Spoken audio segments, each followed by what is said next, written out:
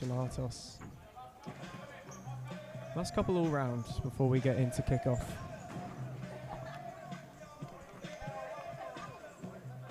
On a ferocious and furnace-like Melbourne trial.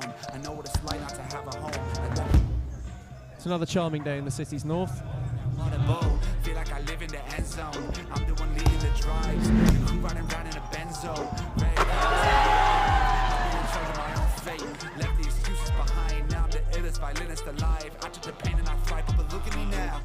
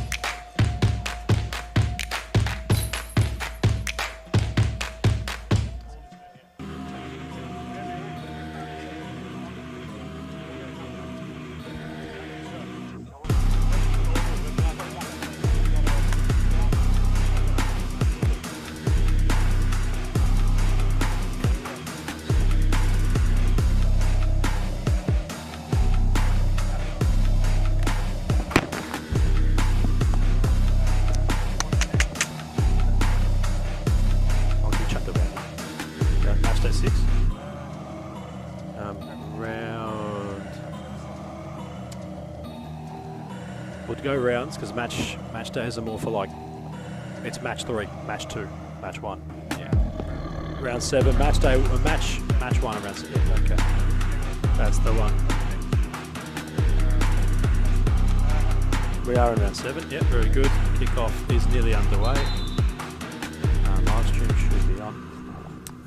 Let's have a look if we're live. Just this one. Harry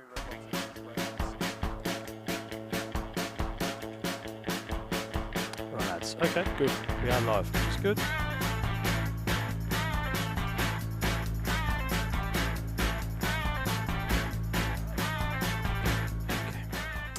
Good to be back. So I'll do the first half, take the second, and then I'll do the Morland Paco, and then I'm gone.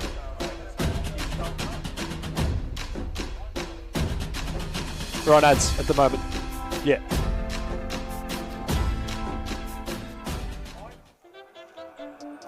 Low self-esteem was me and my mama just us in the trauma. Hands up if you know what I mean. I see you, I feel you. I want you to know that you're not alone. I know what it's like not to have a home. That was the job. I'm excited to go on out to the second half, to be honest. Hey, we'll swap seats as well. Get up on the squad. Corey Swall's here. Big Daddy Corey Swall. I really want to say it. Like Daddy Cool, Daddy Corey Swall. I don't think he'd be upset by that because he's a big dude.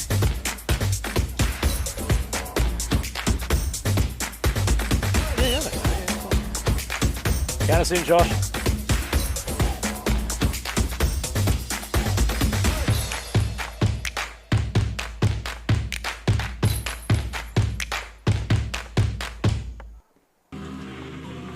Have a good show. Whenever you're ready. Good evening and welcome to round 7 of the men's series futsal competition. Adam Palombi and Ethan Rigg to provide the soundtrack from the commentary booth this evening in a very warm, very hot, very humid Darebin Sports Community Stadium. Ethan Rigg, it's been quite the month of futsal so far in March. Last week, of course, you were on commentary for what was to be between Fitzroy and that of Pascoe Vale, which was perhaps the clash of the round. But before we delve into that, welcome to round 7. Thank you, Adam. Good evening, and good evening to everybody watching as well. Summer has stuck around in the city's north, and you're right, last week Fitzroy showed some mettle. They were tested by Pascoe Vale, being 2 down in small parts of that game, but they were able to turn it around in what was a real 5-minute burst, and I think they finally bared their teeth in this season against one of the big boys. United, of course, not able to infiltrate the goal of Christos Apostolakis, who was your player of the month for February. The Blues remaining in winning ways. They dispatched United 3-0 last week, which sets us up nicely for a contest. Fitzroy in the winners column. Western United trying to get themselves back into that evergreen of what is the winners column. They're fully stacked tonight. They've got rather the well-equipped lineup. Aaron New in goal. Elias Parthamos, Stasi Skopoulides, and the Angelatos brothers on court currently. A few subs also just circulating. No sign, of course, of Birad Bezatpour, the number 9, not in attendance yet. Well, I'm sure we'll see the likes of him as the night is to progress. As for Fitzroy, Lockie Maliaros is the man in between the sticks. Seb Wickett, Cosi Russo, Sakawal Jaron and Scott Rogan all on court. Corey Swool is in the building. Of course, Tyler Garner was here last week, making the trip across from Western Australia. It's always good to have a player of his calibre applying his trade here in Victoria. He was fabulous last week, Tyler Garner.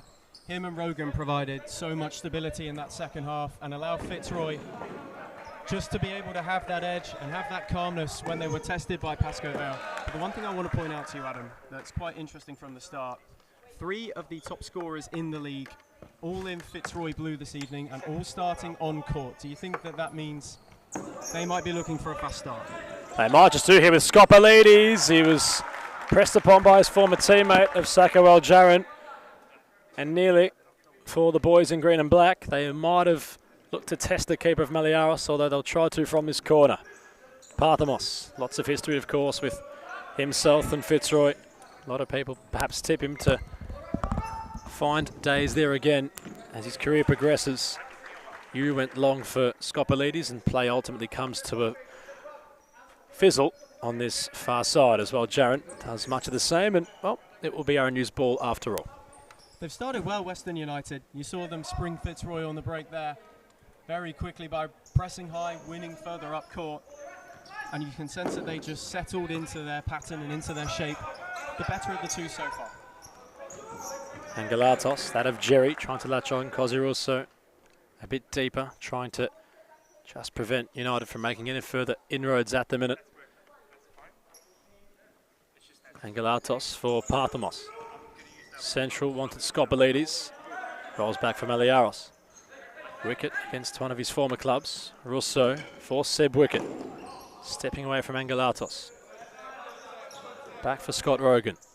The Imperium Futsal route, trying to step around. His shot was dispatched, although falling back while taking the effort on.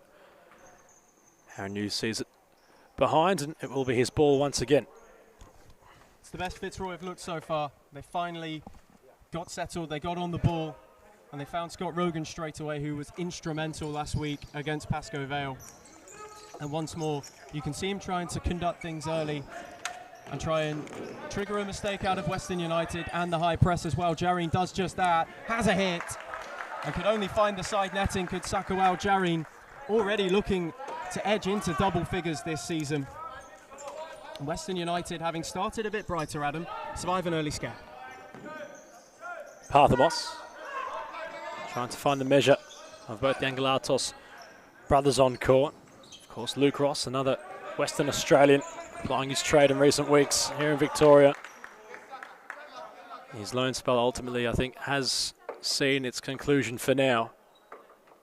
Although I'm sure it won't be the last we see of him in Victoria for the calendar year, as Parthamos for Angelatos United really trying to ask a couple of questions. They're not within shooting distance yet, Ethan, but they're starting to gain territory. They are, and I like this approach from Western United. You saw last week against Morland, they were maybe a little bit timid in their approach play in the early exchanges, and it cost them dear in the end. However, tonight, Adam, you see a much more attacking and a much more intentional build-up. Parthamos wants to get his shot away. Wickett knows well and truly what the cannon might try to prescribe, and the corner will be the ladder once more for United. They're starting to build further as this one goes on. Skopoulides for Parthamos. On his left, Wickett not allowing an inch, and will keep it in. It sits up for Seb Wickett. It bounced fortuitously for him. And official Maria Petrikas just having conversations with Sakawal Jaron, who believed it might have been a Fitzroy ball. On this close side, the official having a firm eye on it. As Rogan back towards wicket. Here's Cozzy Russo. The sniper went back for Seb Wicket, while Jaron.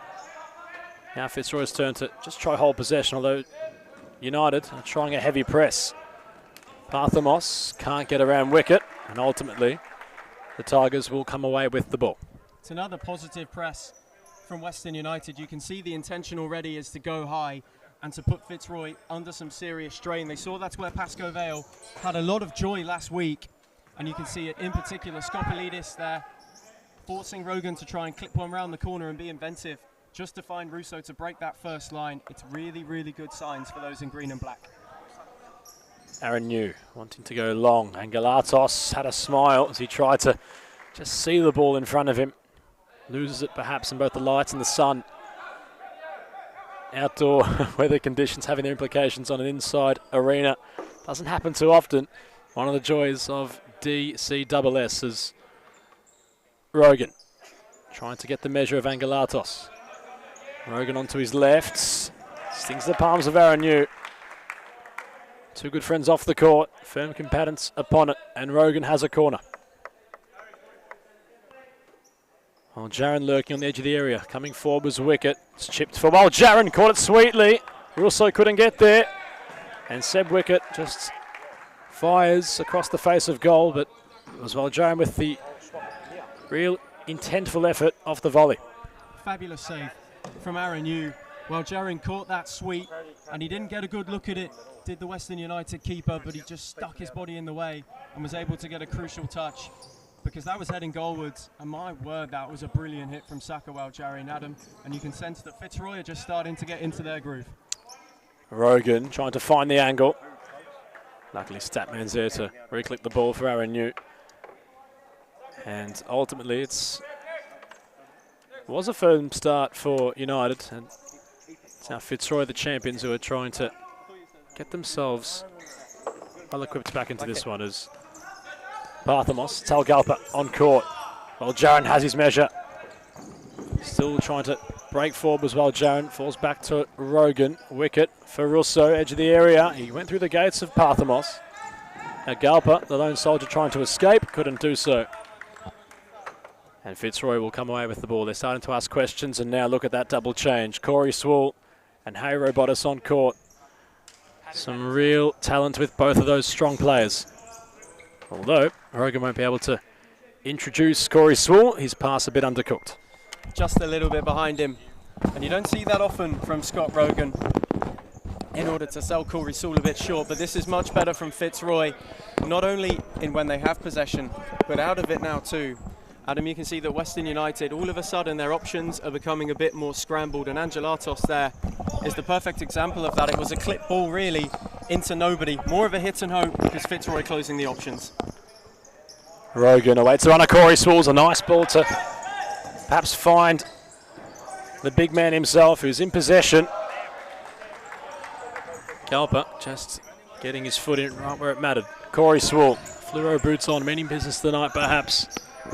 There's that man, chip ball, not going to do the business, and Angelatos will see it out of play. As Moseni takes the court, the first time tonight. Plays his keeper short. Huge shipping. And that's not really going to work for United on this occasion. It's the right idea though from Aaron New. You've seen him go long on the throw plenty of times. This is the first time he's tried to clip one in behind in order to find Galpa, who'd made the run well, and you can sense, Adam, that's where they might get some joy finally, being able to get on the blind side of Corey Swall or Russo, whoever sits deepest, and Galpa executed it perfectly there. They just couldn't find him on the ball. Angelatos tried to tango with Rogan. Rogan said not today. He got it back from Robotis. Edge of the area is Scott Rogan. Corey Swall. Hugh saves. Robotis had the simple task, you could argue. His trademark run and positioning at the back post, although his foot got caught on it. And ultimately, United escape. Russo wanting to wheel. Moseni, the afterburners on. Russo a bit overzealous. And, well, Matteo Caligaro on the far side sounds his whistle for the first time. Do you know what? I thought Robotis might have thought that Saul scored on that second attempt, which is why he didn't get much more of a turn on it. He caught the first one sweet and the second one just as well. It looked like it might have been arrowing into that final corner. Just as Ethan was describing the events that previous play, it was United nearly with Parthamos opening up the deadlock. See how quick the nature of this one's been so far. There's not much time to really dissect the action, as that's gone out for a corner. Yet again, United now trying to regain the ascendancy. Short, Aaron Hughes come a long way, and Aaron Hughes will strike, and he'll test the palms of Lockie Maliaros. Once again, Ethan, two close friends outside the arena, and well, Aaron Hughes trying to perhaps just gain a number on a player in whom he trains with time and time again. He did well, Aaron Hughes. It was a good hit. And Maliaros, as has often been the case this season, equal to the challenge. But I like that from Western United. They worked that corner brilliantly. It was rolled short to Parthamos, who quickly gave it to Hume, who made up the ground to get inside the Fitzroy half and unleashed a sweet strike. Maliaros equal to the challenge. But how Aaron Hughes would have loved to get one over him and stick it in the back of the net there, Adam. Sure, in terms of banter between the two, it'd be something in which Aaron Hughes would not have made Lockie Maliaros forget about. Chu on court, Barakli also. Moseni, the number 7, shifting laterally for Parthamos. Galpa does really well to earn a corner yet again for those in green and black. Barakli at the back post. Aaron Hughes wanting it short, and Scott Rogan was aware of it. Aaron Hughes had to slide. Rogan was quick to latch on, and fortunately enough for United, the Fitzroy captain couldn't do anything damaging. Aaron Hughes with the correct input to prevent anything damaging as Galpa tried the reverse for Moseni. Chu, first time for Swool, nice complexion to this one now as Corey Swool ventured forward. And the danger not averted yet. A nice bit of play for both sides, and Fitzroy have a corner of their own. Chu's delivery is short for Corey Swool. Flung a toe at it. Moseni in the way. Chu can't get round at a Parthamos. Robotis off the turn. Aaron Hughes concerned as the ball was just sliding beyond his outreach. Corner forthcoming yet again. And you can see how quickly the dynamic and the complexion changes. Western United had enjoyed a good spell there, but Fitzroy, all it takes is one break and one really good bit of work from Scott Rogan. It's not away yet for United. Chu found his angle. He hit it very sweetly. Beautiful. Cries Peter Parthamos in the background. And it wasn't too far away from being something. Another thing of beauty for Fitzroy is Sewell heads it on. Rogan trying to stunt the ball from its natural progression. Back to Maliaros. Literally, as I was just saying, you see how quickly it turns as Fitzroy nearly caused a mistake that would have left Western United kicking themselves. And all of a sudden, from being on the back foot, they begin to take the ascendancy of this one. A quick flurry of corners. And Ben Chu, he caught it well. He just couldn't quite divert it on target. And that one there where Aaron Hughes spread himself, he almost watched it go by in slow motion. And it was almost hoping and praying that it trickled past that far post as it eventually did. But it's coming and going in ebbs and flows at the moment, Adam. It's really about who blinks first in this one. Got a feeling if United do, they'll want to sit back and defend it. If Fitzroy are to, they'll look to double it. As they might just find their opening, and in fact they will with Corey Swool. The big man who returns to SFE competition. Fitzroy, number 11, Corey Swool. Showcases what he's about. He gets the grand accolation from Ethan Rigg on our new speaker around the centre. And that's exactly what he was installed to do. A brilliant finish from such an Imperium player. And it's the champions who fire first. It's a bit opportunistic from Saul, but he took it well. Does what all good players do in that situation. As Western United try to work something, but he took it opportunistically. You wouldn't know it. It was such a calm and composed finish, Adam. Just rolled it past Aaron Hughes into the open part of the goal, and it was a fabulous finish from Corey Swool. And you'd have to say so far, despite the fact that it's been up and down, Fitzroy have created the better of the chances. Bit of confidence now about Corey Swool. The cobwebs well and truly shaked off And upon that is causing some more havoc. His recent effort a little bit wide. Parthamos, Barakli, back from Oseni. It must be said, he's got a lot of quality, the number 7 for Western. Although in a couple of passages, he hasn't exactly showcased his polish. Barakli was courageous to get the ball back in an advanced area for United.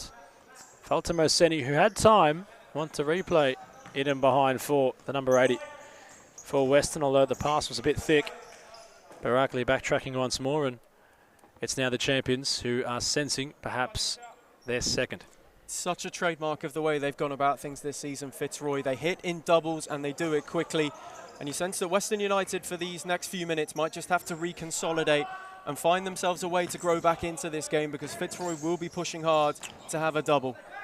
Sewell tried to flick on to $1 Million Max Cruz, tipped as one of the competition's most underrated players, the number 24 Fitzroy.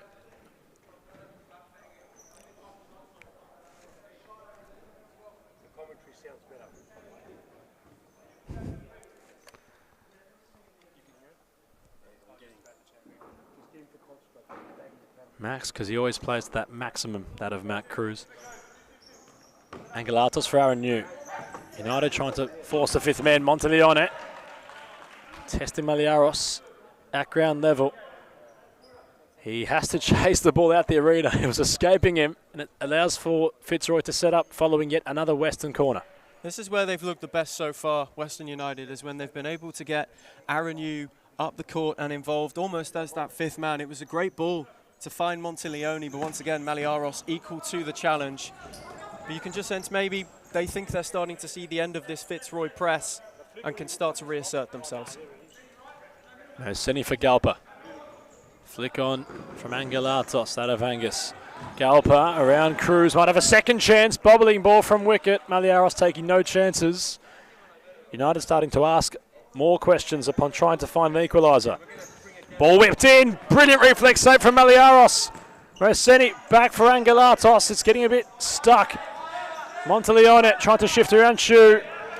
And what a save, and a fist bump to follow up from the man in purple for Fitzroy. He barely had a millisecond to react, and he did quickly. What a save. That was fabulous from Maliaros. He hardly saw that at all.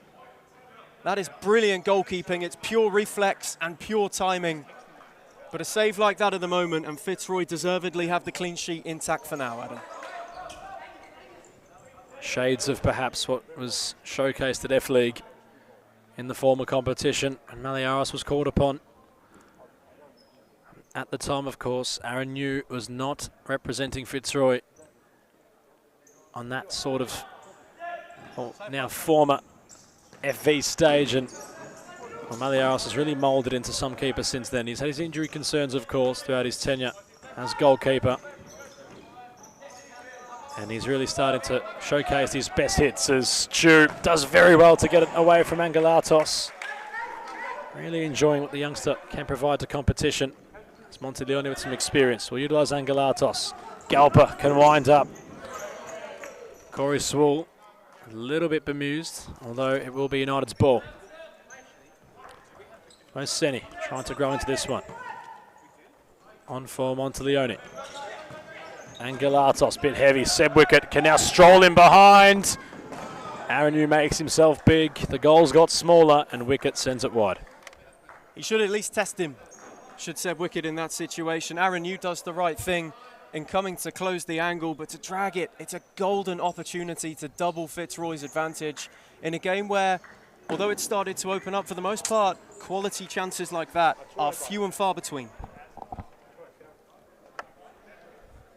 Angelatos a bit deep for Scopelides. Cosi Russo will find Corey Swall.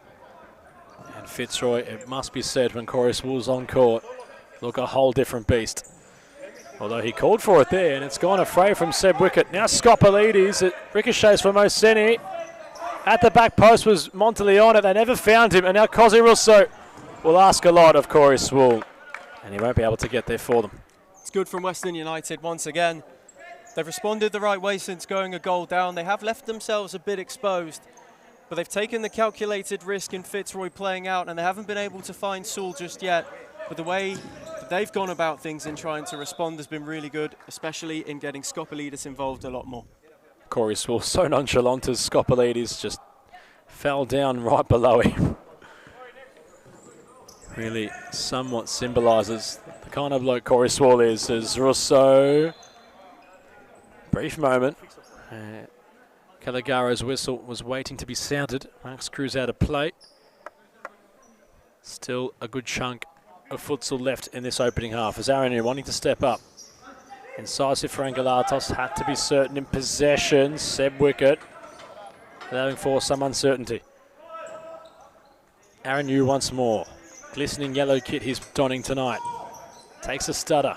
Skopolidis are looking for that incisive pass, United, and yet again just showing too much intent. It's not a bad thing, the intent that they're showing. They just have to be a bit more calculated with it. You can tell Skopolidis tried to rush that little clip over the top. It was the right idea, and the run had been made, but it's all about being measured if you are to break down this Fitzroy team at the moment. Not every single attack needs a magical ball right now. They just need to create more sustained pressure and wear this defence down.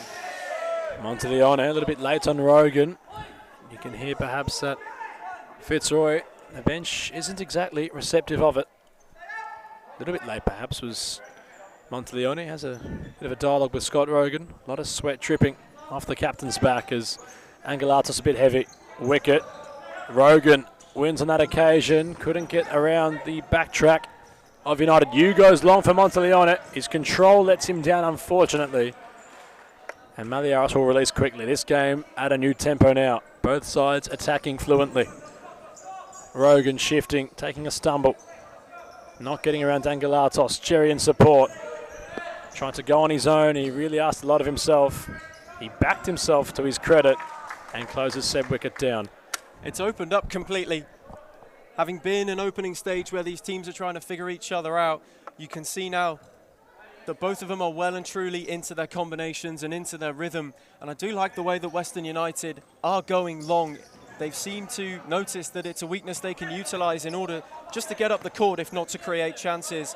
And so far it's working very well for them. You see the best sustained pressure is when Aaron Yu is able to pick up and hit one of the players who's gone towards the corners or in that channel.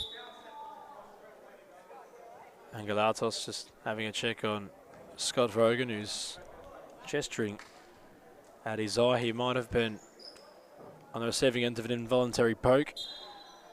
Of course, Scott Rogan being that quick, it's something, unfortunately for him, that he has to cop on a weekly basis, and that's players with high hands going everywhere. Well, that ball was going everywhere. Aaron Yu yet again testing that at Maliaros. He was very unassertive of such, and it could have bubbled in for something rather ugly. It's good from Aaron Yu, and he seems to be reinvented. He's got a license this evening, you would seem, as he has another go. And Maliaros again called into action. That's the third time he's been able to have a drive at his opposite number one. So there's clearly something been said in the Western United camp midweek just to encourage him to take those opportunities on a lot more, Adam. Nathaniel Turner on court for the first time tonight. Aaron Yu's had a new license tonight to shoot. He's possessed it throughout his career. Parthamos, lovely measure to the ball. That found Angelatos of Jerry. Corner yet again for United. Brilliant ball. Absolutely brilliant from Parthamos. And it's a good real sign of intent from Western United that they're going to break those lines. And they've got the confidence and they've got the ability just to play that incisive pass. They work it well enough, and that's what I'm talking about. It's the right moment to go and play that crucial ball in. Aaron Yu tried to thread the needle. Maliaros. It was on, I believe, Seb Wicket to bleed in. Another code was the man on the mark in front of the goalkeeper trying to footy kick it home. And well, considering how deep Fitzroy are defending, it's allowed for Aaron Yu to get some shots away. Maliaros with one of his own, which is from a technicality. As well, Jaron, they'll call for handball. Jaron in a phone box against his former club. Parthamos pierces it away. It's almost like at the moment Fitzroy are allowing Western United to come onto them, understanding how important and how good that long ball has been as Rogan's shots deflected over. Crucial touch from Angus Angelatos to preserve it at 1-0. Clipped it off him onto the bar at the expense of a corner. But Adam, just as I was saying, Western United are getting on top. Fitzroy have a bit of a flashpoint and a snapshot of their own. Taking too long on the corner, and now Skopolides, if he gets his touch right, can have a chance. He backheels. It's getting messy, but Turner stands tall. Aaron Yu with a nice throw over the top. It unlocked Fitzroy, while Jaron trying to get around that of Skopolides. Parthamos. Skopolides firmly involved at the minute. Going solo, carrying forward. Turner, he's got the fresh legs. Angelatos has the strength. But Angelatos nearly, that of Angus, was on the receiving end of what would have been something ugly. His ricochet deflected the ball onto the crossbar. He was in the right place at the right time for him, thankfully. Almost was the wrong place if it had dipped under. But that touch turned crucial, Adam, as that was heading goalwards. Galba really trying to galvanise. Hits the back of old Jaron. Robotis ready to get re-involved in this one. Parthamos. Can't go around that of Russo, trying to barnstorm it away from old Sharon. Skopolides. Parthamos really trying to get his shot away. He couldn't seem to do so. A deep side possession for the team trailing. It's good from Parthamos. It's the first real chance he's had to have a run into some space, but Fitzroy do the right thing. The defenders stand up. Nobody dives in, and although he beats one and then two, he can't find a way past Rogan. Parthamos chipping for Skopolides. Turner ushers the ball out of play. Off of Skopolides, and Fitzroy, who have been on the back foot, are asking questions of Aaron Yu, and that's how quickly the Tigers can just flip the script. Yeah, the teeth were bared for a second there by the Tigers, but Aaron Yu, in fairness to him, does very well. The claim isn't the strongest on the first ball, but at the same time, well, Jarin's jump is timed to perfection, so he doesn't get a good view. And on the second ball, he was first and quickest out to it. Anywhere would do in that situation. It turned out in the end to be a risk, but some good goalkeeping. Parthamos, lovely ball for Galpa. It was Ed's hit first time. We've seen that now a couple of times from Elias Parthamos, really trying to thread the needle over the top, and in doing so, the cannon has tried to turn provider, and Galpa nearly had a finishing touch. As Turner for Rogan. Robotis on court. Turner holds things up. Nice nutmeg on Jerry Angelatos. Skopolides takes charge. Wants to go his own, and now it's Skopolides. That would have been a trademark goal. He was bearing down all by himself. Was the pivot who really commanded the space there. Ah, it's a massive chance for Skopolides, and he makes it all on his own. He does brilliantly to do the hard yards and break clear. All he has to do is apply the finish, and Maliaros does well, but again, it's one of those where he should at least test him, if not score. Parthamos has Angelatos, has the goal! And the cannon fires! Goal for Western United, number 6, Elias Parthamos. The cannon gets his side back on level terms. He barely had a glimpse at the sticks. It went off the post and in, and this one is back at a stalemate. 1 goal apiece for our opening match day of round 7. And while we thought Parthamos might be providing them, he's gone and scored his own. Classy finish, very classy finish from Elias Parthamos. Did the right thing, had his options and had the cavalry arriving, as there's just a bit of controversy about Fitzroy wanting to issue a timeout here. And they're frustrated, considering they've wanted to on a couple of occasions now. That was the frustration disclosed by Gabby Zabios, but that will be a brief timeout. Upon the resumption, Fitzroy have a deep side possession. It's 1 apiece on match day 1 of round 7.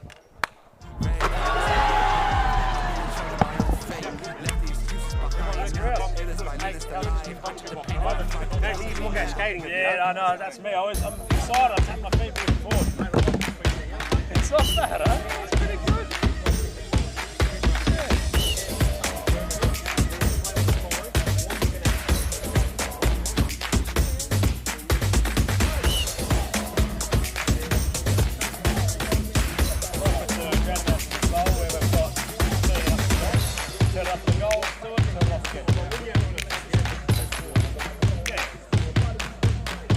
What if the quartermaster. How does that sound? How does it sound on Reckon I go a bit louder?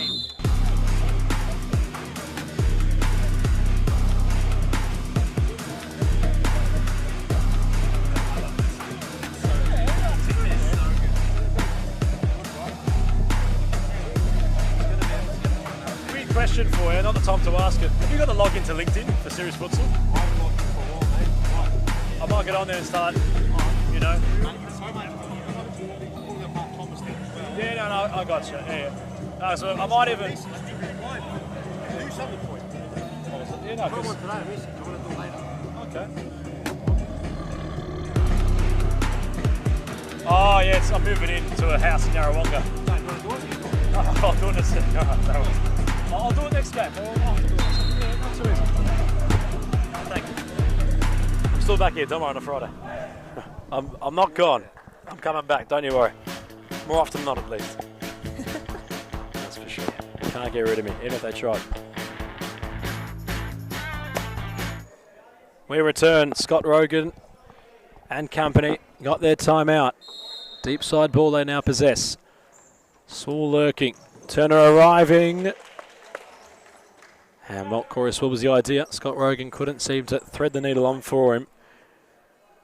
And once again, another deep side ball. Opposite side, United now in possession. Fabulous ball from Scott Rogan, just flashed it across the face, wanted somebody to gamble, was unlucky that nobody did. But just before that timeout break, Western United got themselves level, and you'd have to say so far, Adam, based on the way that the first half has panned out. They well and truly deserve that equaliser.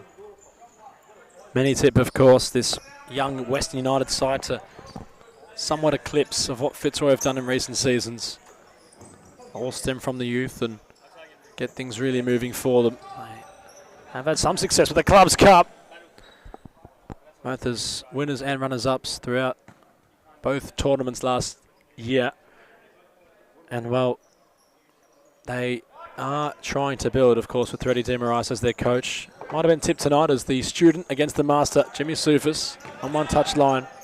Demarais on the other. For the first time, perhaps, from what we've seen in SFE history. Of course, they shared a lot of playing days together at Fitzroy. And, well, the student has somewhat in recent seasons become the master. Jimmy Soufis really showcasing and having his imprint, not just SFE competition, but national competition. But, I mean, for tonight, Ethan, it's perhaps a really good gauge of where these clubs are currently at with their playing lists. And if United are to get a win, be a nice indication of perhaps what they could do in seasons to come. And, well, of course, in this season as well. Absolutely. As another timeout looks like it's about to be issued, this time by those in Western United green. It's turned into an arm wrestle. It's been open and active, but as we return to a timeout, no goals since then. It's Fitzroy 1, Western United 1.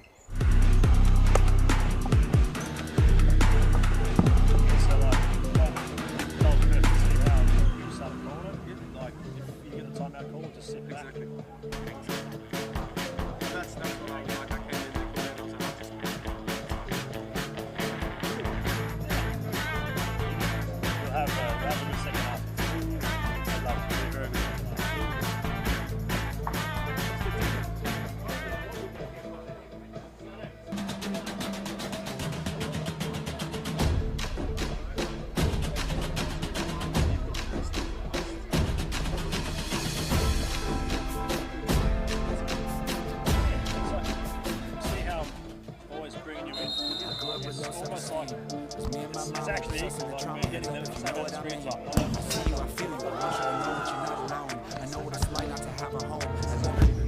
Two teams are really good, so they bring you along to talk about as feel like I live in the end zone. I'm the one leading the drives.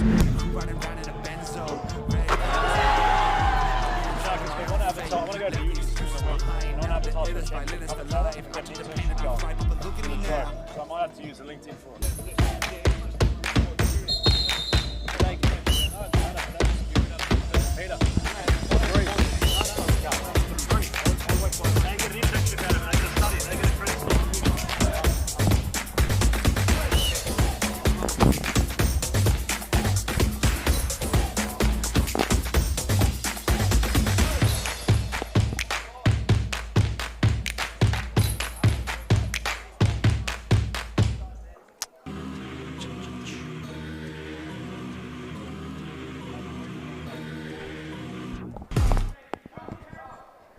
dust settles. Back on the court. Monteleone with a side possession. Galper was there initially. Parthamos. Rogan knows all too well. And before we dissect this corner, Ethan, in our next match, it's perhaps match of the round for round 7. It's Pascoe Vale up against that of Morland. And Felipe Blay, an esteemed goalkeeper, has returned. Although while Jaron was turning inside out, hits the deck rather toughly. Rogan on for Corey Swall, stepping inside. The man that opened the scoring. Monteleone wants to keep this one alive, while Jaron with a bit of muscle. Corey Swall, everyone sitting back now inside this Western United defensive half. Moseni has to clear, while Jaron got his shot away. Parthamos wanted to pass the ball to us on commentary. Bit to unpack there, Ethan. A lot to unpack there, and a very scrappy defensive clearance from Western United. It was anywhere will do kind of stuff, Adam, but Fitzroy worked it really well, not just to have the initial opportunity, but then to sustain the attack and keep Western United under the pump. They worked it well wide, the quick switches from one way to the other, and in the end, they just about held out those in green and black. Scott Rogan, basically a shot towards Corey Swall. A lot of pace on that ball as Parthamos couldn't skip away from 2 aqua shirts. Well, Jaron, time nearing a factor in this one. Swall turning, Aaron Hughes saving. Corner forthcoming yet again. Good save, really good low save from Aaron Hughes, and it's his turn to be peppered a little bit, you sense, as his opposite number, Maliaros, has spent most of the last 5 minutes in the action, as is the nature of this game, Adam. I've got a feeling that in the build-up to half-time, he's going to be a busy boy, the Western United keeper. Corey Swall trying to flick the switch yet again. Rogan holding things up. Corey Swall. Deflection. Corner once more.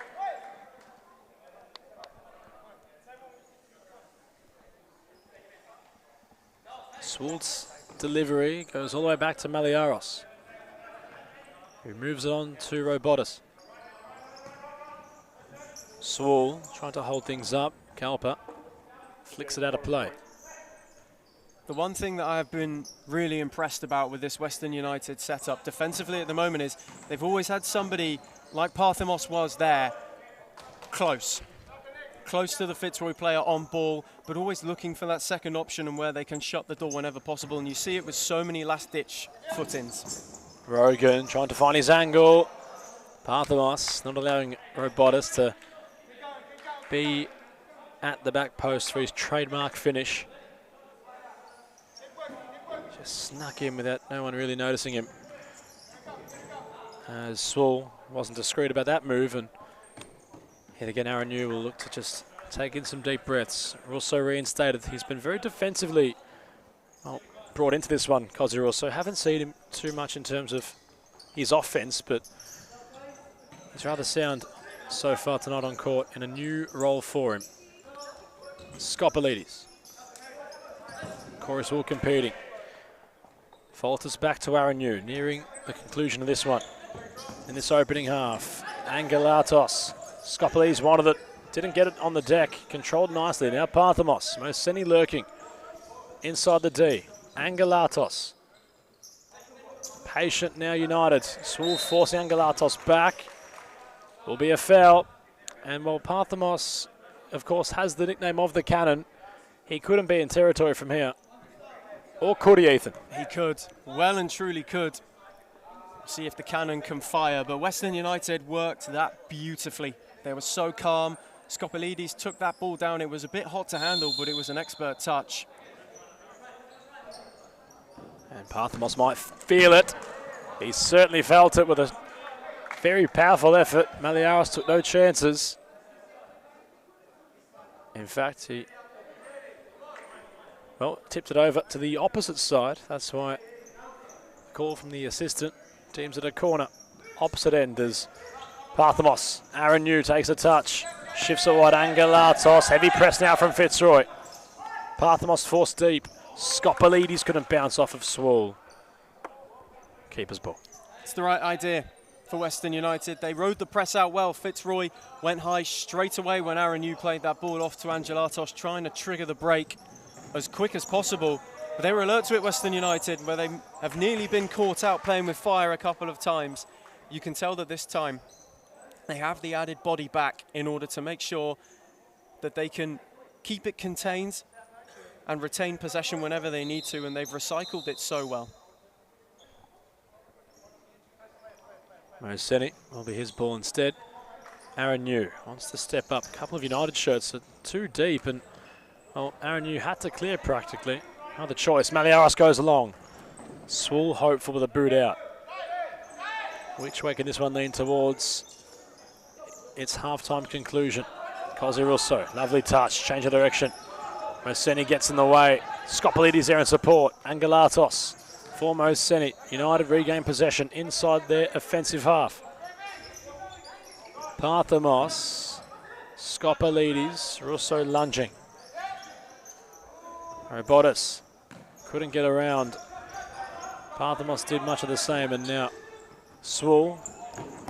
Robotis, lovely flick on for Parthamos, or Rogan rather. It was Parthamos who cleared. You can tell that Parthamos is starting to take control of this game in the last few minutes. Since he scored, he's grown into it. The confidence is shining, and the same for Skopolidis as well. You sense, and he senses for Western United, that there is a chance to get themselves in front before half-time, but they were nearly behind, Adam. Nearly were with that glancing effort. It must be said, Elias Parthamos starting to reappear in terms of physical condition at his peak. Must be said, he's got a lot of strength, Parthamos, but his pace is also starting to pick up yet again, as he looks to really fulfill his full potential as one of Australia's best players. As Angelatos couldn't get around Rogan, one of, if not Australia's best player currently for Corey Swool. Aaron New with a nice lunging save. Is there a late flurry from the champions? Wicket shifts it on for that of Cosi Russo, who's out of play, and that will be half-time. It's one apiece between Fitzroy and Western United as we cross to half-time.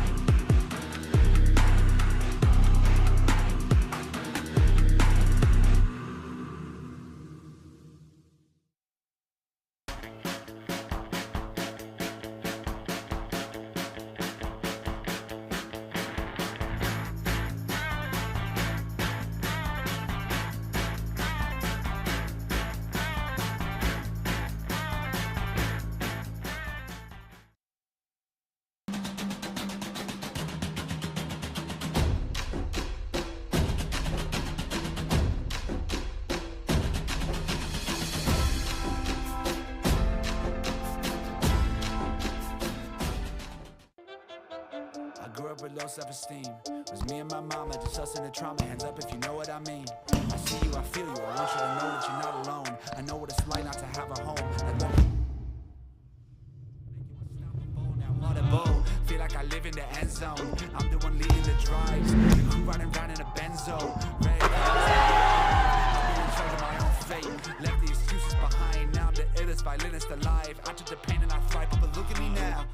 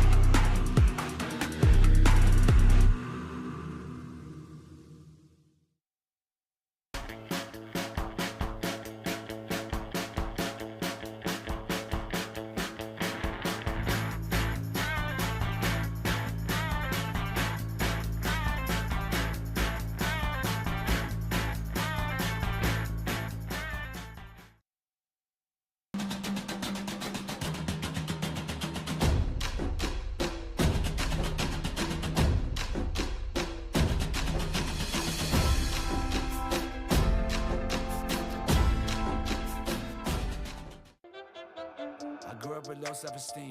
Was me and my mama, just us in the trauma. Hands up if you know what I mean. I see you, I feel you. I want you to know that you're not alone. I know what it's like not to have a home. Feel like I live in the end zone. I'm the one leading the drives. The crew riding around in a benzo. Red I'm in charge of my own fate. Left the excuses behind. Now I'm the illest violinist alive. I took the pain and I thrive, but look at me now.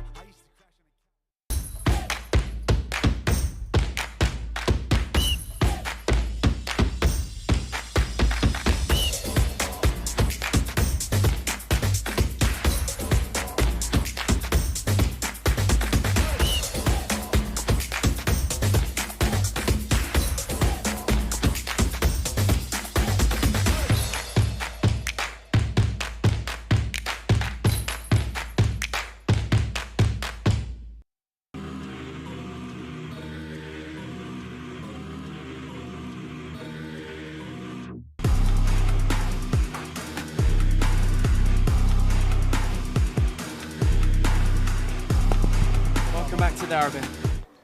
After an enthralling first half, we end level. Inseparable, these two. Can Western United pull off one of their biggest results so far this season, or will Fitzroy, having their mettle tested once more, prove to be shining at the close of this? Ethan Rigg here to take you on for the second half. Adam Palombi with me. Adam, it was an absolute belter of a first half. Enjoyed it, that's for sure. It was rather even, these sides not being able to be separated. And, well, I'm sure, Ethan, a grandstand finish is what we should expect for this one. Fitzroy with Corey Swall having the early start. Lars Parthamos with something he's accustomed to put things on level terms, and we should be in for a cracker. Grandstand finish is an understatement, as Rogan is looking to get Fitzroy going early in this second period. He's face-to-face with Skopolidis, trying to dance his way by. They tango for a bit, and he finds Russo, who has an early go. And Aaron Yu was alert to the danger. That was a brilliant reflex save. I appreciate how Aaron Yu just pushes the ball away, up and under over him to get things clear. Saul tried to find Russo. In turn, could only find touch, and Western United get it back underway. Angelatos rolls for Parthamos. They look to switch out or close the line. Skopolidis indoors, loose touch picked up by Wicket. Now Rogan. Face to face once more with the number 15. Rogan had a hit. Parthamos in the way, and Western United can go the other way. Elias Parthamos tried to beat Saul, nothing doing. And now Rogan and Fitzroy have some freedom. It's Wicket.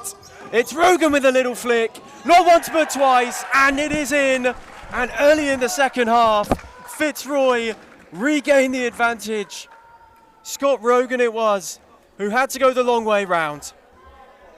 Goal for Fitzroy, number 7, Scott Rogan.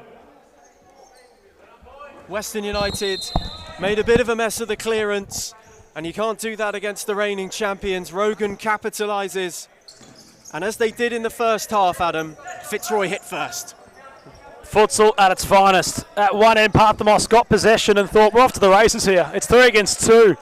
But once he hadn't pulled the trigger on the pass, Ethan, Rogan and Corey Swall got in Parthamos' way, and the flip completely of the script. It was deja vu, really. It was Fitzroy having all the running behind. It was 3 against 2. Scott Rogan with the flick on, which couldn't be cleared. And ultimately, the champions were able to find a way to get it beyond Darren Yu, despite it being a little bit bizarre towards the finish.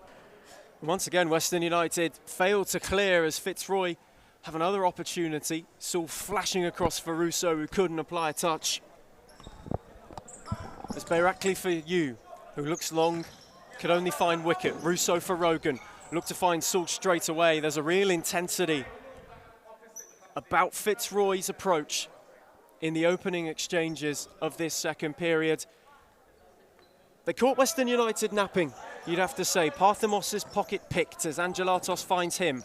Clips one down the line once more for the number 3, who runs out of room, having been hustled by Rogan. And Fitzroy wasting no time. Saul had 2 Westerns on him and couldn't get it by them. This has started at a frantic pace, Adam. It's been chances for Fitzroy. Western United have looked to break on one end, and you can see already Seb Wicket is looking to implement himself on Darcy Skopolidis. Of course, former teammates, no love lost between each other. And you can just see that Fitzroy, having scored, have really started to assert themselves defensively. They're not looking to perhaps double their leaders. What I might have predicted they would have done if they were to go in front. United, they have to really make things click, and I think Fitzroy are aware that the counter-attack was the way in which United were looking to score from. And although Fitzroy gone and flipped the script and scored in their own right off the counter, looking to be a lot more measured in their approach. You certainly sense it as Maliaros goes long for Saul, who took it down, but Parthamos was there to clear. You have this feel about it being similar to the first half. After Fitzroy took the ascendancy and the early advantage, they then had a 2 or 3 minute spree where they put Western United under pressure, and Saul was at the heart of that, and he might be again.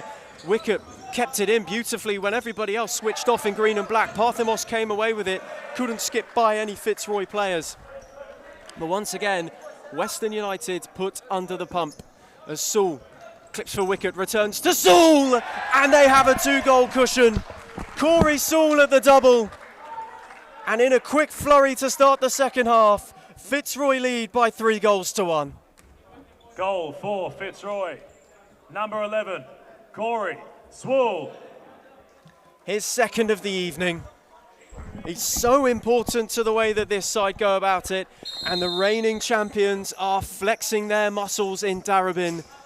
And Western United certainly need to be united in their efforts, but they need a quick response. And can Aaron Yu get them going? They looked best in the first half when he went longest. Not happy, Aaron Yu. Sorry there, Ethan. Not happy as the goalkeeper, considering that Barakli was not in position and his frustrations were being echoed through the arena. And well, that's it. The frustration is there from United, considering they're in this game. It was a sliding doors moment where they could have gone forward and scored. And since Fitzroy had done so on that second occasion, they've now doubled their advantage. As Rogan leaves it for Saul, who's hat-trick hunting, has a hit. You got a strong palm in the way. Galper can't get it under control. And for Western United at the moment, it's a sense of not imploding. They need to calm it down and find a way, not only to grow back into it, but to get the next goal, as it will be crucial. Fitzroy, on the other hand, the Tigers ready to pounce. Already have, upon resumption. What have those in green and black got? Parthamos for Bayrakli. Uses Galper on the break, couldn't tangle his way past Rogan. And once again, the number 7 wins it back as Matt Cruz enters court for the first time since the resumption, as Russo deployed deeper, almost as a live wire to get them going. Uses Saul face to face with Bayrakli, trying to cut inside, then to find Cruz. Angelatos came away with it. And now Western United calm it down with Parthamos to Angelatos. It opens up. Angelatos had a go. Didn't get enough rounded, and Maliaros can reload. Just wonder what the intent might be from the side trailing by 2 goals now. They've just been held captive by Fitzroy, having all the answers as they try to escape that offensive half. As Russo can only find Galper, who crashes one against the post. Maliaros got a touch. That was a crucial hand and a brilliant save. He thanks the woodwork as well. But there are warning signs for Fitzroy as Western United at the moment are looking to get back into it. Parthamos, can the cannon fire again as he did in the first half? Face to face with Cruz, works the angle. Rogan stuck a foot out and then cleared. Maliaros, the post, his best friend on that occasion. Galper trying to have some involvement. He hadn't exactly come to life in this one yet. And well, his effort crashes the post, and that would have been something United needed. Of course, Ethan, still a lot of time left in this one, but the next few minutes in particular, perhaps very important for United. They have to stem the bleeding and get themselves within a goal differentiation before Fitzroy are to find another. So you could argue the next goal is very important for both sides. The next goal, well and truly crucial. As if it falls to those in green and black, they are back. As Yu receives from Parthamos, he had a starring first half. Has been beaten twice already, rolls it for Angelatos. Now Galper whips one across. And this time it was Jerry Angelatos who couldn't apply the finishing touch. But you sense Western United have ridden out the storm. They go high as Rogan found Saul, who clipped it on the return. Switch for Russo.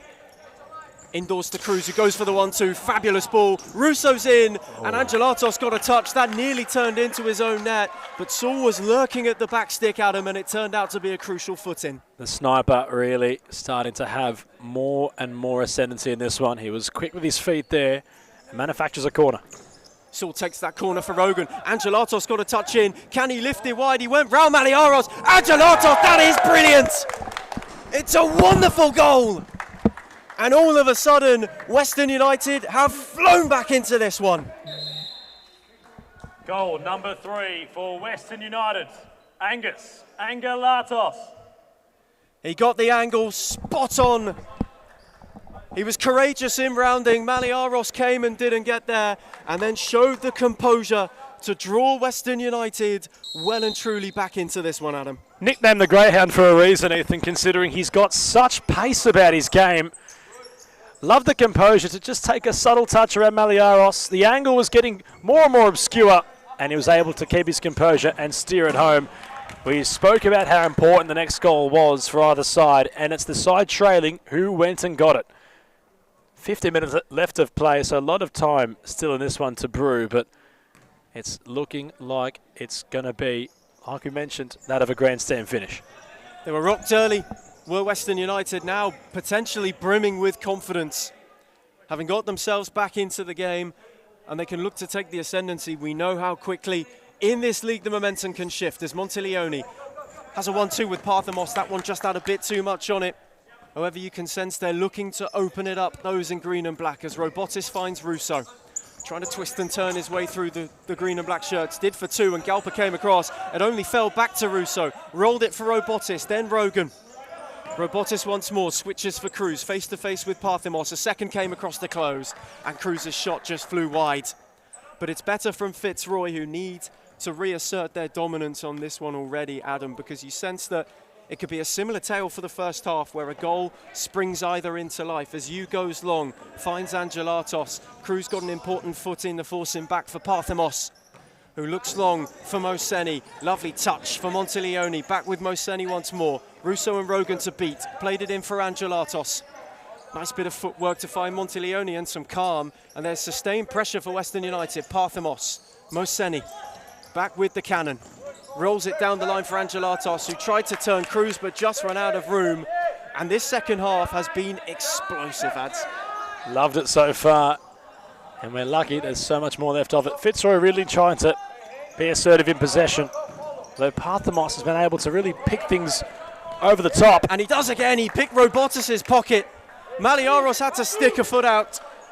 He was unsure whether that would roll wide or nestle into the bottom corner from the Western United number 6. He and they have sprung to life in the final few minutes as it comes out to Parthamos once more, who had a drive, couldn't beat Russo. The entire dynamic has been flipped on its head. And Western United, having looked like they might fall apart at the start of this second half, have shown some real grit and determination. Find themselves in the ascendancy, albeit a goal behind still, as Aaron Yu, as they look to conjure an equaliser. Parthamos, lovely clip for Monteleone, face to face with Rogan, skipped by, had a go. Rogan stuck a leg out, and Western United have another corner. Rogan wasn't happy with that. He didn't want to concede the corner, wanted it on it. Extremely the opposite. Chance it again for United. Lofted long for Parthamos again at the back stick. Face to face with Robotis, tried to skip by, that was a good touch from the man in number 6 tonight for Fitzroy, and Russo gets them going again with Cruz. Can the Tigers land once more? Rogan. Look for Robotis to hold, left it for Russo! Caught it with the outside of the boot, but couldn't divert it goalwards. Yu goes long for Moseni, took it down only as far as Rogan, who played down the line for Cruz. Cruz didn't look, and it only, in the end, found Monteleone, who tried to find Angelatos. Cruz with 3 United in their press. Rogan looking to calm it down, the high press on, and Scott Rogan does brilliantly to relieve the pressure and win a free kick. They don't mess around as Russo looks for Robotis. Moseni stuck a leg out, but it will ricochet all the way back to Rogan once more. And Fitzroy now get the opportunity to apply a bit of calm as Scott Rogan. The 2 number 7s face to face with one another. Rogan rang himself by. In the end, wanted a corner. The referees don't agree, and Aaron Yu looked to go long straight away to no avail, could only find his opposite number in Maliaros, who looks for a bit of calm, and in turn, Adam, found Robotis, then Rogan. Just loving how much intent is possessed from both sides at the minute. It's such a fast game. It's such a quick flurry from both sides, at both ends, really. And you'd think there's only 30 seconds left on the clock. There is 13 minutes, and just under that, still to go in what is turning to be one of the clashes of the season so far. And both sides, Ethan, do not want to lose it. It's Parthemos, rolls one for Monteleone down the line, tried to twist past Rogan. Maliaros got a foot out, and it nearly fell to Angelatos. But you sense the importance of the occasion is already dawning on these players. No punches are being drawn as it rolls for Parthemos. Face to face with Robotis, skip by. Parthemos had a hit! Fire deflection! And Western United draw themselves level again. It looked like they might have to go down the hard road. But Elias Parthemos grabs his second via a touch off Scott Rogan. It might be marked down as an own goal, but those in green and black do not care. They won't care at all, and Elias Parthemos has had no care for his former club, one of them at least, the Cannon. And he's been all over them so far tonight for Western United. Bit of fortune with the deflection, but they won't matter.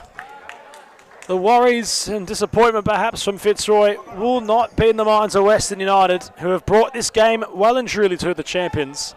3 goals apiece, and it's looking as if, despite that overzealous nature of the throw from Aaron New, that the underdogs in this one are well and truly taking a fight to the Imperium of Fitzroy. In the ascendancy, as Fitzroy tried to regain some control, they've been under a barrage from the Cannon thus far. It's been a siege as Rogan is trying to break it, can't skip by, but can find Robotis. Desperately close to restoring the advantage. It flashed over Aaron Hughes' bar. Harry Robotis was not far away, and he's no stranger to the back of the net this season. Is the Fitzroy man. Western United just played with fire a bit as Hugh once again looks to go long for Galperu. Took it down nicely. Instead ran out of room as Angelatos came for support, and Saul can restart proceedings. Inside the last 12, he looked down the line for Robotis, could only find Parthemos, Angelatos. 2 brothers combining, and they have a bit of keep ball between them. Now under pressure from Ben Chu, rolls back for you. Goes long looking for Galper, a bit audacious in the end. But once again, Adam, you look at the long ball that Western United are employing, especially when it comes back to Aaron Yu. You see Saul deepest, it might be to combat that. Rogan is no stranger to defensive prowess as Chu picks up on the far side from his number 7. Uses well Jarin, who's returned indoors. Has Saul wide, uses Rogan instead. Now they do work it to Corey Saul. And once again, Galper stuck a foot in. The high press well and truly working for those in green and black. As Saul tried to twist and turn, Galper picked his pocket and rolled it into the bottom corner. It's a wonderful finish. Simply unbelievable from Galper. He picked the pocket of Fitzroy, and Western United from behind hold the lead in Darebin. Goal for Western United. Number 4, Tal Galper. What a second half it's been, as the champions, who looked in control 5 minutes ago, are now on the back foot, Adam. And Galper has been a jack out of the box for this one so far in this one. And well, the teacher letting the student know, despite how impressive you've been in recent time, Freddie Demarais giving it large to Jimmy Soufis on his touchline, and it meant the world to Western United when they had scored a goal to put them in front. Galper, a lot of composure, much to what we've seen so far from United upon having attacking scenarios. When one-on-one with Lockie Maliaros, Galper was much of the same. And well, we've had a major transition in terms of this one's complexity. They were trailing by 2 goals at one stage, that of United. They've scored the last 3. They lead by a goal, and they are really making things difficult for Fitzroy upon trying to evade their defensive half. The foot is not off the gas in terms of the press. Rogan there was hustled. He found Saul in the end. Couldn't skip by Parthemos. And despite attending the lectures, it is still the master who leads the apprentice. A rapid turnaround for United. Can Fitzroy conjure anything? That was a bit wasteful from Saul, Adam.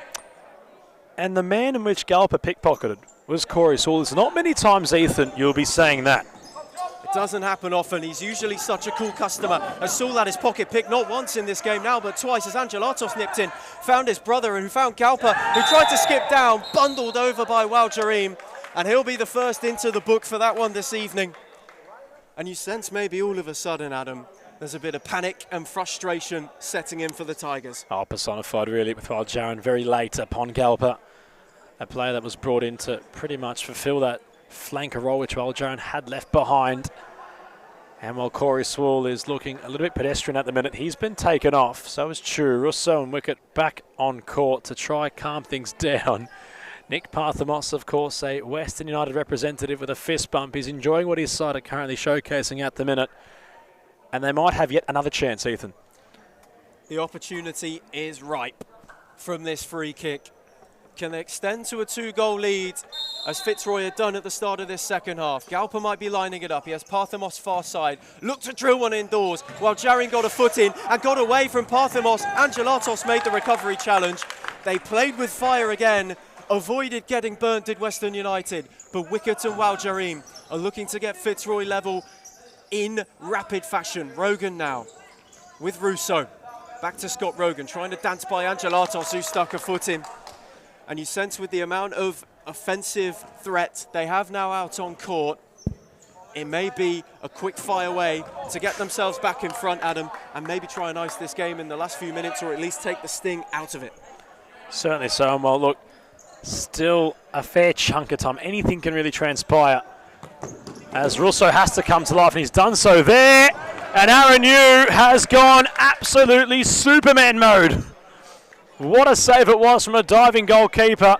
And right, Ethan, as we're trying to reintroduce Cosy Russo into this game, he needs nothing from the commentary team. He does it all on his own and nearly equalised from absolutely nowhere. Writes his own script. Unfortunately, Yu was the editor. A wonderful save as Waljareem had a hit that flashed over the bar. And we talk about this game ebbing and flowing.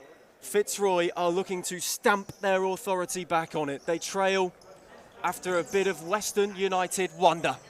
Yu went long for Galper. Russo again stuck ahead in. Wicket tried to run it down, but Parthamos was in control of the situation. I've got to say, Adam, Fitzroy have looked more dangerous this evening when that man Russo has been on court. You said he'd been deployed deeper. I think it's to be a live wire and have that carry out of defence, get them up court, as Yu's been for Fitzroy, for Western United. He ran into Rogan of Fitzroy. Jarin tried to clip over Skopolidis, instead ran into trouble. Darcy Skopolidis twisting, turning his way by Rogan, and Jarin rolled it back for Parthamos, who wants calm. The number 15 refusing to give up. He receives again. They try, that's a smashing ball from Parthamos to Skopolidis, who could only find the side netting. They all call for a corner, but Maliaros got his angles right. Rolled it to Rogan, who has Russo trying to advance. It is Cosy Russo for Waljareem. Rogan once more.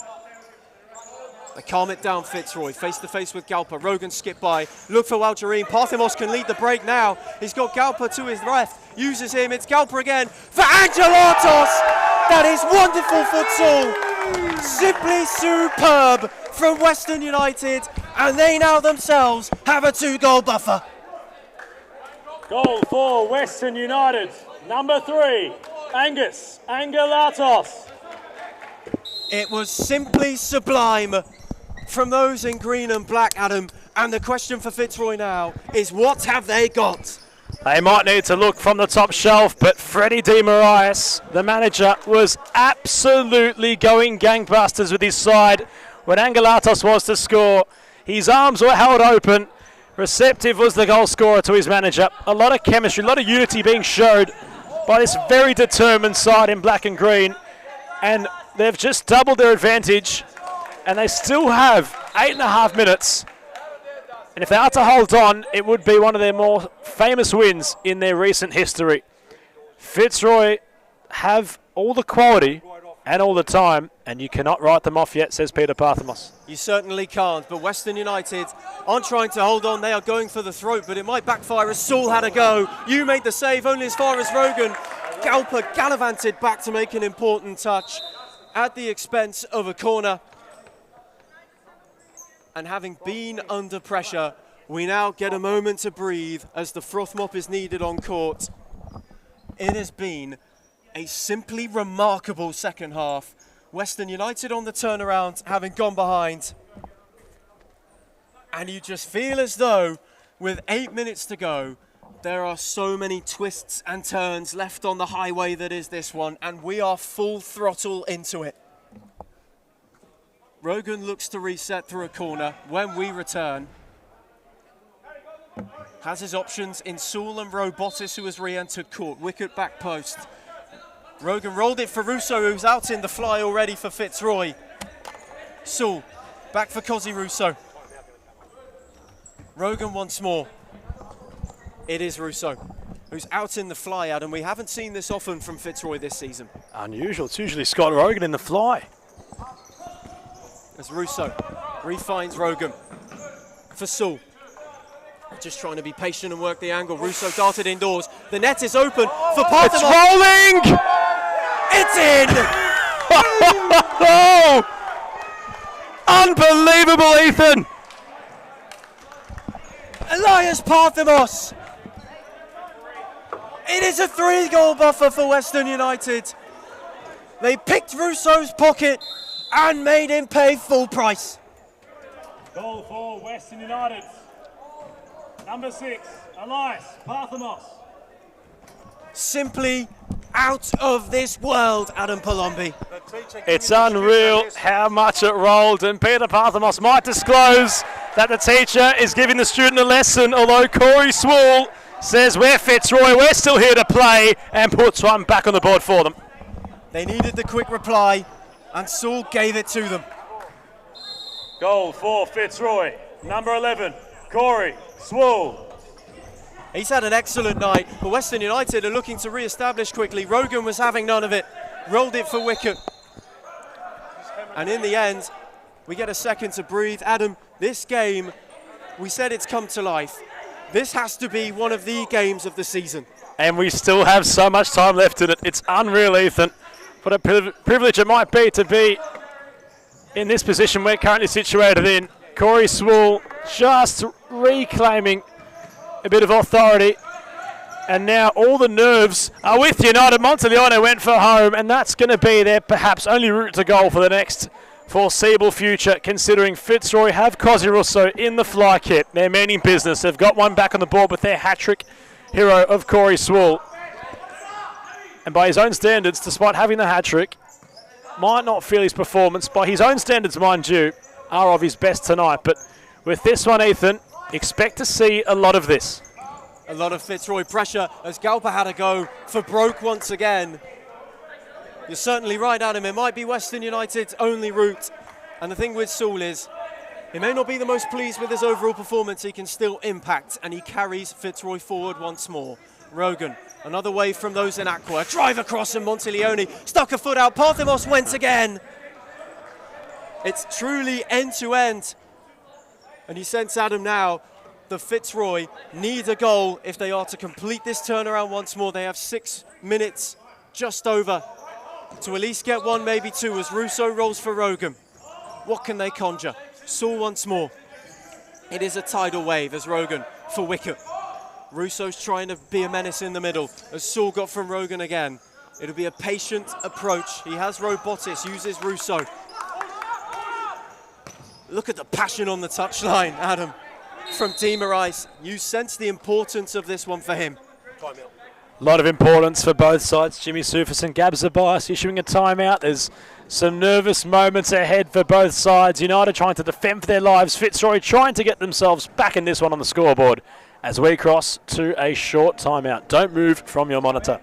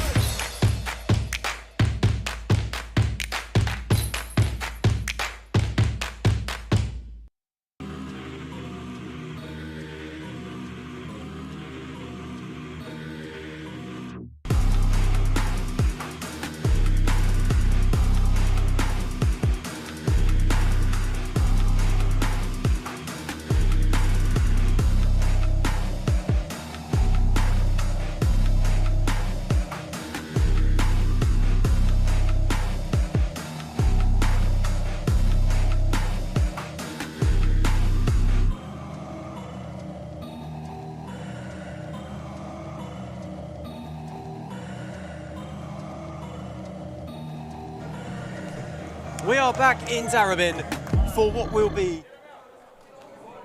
We're back for what will be 5 of the finest minutes you will see this season.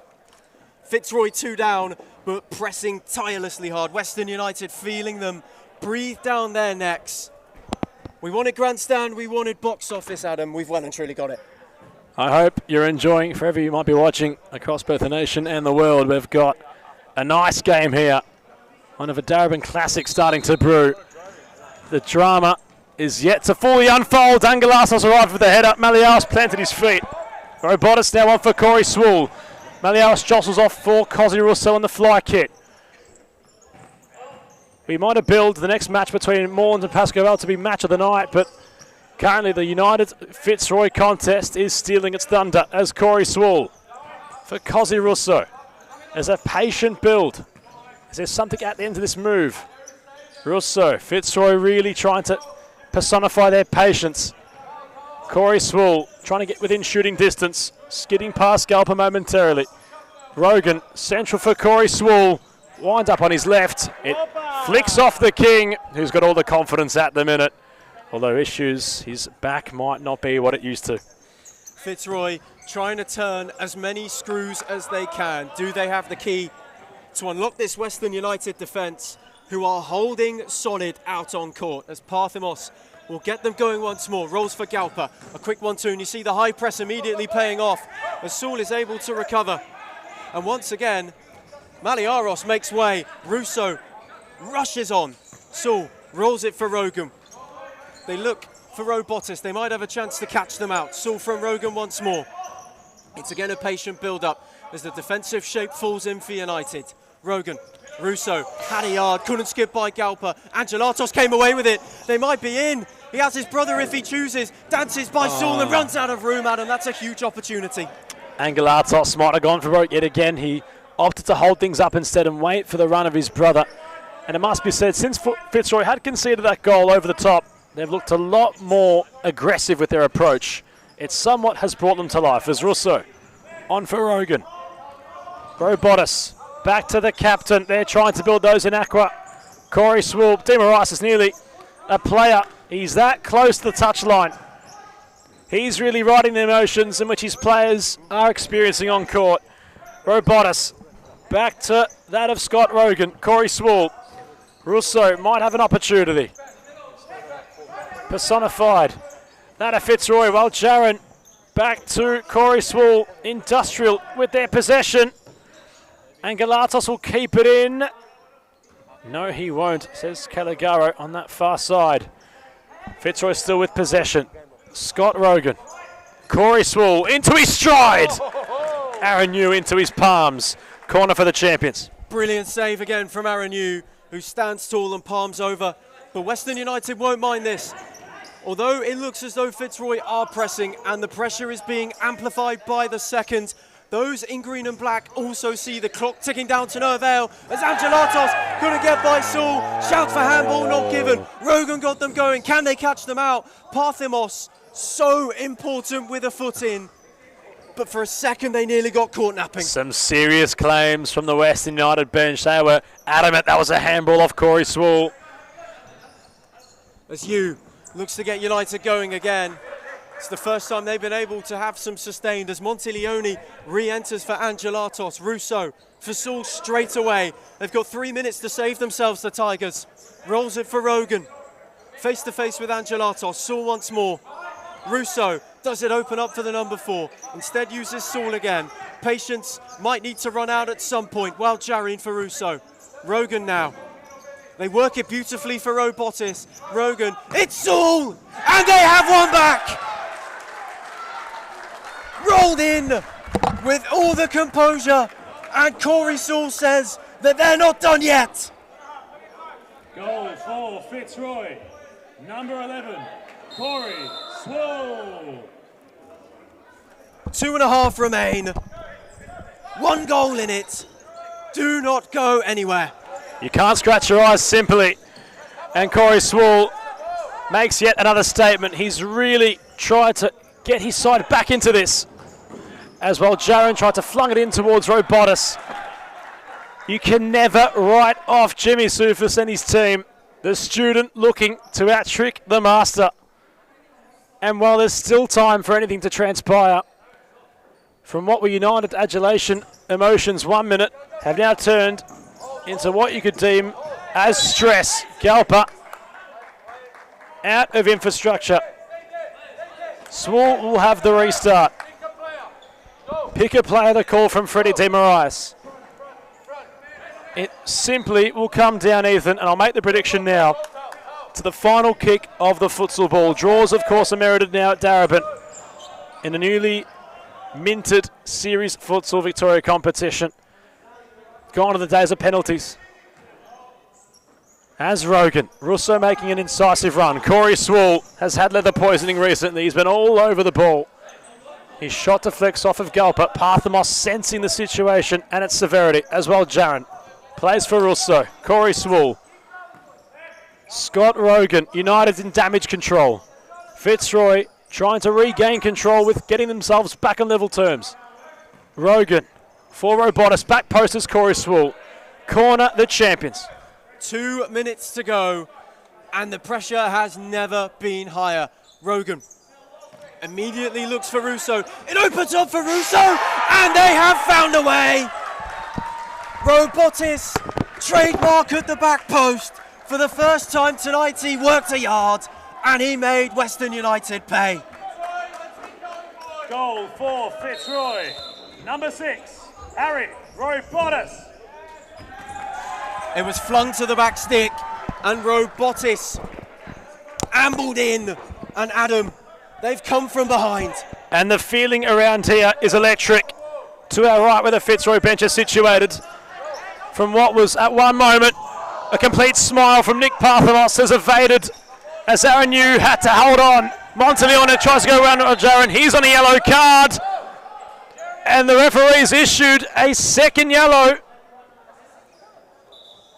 Sakawal Jaron might be sent off here. And in fact he will be. His second yellow has been awarded. Matteo Caligaro sends off Sakawal Jaron. That was his second yellow card, Ethan. And there's still time for so much to transpire. Fitzroy were trailing by 3 goals. They now trail with a man down.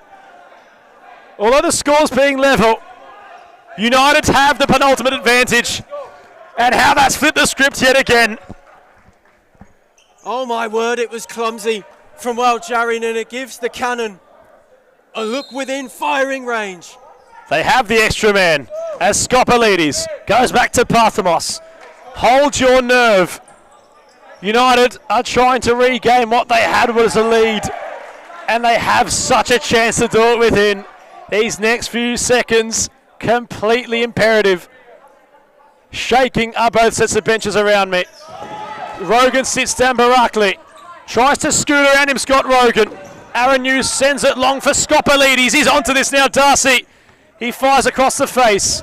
Maliaros will have it short for Russo. They have to delegate the extra player they're up against. Really flirting with fire. That lateral pass for Swall.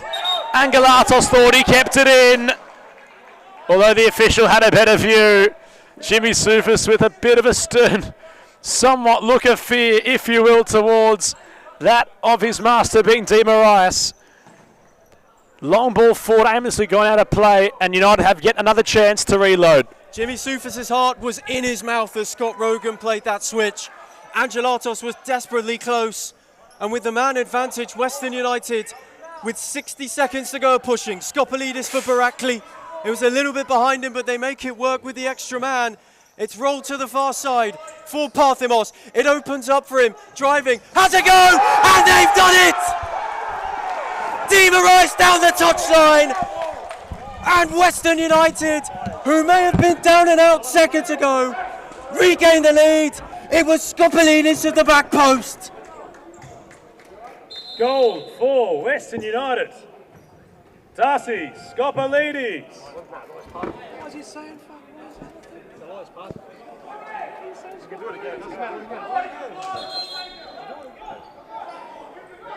It's all happening. We've gotten the goal scorer wrong in the PA. It was Parthamos, although Skopalides thought there might have been a touch on it at the back. There's a lot going on here. United have regained the lead. We're getting things wrong. We can't keep our composure. Ethan Rigg, we need a timeout. These players have been issued that of such. Scott Rogan with the yellow card. It's 7-6 in favour of the green and black as we cross to a timeout break. I thought he did too.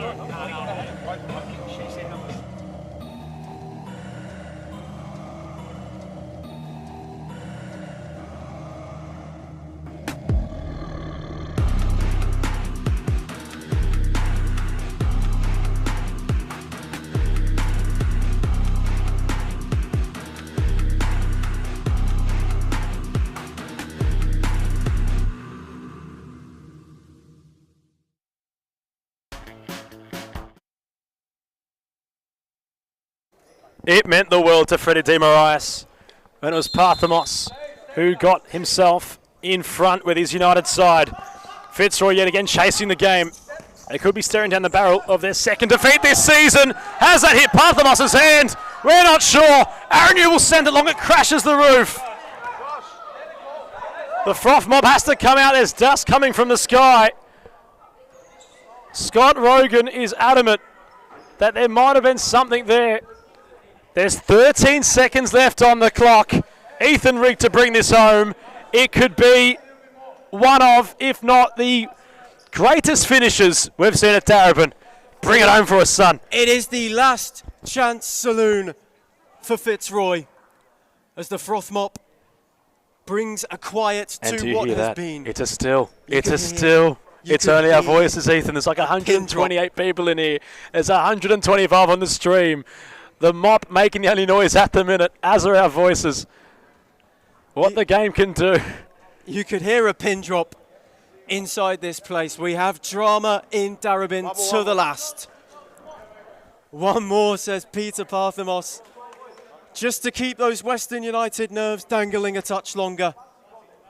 As Corey Sewell on our side, mere metres away from us, we'll get the final passage going in this one.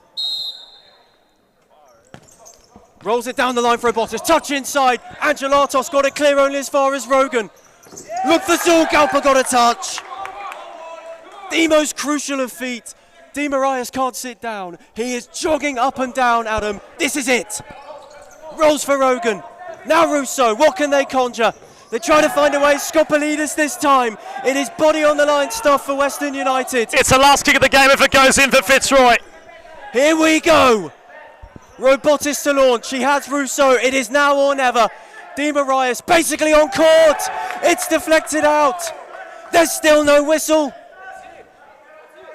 There is still no whistle. Western United want full time. Fitzroy have the faintest of touches to save themselves.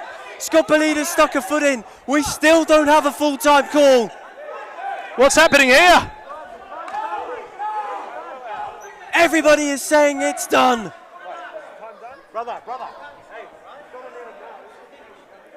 They're having a look at the officials. They believe time might be done, although Josh Fusco is signaling that there's 2 seconds left on the clock.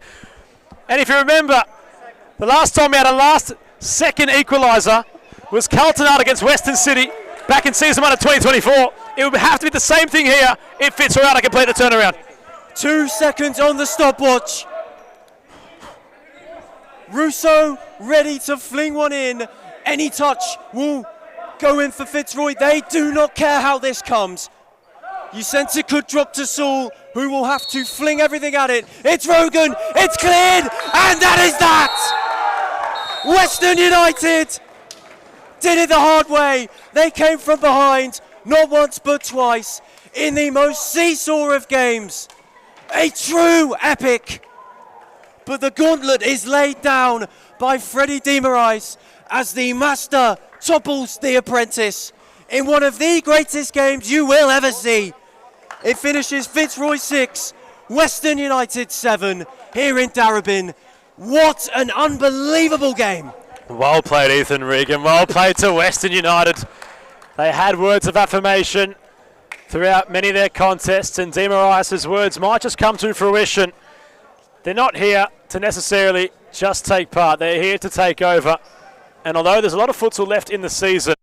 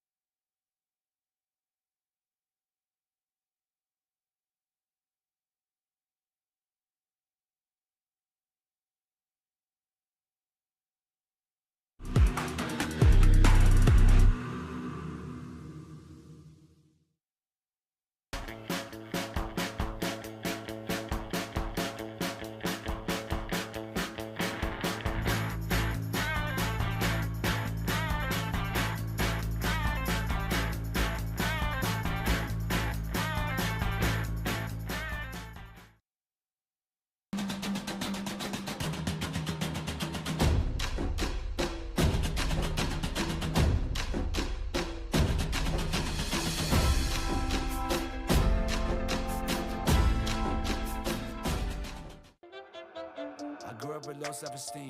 Was me and my mama, just us in the trauma. Hands up if you know what I mean. I see you, I feel you. I want you to know that you're not alone. I know what it's like not to have a home. Going well, we're going good. Feel like I live in the end zone. I'm the one leading the drives. The crew riding round in a benzo. Red I'm in charge of my own fate. Left the excuses behind. Now I'm the illest violinist alive. I took the pain and I thrive, but look at me now.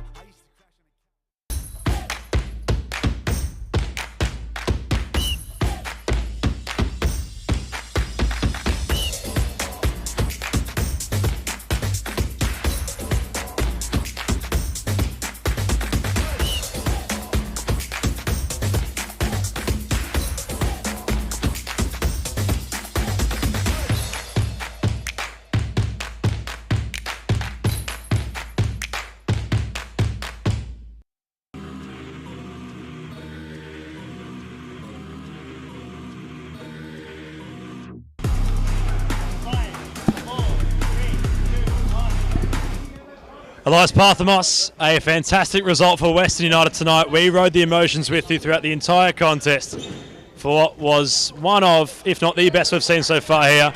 How are you feeling with the 3 points? Oh, absolutely stoked. Great game. Fifth man, they came back at us. Look, we need to work on that in training, but good to get the 3 points and very happy. Fernando's doing well in training. He's going through the trainings and we're training hard and we want to do better than we did last season, game by game, take it game by game. So we're looking forward to the rest of the season. And just on that, of course, Freddie De Moraes has been firm in his words. He wants to really build a side that competes for the title. And now, of course, it's only the one result against the title winners, which have gone your way, but that's got to build such confidence heading into not just this season, but seasons to come. Yeah, of course. It's the first time Western United's actually beat Fitzroy, so it's a massive achievement for the club, and honestly, it's a great feeling, but we can't think we've won anything yet. There's still plenty of games to go, and we just need to keep building. We need to keep getting better and better and training hard, and yeah, that's it. That's what we come here to do. And just lastly, of course, when the full-time whistle had sounded, talk us through the emotions, because we saw it firsthand. How did it feel right in the pit of your soul? Oh, it was a great feeling. It was a relief, because it was a few troubles here at the time. I just wanted to finish. I just wanted the full-time whistle to finish, but no, it was a good game. Credit to Fitzroy, always the best team in this league for 5+ years. So it was a great game, and I hope the spectators enjoyed it as well. So amazing. Thank you. Elias Parthamos, ladies and gentlemen. Behind now I'm the illest violinist alive. I took the pain and I thrive, but look at me now.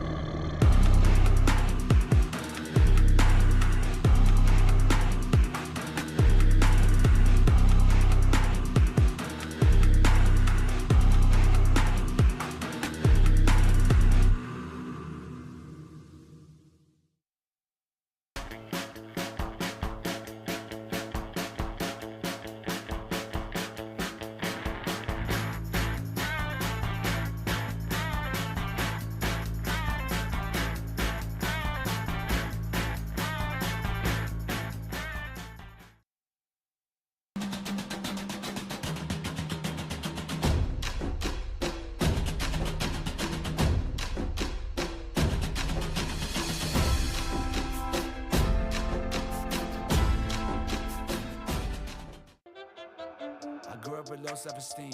Was me and my mama, just us in the trauma. Hands up if you know what I mean. I see you, I feel you. I want you to know that you're not alone. I know what it's like not to have a home. Like what a bowl. Feel like I live in the end zone. I'm the one leading the drives. The crew riding round in a benzo.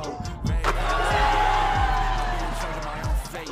Left the excuses behind. Now I'm the illest violinist alive. I took the pain and I thrive, but look at me now.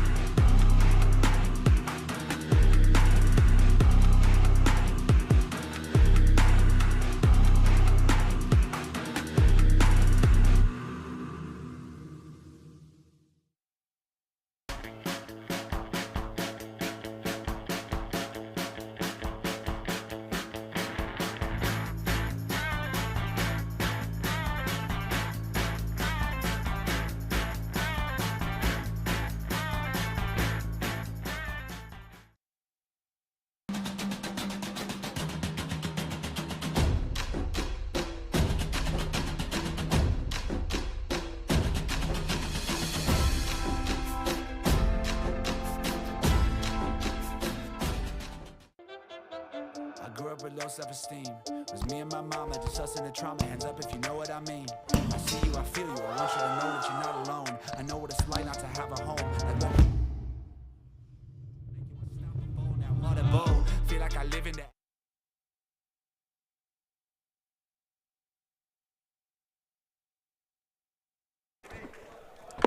As we return to our coverage for match day 2 around 7, we've had a bit of a conversation brew around us about the last time Fitzroy were to lose 2 games in a season. A bit murky around exactly when, but their opponents we have confirmation on. It was Preston and Vic Friendship, dare I say, in season 2 of the 2021 futsal calendar year. Wow. And that's perhaps explaining the still around the arena at the minute. A major occurrence has transpired. It took a different change of venue. They were nearly perfect at Thomastown. And well, despite it occurring at Brunswick in accordance to Nick Parthamos, a truly remarkable event has occurred. It's the first win in club history that Western United have experienced against Fitzroy. As we close in on Pascoe Vale against the Morland Blues. Ethan Rigg, Adam Palombi. Ethan, you had the last 13 seconds of the game that was. Before we get into this one, as a neutral, describe that feeling to the audience. There are a few things in life that can make you feel like that. That was out of this world. You felt the drama, the tension, all of it, the expectation and the weight on Fitzroy and on Western United to hold on. And in the end, you felt the ecstasy of those in green and black at full time. Delayed though it may have been after some timekeeping controversy. But they got there in the end for the most stunning of victories. And speaking of stunning, Adam, this one also promises to be nothing but with what has transpired. And that just sets us up brilliantly for this game. If Pascoe Vale are to win against Morland, how open would the league become? That is all to transpire for Maurizio Novak and company. They've called upon club legend of Felipe Blay, who's returned from the Gold Coast. Maybe a one-night-only show for the shot stopper. He's in between the sticks, replacing that of both the injured Mazen Abdallah and Jarvis Gin. Mickey Nguyen, Yaquin Jimenez, Kevin Lamb, Javari Nepomuceno on court currently. Felipe Evangelista, Brandon Simiao, Toma, Pira, Arn, and Poblete all at the disposal of the Chachi brothers as the Lions look to try roar. And what an opportunity it could be for them if they were to get a win against this irrepressible Morland Blues side, which have Christos Apostolakis as their goalkeeper, Dos Santos, Cooper, Pimenta, Rahan Ali all on court currently. Having a glance at their bench, Papa Constantin, who turned heads last week on his debut. Lucas Cassit joins Atta Ibrahim, Ibi Habi on that bench in which Milton Sakos has possession of. Ethan Rigg, we're in for what should be fitting from what we saw in our recent contest. This will be an absolute treat. And Nepomuceno got in behind. Dos Santos lunged in early. And Pascoe Vale have an early free kick in a dangerous position. It's the first time either side has really looked to go long, and Nepomuceno took that down deliciously. It was a gorgeous touch. Sold Dos Santos the wrong way, who had to dive in to prevent the shot. And now, Adam, Michael Nguyen, Kevin Lamb and Jimenez, one of them, have a look at goal potentially. Kevin Lamb and Michael Nguyen delegating the free kick situation.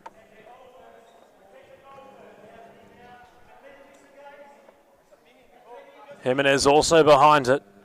What can try cook up here is Nguyen. Tried to go around Apostolakis with a grounded effort. Bounces off Pimenta, now to play. And just bear in mind, Ethan, as mentioned by those in attendance tonight, what a win would mean to Pascoe Vale, what it means to the competition, really, if they were to get the job done against an undefeated Morland side so far in season 1 of 2025. Not just undefeated, but have kept a clean sheet in every single game they have played. The only side in this division yet to concede. And if Pascoe Vale were to win, it would turn this into a 4-horse title race in the early stages of this season. And it would also give them, Adam, you must remember, the perfect response to some of the critics they had after last week's game against Fitzroy. And what a time it would be for the likes of Nguyen, Lamb, Nepomuceno to really stand up. Or is it an unsung hero, perhaps, that really comes into claim and quiet on tonight's journey for Pascoe Vale? The Blues are the Imperium side so far. They have not conceded, as Ethan mentioned. And what a task it is for Maurizio Novak to not just win the match with his side, but to try coach them in scoring against a man that's currently playing his career best futsal, that of Apostolakis, in all his vintage, really showcasing that he's quite one of the best, if not the best, possessed in the nation. As Rahan Ali a little bit curious with the clearance. Pascoe Vale sensing something from this corner. They've taken the ascendancy early of Pascoe Vale, and they're looking to capitalise and land the first blow in this game. It would be massive for them, and maybe a bit of a psychological blow for Morland, who are not used to conceding this season, as Nguyen had a drive. But to see Apostolakis beaten tonight, you can sense, not just for Pascoe Vale, it would give them the world of confidence, but for Morland too. You wouldn't ask too many questions, but you would finally start to see where the chink in the defensive armour has been, because it hasn't been discovered thus far. Adam Cooper evading with a no-look pass for Pimenta. Now Dos Santos. The real foundations, their defensive strength for the Blues lie with Adam Cooper and Dos Santos defensively. Pimenta trying to give and go. Got it back was Pimenta. Michael Nguyen sends it away from the spectators that were on the firing range. As Cooper tried to buy the angle, brought the back of Kevin Lamb. Morland's trying to assert themselves into this one adequately. They haven't exactly started fluently in comparison to that of Pascoe Vale. It's been a bit of an arm wrestle on both ends so far, Adam, and it's because you are seeing two very contrasting styles of futsal. Morland a lot more methodical at times in their build-up, especially when they go through Dos Santos and Cooper. Whereas for Pascoe Vale, it's all about getting it to Nguyen and Lamb, and it's those quick 1-2 combinations, and it's all about raising the tempo of how they go about it. Pimenta DeSantos clapping his hands, wanting the ball to the captain. Holding things up, Adam Cooper takes a touch, swings onto his left. Can't spin around that of Michael Newen. Things will restart yet again with Morland following this side possession. Love to know the thoughts of what you might be thinking at the moment at home. Not just about what we've seen tonight, but what's going to happen in this one. I'm sure Pascoe Vale will be completely polarised, knowing that if a result is to occur here for them, how everything is open. If Morland are to win, of course, they get their grip firmer upon the top of the table as Cooper. It was Newen's flick, a heavy press called by Milton Sakos. Now Nepomuceno loves to run at defenders. Javaro sits down Pimenta, sits down Apostolakis.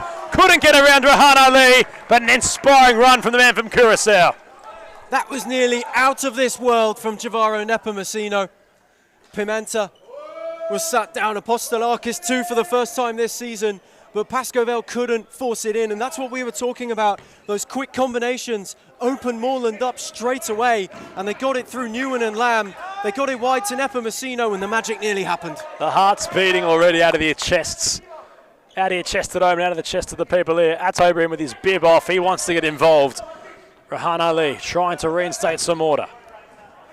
And dare I say, we still haven't seen the surface scratched with Nepomuceno on an indoor court. That would have been something fitting of nothing but the best. As Pimenta, lovely for Adam Cooper, tried to fizz one towards Pimenta, who took a major slide. Nepomuceno been involved firmly, collides with Cooper, who forces Javaro to head back towards out of Jimenez. Pascoe Vale with the more impressive start, it must be said. Lamb flicking for Newen, and Nepomuceno was open. If Kevin Lamb could have found him, that's what they're looking for, Maurizio Novak's men, and they nearly found it with the opening there for Nepomuceno. That was wonderful from Pascoe Vale, the way that they drew the Morland press and then found their way around them with so much ingenuity. In particular, that clip ball over the top from Kevin Lamb, if it just had a bit less on it. Nepomuceno was on his way and was clean through on goal. They've definitely started the stronger, and that was a fabulous combination that nearly came to fruition for them. Adam Cooper can drive them. No stranger to scoring in a fixture like this. As Abraham's been instated, he's looking to have some real jurisdiction on this one. As Pimenta tried his reverse trademark. Has it set up for him. Evangelista a bit overzealous. Pimenta takes a tumble. Two Brazilians colliding. And ultimately, the Blues have a foul. It's a bit unnecessary from Evangelista to keep going there. He'd already done the right thing in forcing Pimenta back. The best thing to do would have been to sit and regain the shape for them, but instead it gives away possession and an opportunity when Pascoe Vale really didn't need to do that. Perhaps bringing the fight, the tenacity to this one. Evangelista trying to really rally his players. Showcase Pascoe Vale's intent as DeSantos, the captain, side possession. Adam Cooper. Pimenta stepping inside, dispatching Enrique Pimenta. The post rattling, blade beaten. And he might have a second chance now, Ricky. His effort a bit more time. Poblete trying to scoot around that of Pimenta, who's come to life. Not fouled. Play resumes with Newen. Shifts it on for Kevin Lamb. The reverse pass for Poblete won't be found. And the match's major moment has transpired with Felipe Bay being beaten, but not his post, as Pimenta struck truly. It's following a similar pattern to the game that came before it tonight. It's started a bit cagey with one team looking to take the ascendancy, Pascoe Vale in this one, and they could be in again. Evangelista overzealous once more. But it was a little bit cagey. There was a bit of back and forth with the ebbs and flows, but now you can see it's come to life, and both sides are certainly unafraid to try and land that opening blow. It's a case of who'll blink first. James Norbury on court. Adam Cooper looking to shift it for KDS. Ricocheting shot. Blay will claim comfortably and will roll it short to Newen. Down court for Poblete. Santos, the flick on. Cooper couldn't do much of the same. Blay commanding the space and going long. KDS keeps his feet, gets it away from Poblete. Ibrahim, patient. has Norbury for Cooper. Adam Cooper stepping inside on his right, Adam Cooper. Ball just fizzles out of play. And it's the best that Morland have looked so far. They've finally been able to have a bit of a go at this Pascoe Vale defence, and you sense that Kevin Dos Santos might have his hands full as Blaze rushed on it, and it comes to KDS, who has a look, has a go, and nearly finds the back of the net. Just over from Dos Santos. It opened up for him on his right foot. Just as I was about to say, marking Poblete might give him a bit of a handful, and he's been up to the task so far. That was a huge opportunity for him to at least test Felipe play, who goes long for Arn. Apostolakis makes sure that all routes are cut out. But it's the best bit of spell so far, the best possession, and certainly the most opportunities that Morland have been able to carve out. Cooper for Norbury. The master to the understudy. Cooper gets it back. Morland trying to build. Lovely ball from Cooper to find Ibrahim. New and firm. Ibrahim will be happy to take the side possession. Newen's protests go silent. Norbury arrives. It was poised for the bottom right corner. Ibrahim still looking to try and make something work. Cooper with some strength. Playing the pivot at the minute was Adam Cooper. Norbury. Lateral for KDS. Although Calagaro's seen something at the opposite end, and I believe it will be Pascoe Vale's ball. Was just a bit too much wrestling from Adam Cooper. You could see he was there trying to back his way in, create the angle to receive and turn on and have a shot on the turn. However, he was a bit overzealous and a bit too physical in trying to generate some room for himself. And he gives Pascoe Vale the opportunity. And it must be said, Adam Cooper is trying to mould into this one, and he's not looking too overpleased at the minute, although Ibrahim had to really lunge to try to get the ball crossed in. Some perhaps, motion of looking to have some intent on display from the Blues. Ibrahim trying to catch everybody out with a cross in towards Rahan Ali, whose header just goes wide. Felipe Blaze throw will go pedestrianly out of play. Not really seeing that from Felipe Blaze, who's, it must be said, looking to be in the shape of his life. Bit of a buzz cut going these days. Rocking the beard, haven't seen him in some time, of course. But he's looking at home in between the sticks for Pascoe Vale. There's Adam Cooper, James Norbury. Back to Cooper, bit of a lofted ball. Evangelista will come away with it. The Blues backtracking, Poblete. It falls and goes over the crossbar from Simiao. Randall Simiao, a lot of strength about him. Donning the usual Lucas Vaz number 9 tonight. Cooper trying to shift around Poblete. Back to Norbury. Cooper flicking out of play. Blues come away with it. Ethan, what can they do, Morland, to just try and get further up the court to generate a chance? At the moment, it looks like they're doing a lot of the right things. Their possession, they've grown into it, and they're starting to create a lot more opportunities and just take the ascendancy in what really has been an arm wrestle so far. The one thing I can say, where Pascoe Vale have looked vulnerable is when they've looked to hit wide, so maybe looking to get Ali and Norbury involved a bit more, but Dos Santos and Cooper at the back at the moment are very good at holding it down. Oh, and Arn might have had a chance on goal, and it will be a free kick for Pascoe Vale.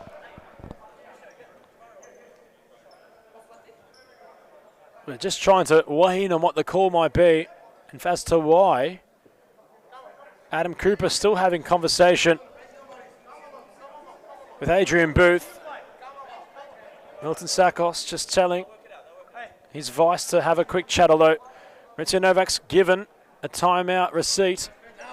He wants it now. And they'll get it now. The timeout been issued. Poblete was looking to strike, although Pascoe Vale will have the pause in this one. Upon resumption of play, they have a chance to infiltrate the goals of Christos Apostolakis. Will cross to a short timeout break. Before we do so, Ethan Rigg, how have we found this one so far? It's been a proper arm wrestle so far in a real chess match. It's all been about who will blink first, and you can tell it's been cagey. You can tell how much it means to both of these sides. Morland now knowing they have the chance to pull away as runaway leaders. Pascoe Vale have some questions to answer, and it's been pretty thrilling watching so far. Neither side having been able to craft too many chances, as the deadlock's yet to be broken. Very good.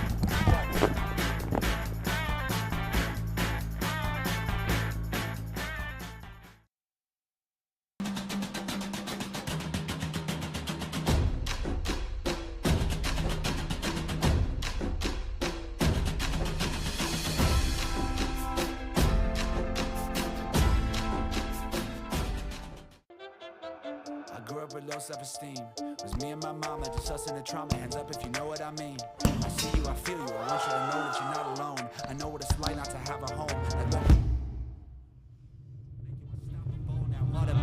Feel like I live in the end zone.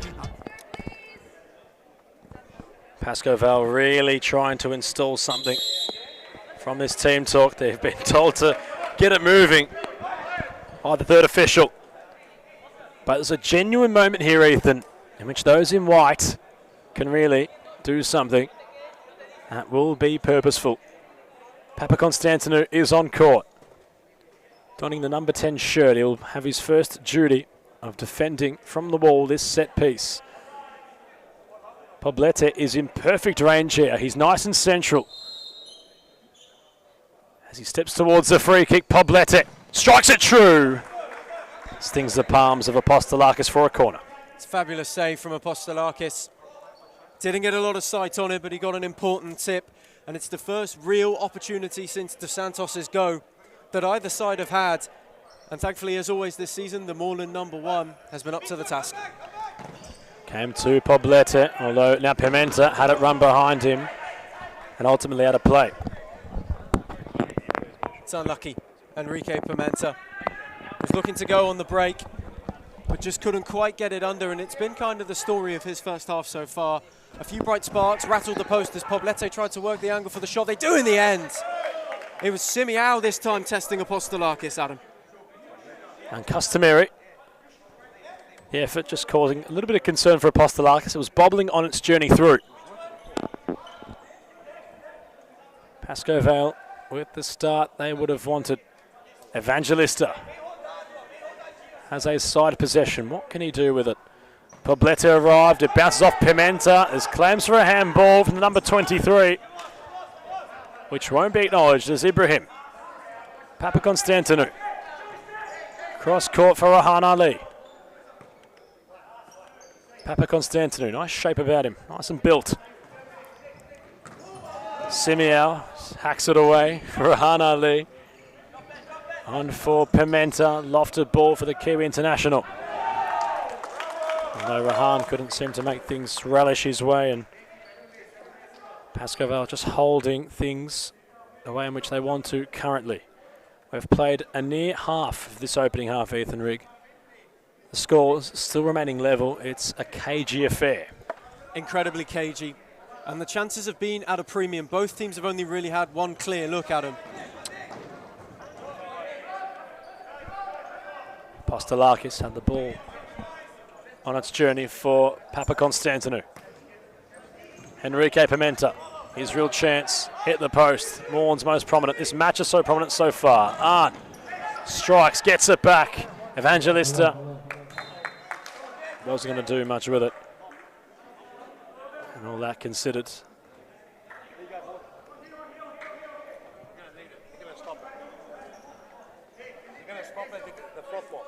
The froth mop has to come out. That's what Calagero says, and that might give Ethan Rigg and I a chance to just perhaps get some composure about us. We're trying to just make sure things are all running smoothly. Josh Fusco on the froth mop as we're going to cross to a short timeout break.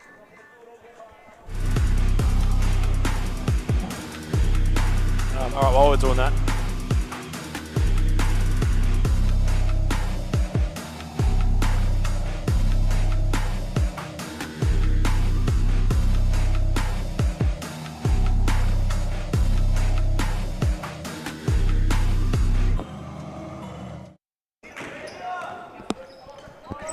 From the restart, it's Pimenta.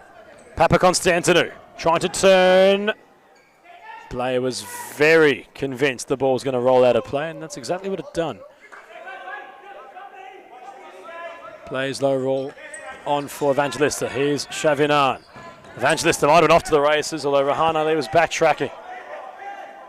Rahan Ali. Papakonstantinou. Shifting. Trying to break these lines forward. Dos Santos. Rahan Ali back to KDS. Enrique Pimenta. Stepping inside. Pimenta firing! Rather than truly wide in the end, although initially the purchase looked to be okay. It's much better from Morland as well, and you can see that when with Papakonstantinou out on court, they just look a lot more calm in possession, and they're asserting themselves on the game a lot better now. You see it brings Dos Santos into it and Pimenta as well.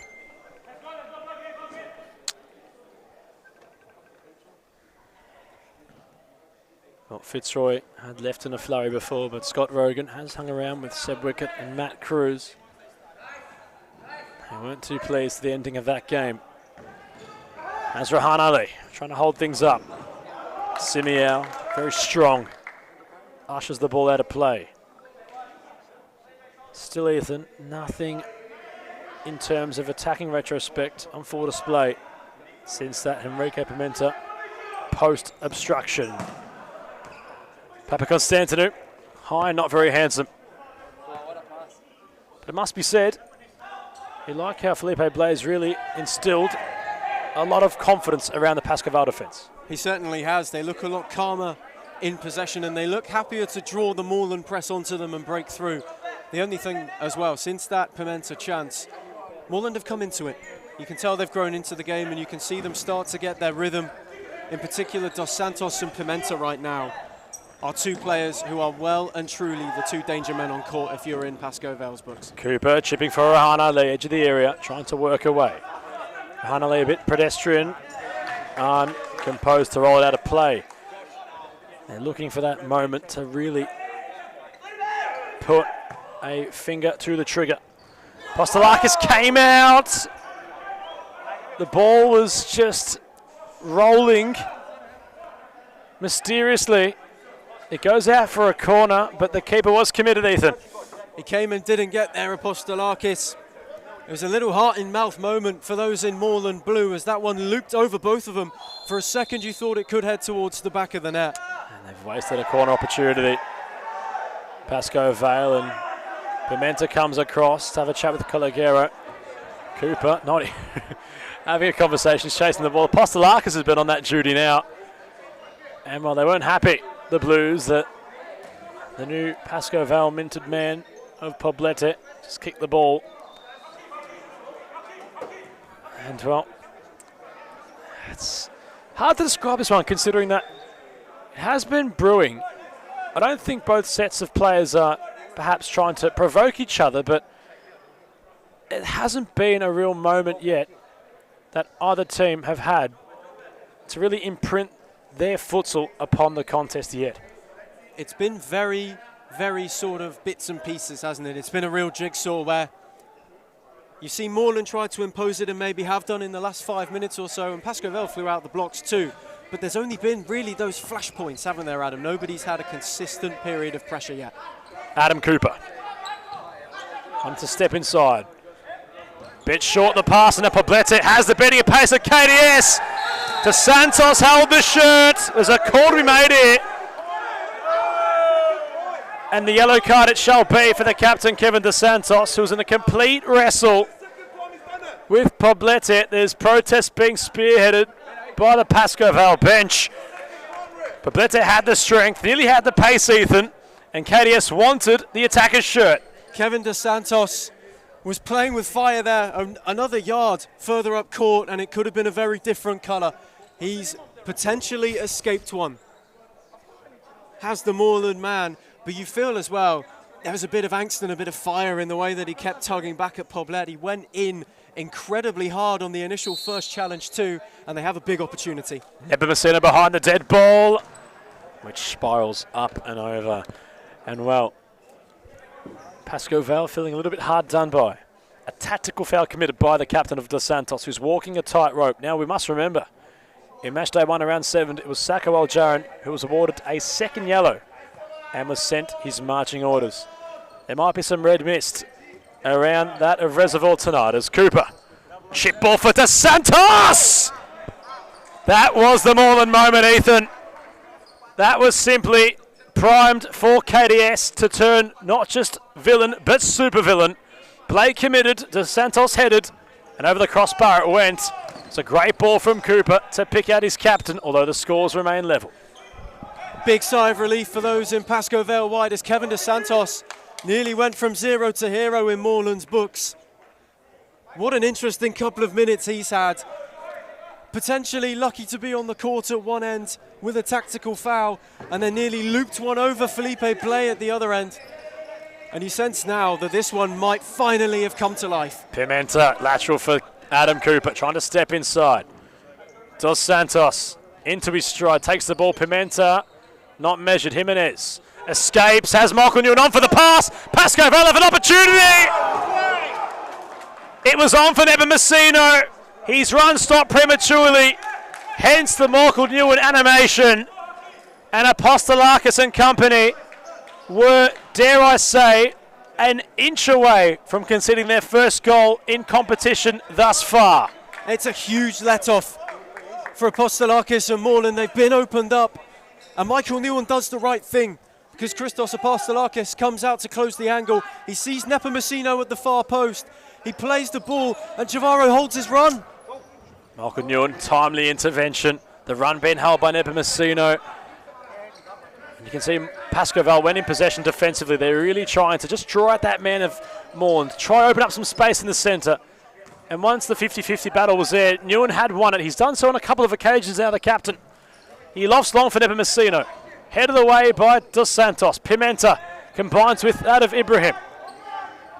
Jimenez and Ibrahim colliding. Back to Blay. Took his time on it. Newman, Cooper stepping in front. Dos Santos, we're nearing the last 8 minutes of this one in its opening half.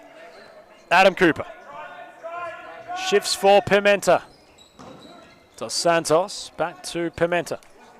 We might have a bit of structure in terms of Morland in possession now as they work it wide to Pimenta through Dos Santos once more. Looks in field for Cooper, and Lamb picks his pocket. Has Nepomuceno, goes alone. But once again, they can't apply the finishing touch, Pascoe Vale. That's 2 looks now they've had, Adam.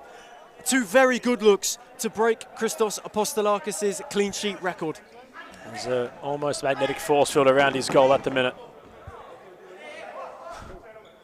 Maurizio Novak and KDS, of course. Yet again, we mentioned it time and time again, but friends, oof. On and off the court. Different sides tonight they compete upon, but well, Blay with a bit of a fumble. And ultimately, he was able to have it within his grasp. As yet again we come to a bit of a still. Blay with a throw for Nepomuceno. Ibrahim has the measure, has the strength, takes it upon his stride. Ibrahim.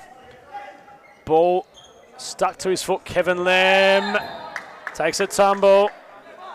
No stranger to Morland, that of Kevin Lamb. Former teammates at one stage. Ibrahim not in the book, but has conceded the foul. Pure frustration from losing the ball, and you can see it in the way that he shoves out at Kevin Lamb. They might just need to walk a bit of a tightrope now before they break the Blues, because that is their 4th foul. They're 1 away from being in a perilous position. Nepomuceno dancing. Cooper taking a backward step. Papakonstantinou firmly in the corner, rolled out of play.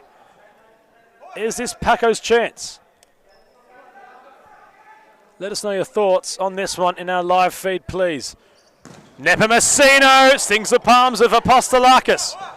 Ibrahim, they might be away here, Morland, if they play their cards right. Kassin, his first real look, couldn't open things up for Ibrahim. Corner for the Blues. 2 crucial moments. First a save from Apostolakis, and then Jimenez's touch in there, preventing the opening goal from going in potentially at either end. Nice read from Kassin. Upon Kassin, rather, from Lamb. Cooper gets it short. They can't seem to get any meterage now, the Blues. They'll try again from yet another deep side ball. Cooper Jimenez had Lamb, who tried to find Nepomuceno. It's 2 times now Kevin Lamb's just overcooked it when in possession. It sums up the first half for both sides. You see the opportunities there on the break, and you see the chance to impose yourself and take the opportunity to go in front. But either side are just overdoing it at the moment. They lack that final product. Nepomuceno for Yaquin Jimenez. Postelakis yet again. It's been caught upon the men in red. Corner for Paco. What can they seem to cook up? We're nearing the last quarter of this opening half.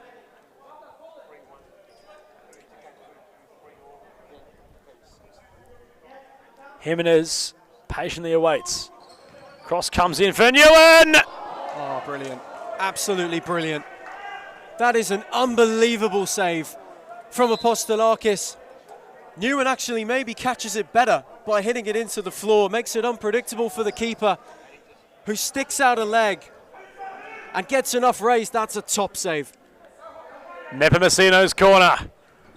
Nguyen. Kevin Lamb. Nice feel to this one as Lamb steps inside. Might have a second chance. Papakonstantinou off to the races now. Has Ibrahim on for the pass. Or at least he did at one stage. He spins around that of Nguyen. And Morland, with Adam Cooper, will look to set up from a free kick opportunity. Really opening up the game now, Ethan.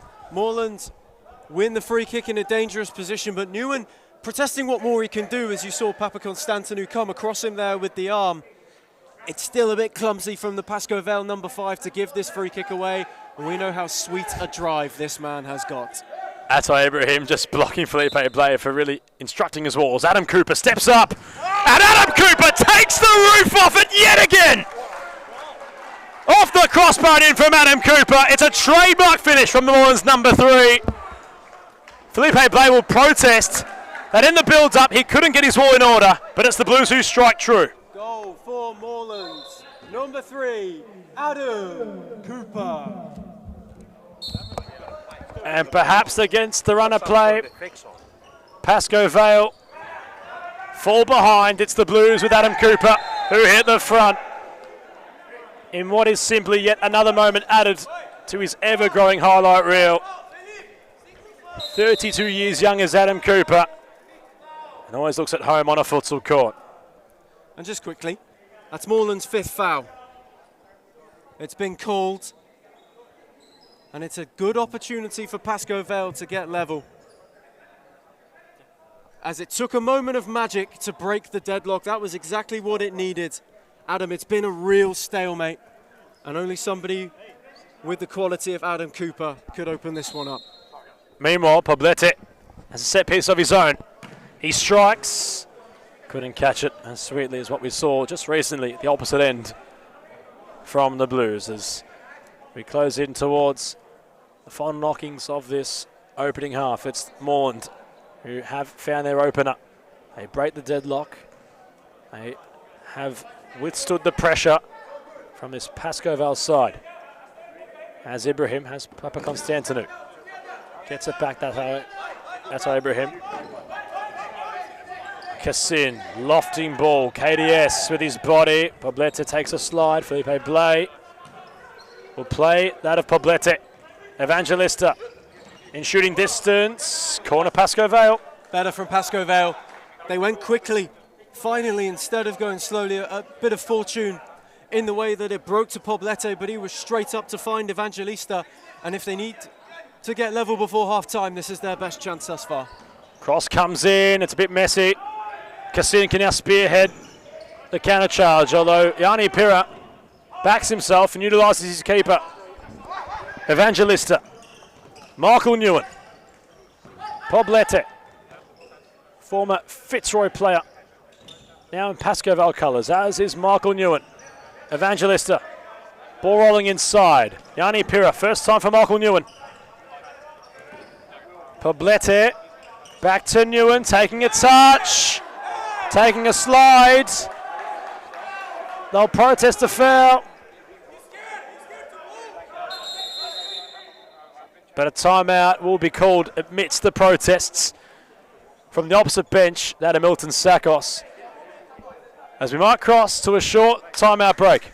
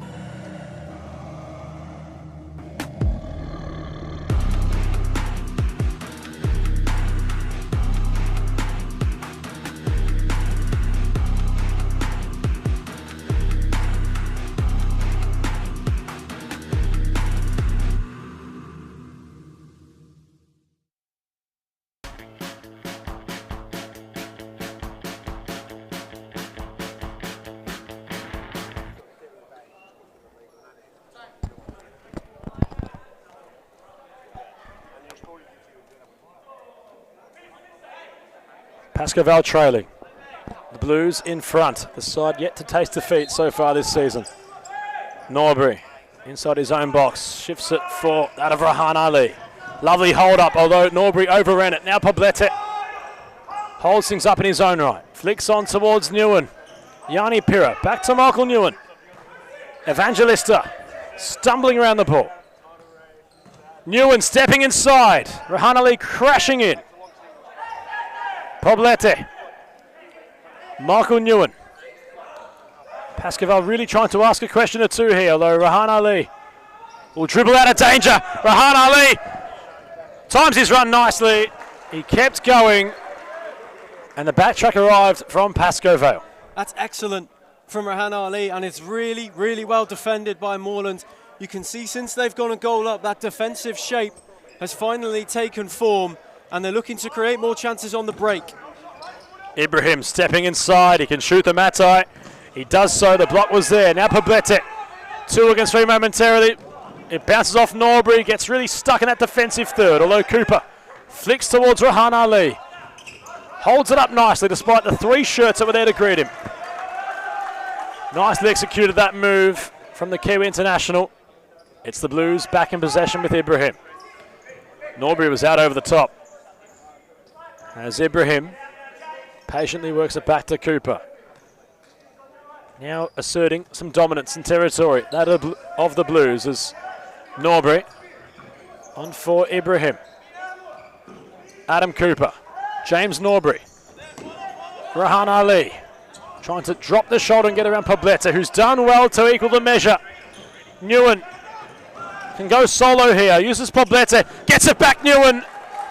There was a far left corner of Apostolakis in that open, in which was blocked before reaching that target. Adam Cooper it was who shut the door, and this is where Morland are so good defensively this season. Once they have that advantage, it just allows them to get that shape right, and it allows players like Cooper to be able to advance a bit more, make a couple of last dish blocks. In particular, Ali, though, has been so key in getting them up the court when the opportunity presents itself.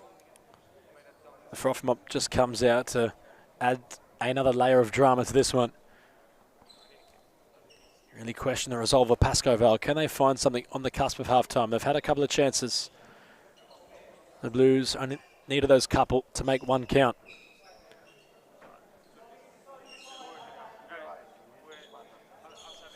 I'll just say, Adam, if they find a goal before half-time, expect this one to potentially become a bit of a goal fest in the second half. Evangelista comes back for Poblete. Felipe Evangelista. Poblete wants to go. Newen. Yanni Pira. It was intent. It was firm intent on that improbable angle from the Magician. Although, luckily enough for Morland, it doesn't falter to anything, as Adam Cooper for James Norbury. Looking to kill the clock perhaps are the Blues. Cooper for Norbury. Measured pass for Rahan Ali. Crashing into Evangelista. Rahan Ali might have a second chance. He holds up play in that deep pocket. Wants the corner. Will get a deep side ball instead. Wonderful. Brilliant play from Rahan Ali again. And Pascoe Vale just don't clear it. They have two opportunities. Newen doesn't get to the second ball first, and it's that tenacity from Ali that allows him to nip in and allows Morland to build some sustained pressure again. Dos Santos. Cooper for Norbury. Bit deep from James Norbury, and there's that press from Pascoe Vale, which ultimately earns them back possession. Good press. They time that perfectly. You see Newen leading the charge to step up, and it might be their turn. Poblete. Oh, Cooper puts a foot in the way. Apostolakis acknowledges that was the right idea. Yanni Pira, what can he conjure up? Right along towards Newen. Ibrahim will go over the top, and Blake had to really react. That would have been from nowhere if it had gone beyond the returning keeper, who took no chances and hacks it away for a corner. It was speculative and nearly sublime from Ibrahim, and Felipe Blay, who looked to have been caught out there for a split second, does well to recover and takes no chances. He does the right thing in tipping it wide for a corner. Cooper flung in. Pimenta catches it, bouncing effort. Yanni Pira loves to run at defenders. Tried to find Kevin Lamb. Dos Santos flicks it on for that of Ibrahim. Wants to take the game on himself. Goes back for KDS, and that's Morland's personified. They're looking to always remain patient in possession. Pimenta finds Dos Santos. Fluid futsal on display from those in black. Pimenta. Cooper coming short. Measures it for Ibrahim. Stepping inside, that's Ibrahim, deflection! Make it 2 for Morland. And that's Ibrahim. They guided right missile into the bottom corner. Doubles their advantage. Goal scorer for Morland, number 5, Atay Ibrahim. The Blues showcasing wide. They're at the top of the summit. Showcasing some real quality. And have a second goal to boast. It's all now for Pascoe Vale to turn around. We mentioned in the last game, Ethan, how important when you are trailing by 2 goals, how important the next goal might be. It's now on Pascoe Vale to start that turnaround. With this one being a touch cager as well, that second goal was even more crucial for Morland, who, despite having ridden their luck, you would say based on the chances they've created, they deserve it. And it's a stroke of luck via a deflection that doubles their advantage, but the onus now is on Pascoe Vale to see if they can land one back before half-time. If not, climb the mountain in the second half. Papa Constantinou holds it up nicely. Tried to get around Evangelista. The lone soldier now for Pascoe Vale. Can't go beyond Cooper. Kevin Lamb over Zallis. Despite the idea being okay. And while with a near 80 seconds left on the clock in this one, I'm sure Morland will look to try just kill the clock. Lamb was rushed. He didn't realise how much time he had and was just trying to be so focused on keeping the attack going instead of trying to rebuild. It could have been Pascoe Vale with 80 seconds to go, being able to build some sustained pressure. It still might occur for them here, but it's a little bit of a chance wasted just to get a good look. Simiao. Evangelista flicking for Simiao. Lovely ball! And that might have been the moment for Pascoe Vale. Evangelista loves playing that lofted ball. It's such a deceiving pass in which he has it within his arsenal, and Simiao nearly had a goal to boast from it as Dos Santos went for broke! Play came a long way.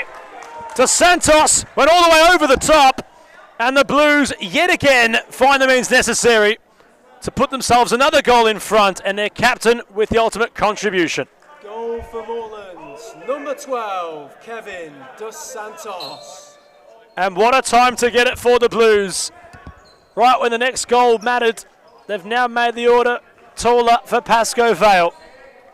It's a brilliant goal from KDS in transition, but Felipe Blake shouldn't be that far off his line, Adam. As Pimenta can go solo here.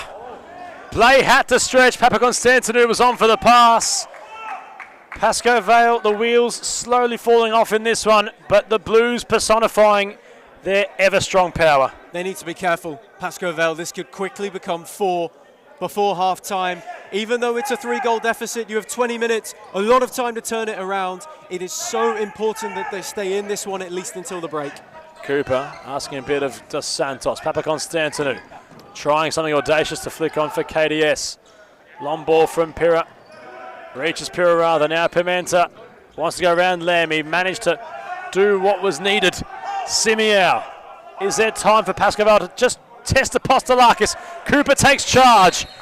And the whistle will beat everyone strolling forward for the Blues as we're going to cross to half-time.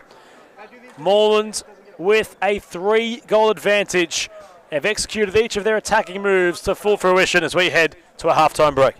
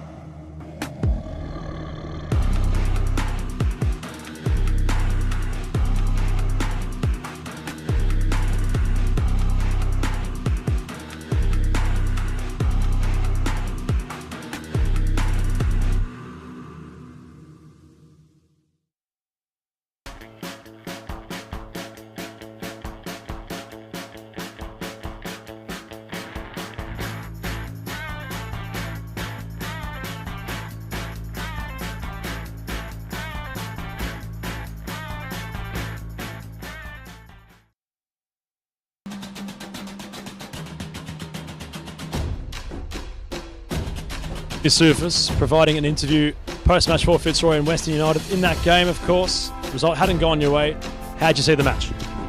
Yeah, disappointing overall. I mean, to concede 7 goals is definitely not at our standards. So, yeah, conceding 7 is definitely not something that we think is good for us. And we nearly got a result out of it in the end. But whether we got the draw, the win, or the loss, we didn't deserve any points. So full credit to Western. They worked hard all day and deserved to take the 3 points. So yeah, we had a real chat after the game, and we'll do better.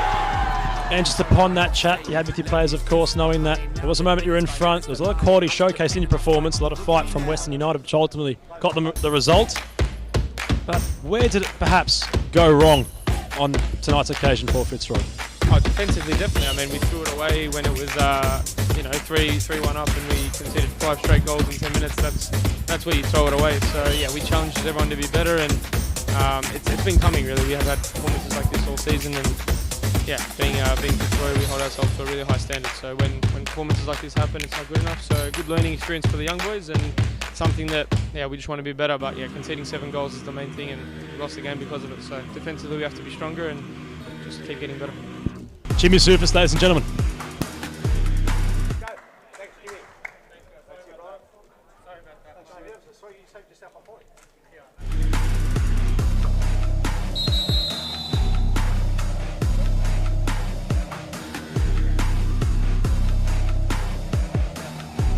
Well, brother.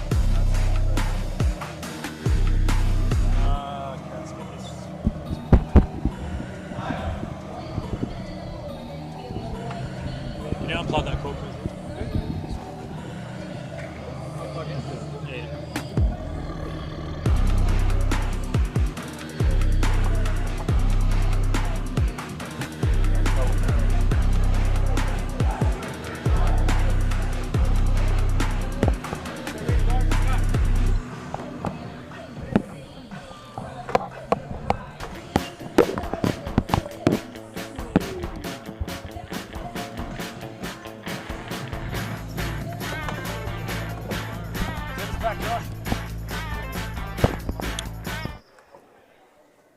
Nearly up and away for the second half, where Pasco Vale have their backs firmly against the ropes. They're trailing by 3 goals, courtesy of Adam Cooper, Dos Santos, and dare I say, Ricky Pimenta. As play resumes, it's all to do for Maurizio Novak and company. Ethan Rigg. They certainly have a mountain to climb, don't they, Adam? They need a fast start in order to reduce the deficit, similar to what we saw Western United do beforehand, or similar to what Fitzroy would have done in that game by getting quickly out the blocks, 2 goals for Pascoe Vale, no matter when they come in the second half, change the complexion. We've seen some crazy results perhaps occur already in our short tenure at Darebin. This would be something instilled in Pascoe Vale folklore if they were to turn it around, as Papa Constantinou gets it from KDS. His shot will find its way in. Felipe Blay wrong-footed, and the Blues with the best start imaginable. It's a moment Felipe Blay would like back. He was caught wrong-footed as an early shot came in, and it found its way into the back of the net to quadruple Morland's advantage. The nightmare start for those in Pascoe Vale white, and a moment he would certainly like to play back. Goal for Morland. Number 10, Christos. Papa Constantinou. Papa Constantinou took it well, but Adam, he looked like he was still maybe in the huddle at half-time. As Lamb sits down Pimenta, his chip will hit the crossbar. And well, so much for Pascoe Vale trying to have a quick start. They've had the worst imaginable in this second half, and the Blues are really showcasing that they mean business in this one. Ethan, you joined the commentary team last week, of course, for the Fitzroy Pascoe Vale matchup. It was a lot closer in terms of score. It was 2-2, dare I say, at one stage in that one. Where did it go wrong for Pascoe Vale following conceding 4 goals coming into the end of that contest? So they were 2-0 up, Pascoe Vale, and well and truly in control of the game. They had Fitzroy penned in on the back foot, but it was an unfortunate deflection that led to an own goal, and it started a very quick slide. And within about 5 minutes of that happening, not only had Fitzroy turned it around, but they'd established a 5-2 lead. So it's the goals in quick succession that are hurting this side. Adam Cooper has time to utilise Pimenta. Bounces off Jarvis Gin.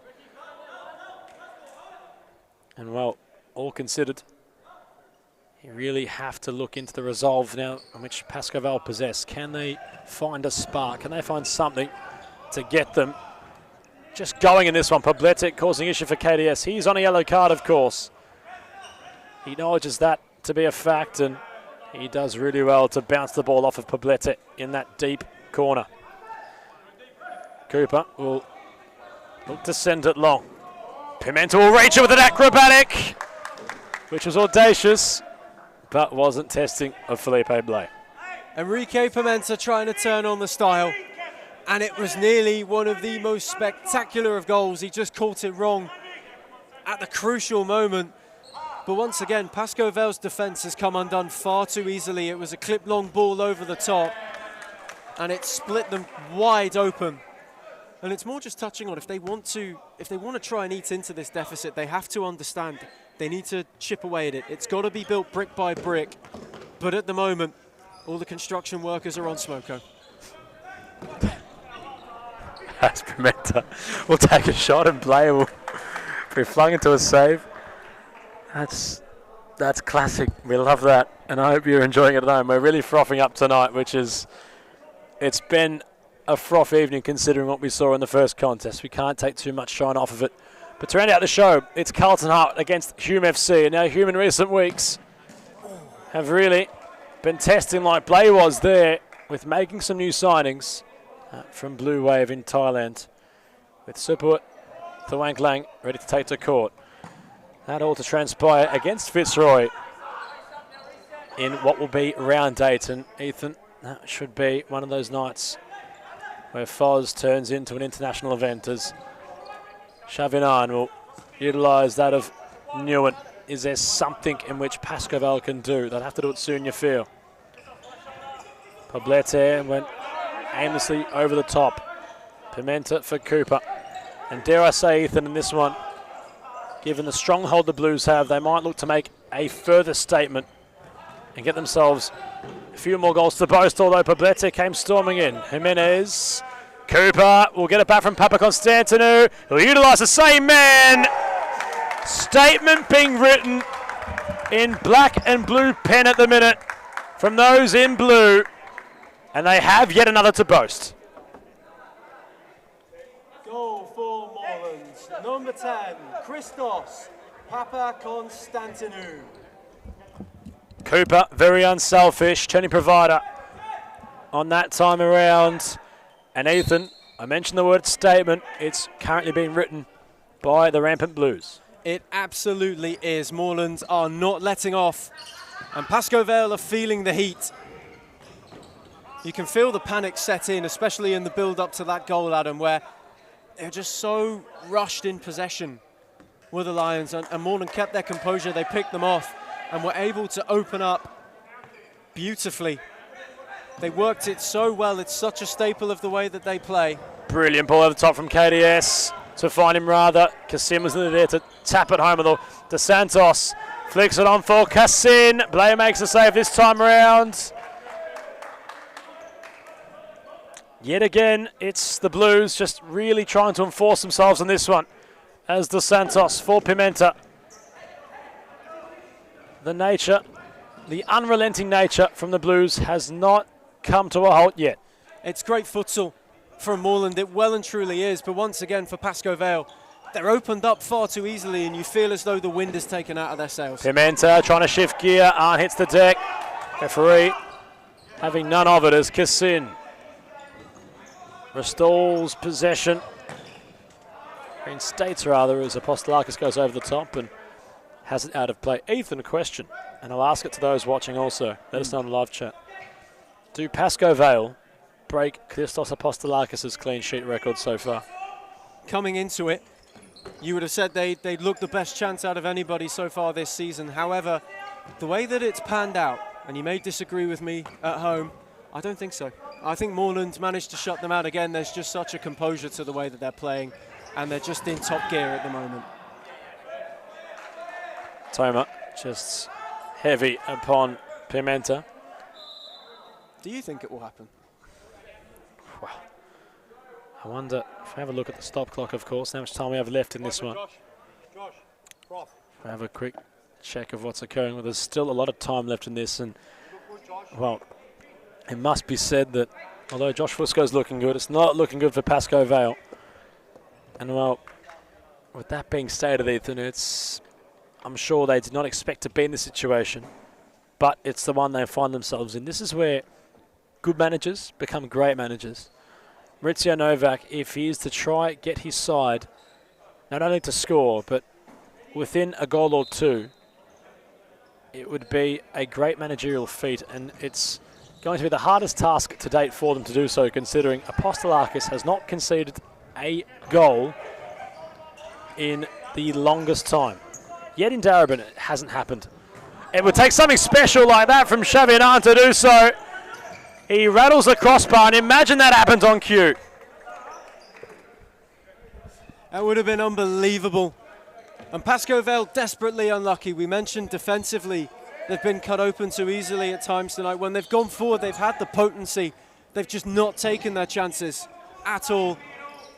And you can tell at the moment, it's certainly affecting the way that they play. Morland as well have the confidence behind them, not only of a massive lead, but in the way that Pascoe Vale's attack has slowly but surely sort of run out of steam for big parts of this game. Toma fires. Apostolakis reacts accordingly. That's really much of the tale of the tape now, considering will Apostolakis concede his first goal thus far in the competition. He's kept a clean sheet against the likes of Fitzroy. Perhaps the toughest order as he throws for Ibrahim. Blake lames it. Evangelista wants to stroll forward. Can't get around Ibrahim. Toma takes charge. Newen. Nice shaped ball for Arn. Newen still going, got a bit caught on it. Ibrahim clears, not as far as Norbury. Evangelista wants Newen. Ibrahim with the strength, steps in front. The defensive press and the setup has been the big difference in this one, Adam. You see the way the Morland are so set in their shape and the way that they're able to execute their press effectively. It's not always going high and going fast-paced like Kevin DeSantos did there. It's sometimes about just sitting in, drawing them in, and then making sure you crowd out the areas, and they've done that expertly. Felipe Blay uses all 4 seconds. Newen! Oh, brilliant. Yet again, Apostolakis comes across. He reacts in razor-sharp timing. Brilliant it was, Ethan. It was an excellent save from a man who, at the moment, not only in the form of his life, but in a league of his own between the sticks. You feel like he wants to keep these sheets clean all season. Toma! Postlarkas tested yet again, and he's looking to go all season round, but he has to go through tonight first, Ethan. And they're starting to throw the kitchen sink out in Pascoe Vale. They're really opting to get one back in this one. Rahan Ali holds it up. Cassin's on for the pass. Players there to react at the expense of a Morland corner. Rahan Ali wants it taken short towards him. Bounces off of Newen and out of play. It was a smart save from Felipe Blake, got down well. And Morland at the moment, they're in no rush to work the corner whatsoever. You can tell by the way that Norbury was happy to let that trickle out of play and let them regain shape instead of trying to blaze away. Norbury trying to loft it over on. Ibrahim, no look pass for Rahan Ali. Toma heavily upon him. Ibrahim chipped towards Norbury. Couldn't provide a touch of tangibility. Now Arn wants to stroll away. Backtracking was Cassin. Postlarkas doesn't even want to concede a corner, let alone a goal. Outrageous touch. Not only to take it down, but to clear the danger. And that defensive recovery has been the difference.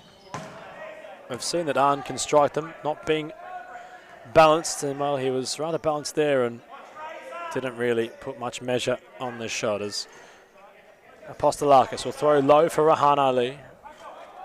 The idea intentful, not the execution. Bit of a somewhat calm around here. Morland remaining with the tempo dialed high. Toma trying to turn. He goes down in the box. He gets it for Evangelista. Into his stride, Felipe Evangelista! Chavinan arrived.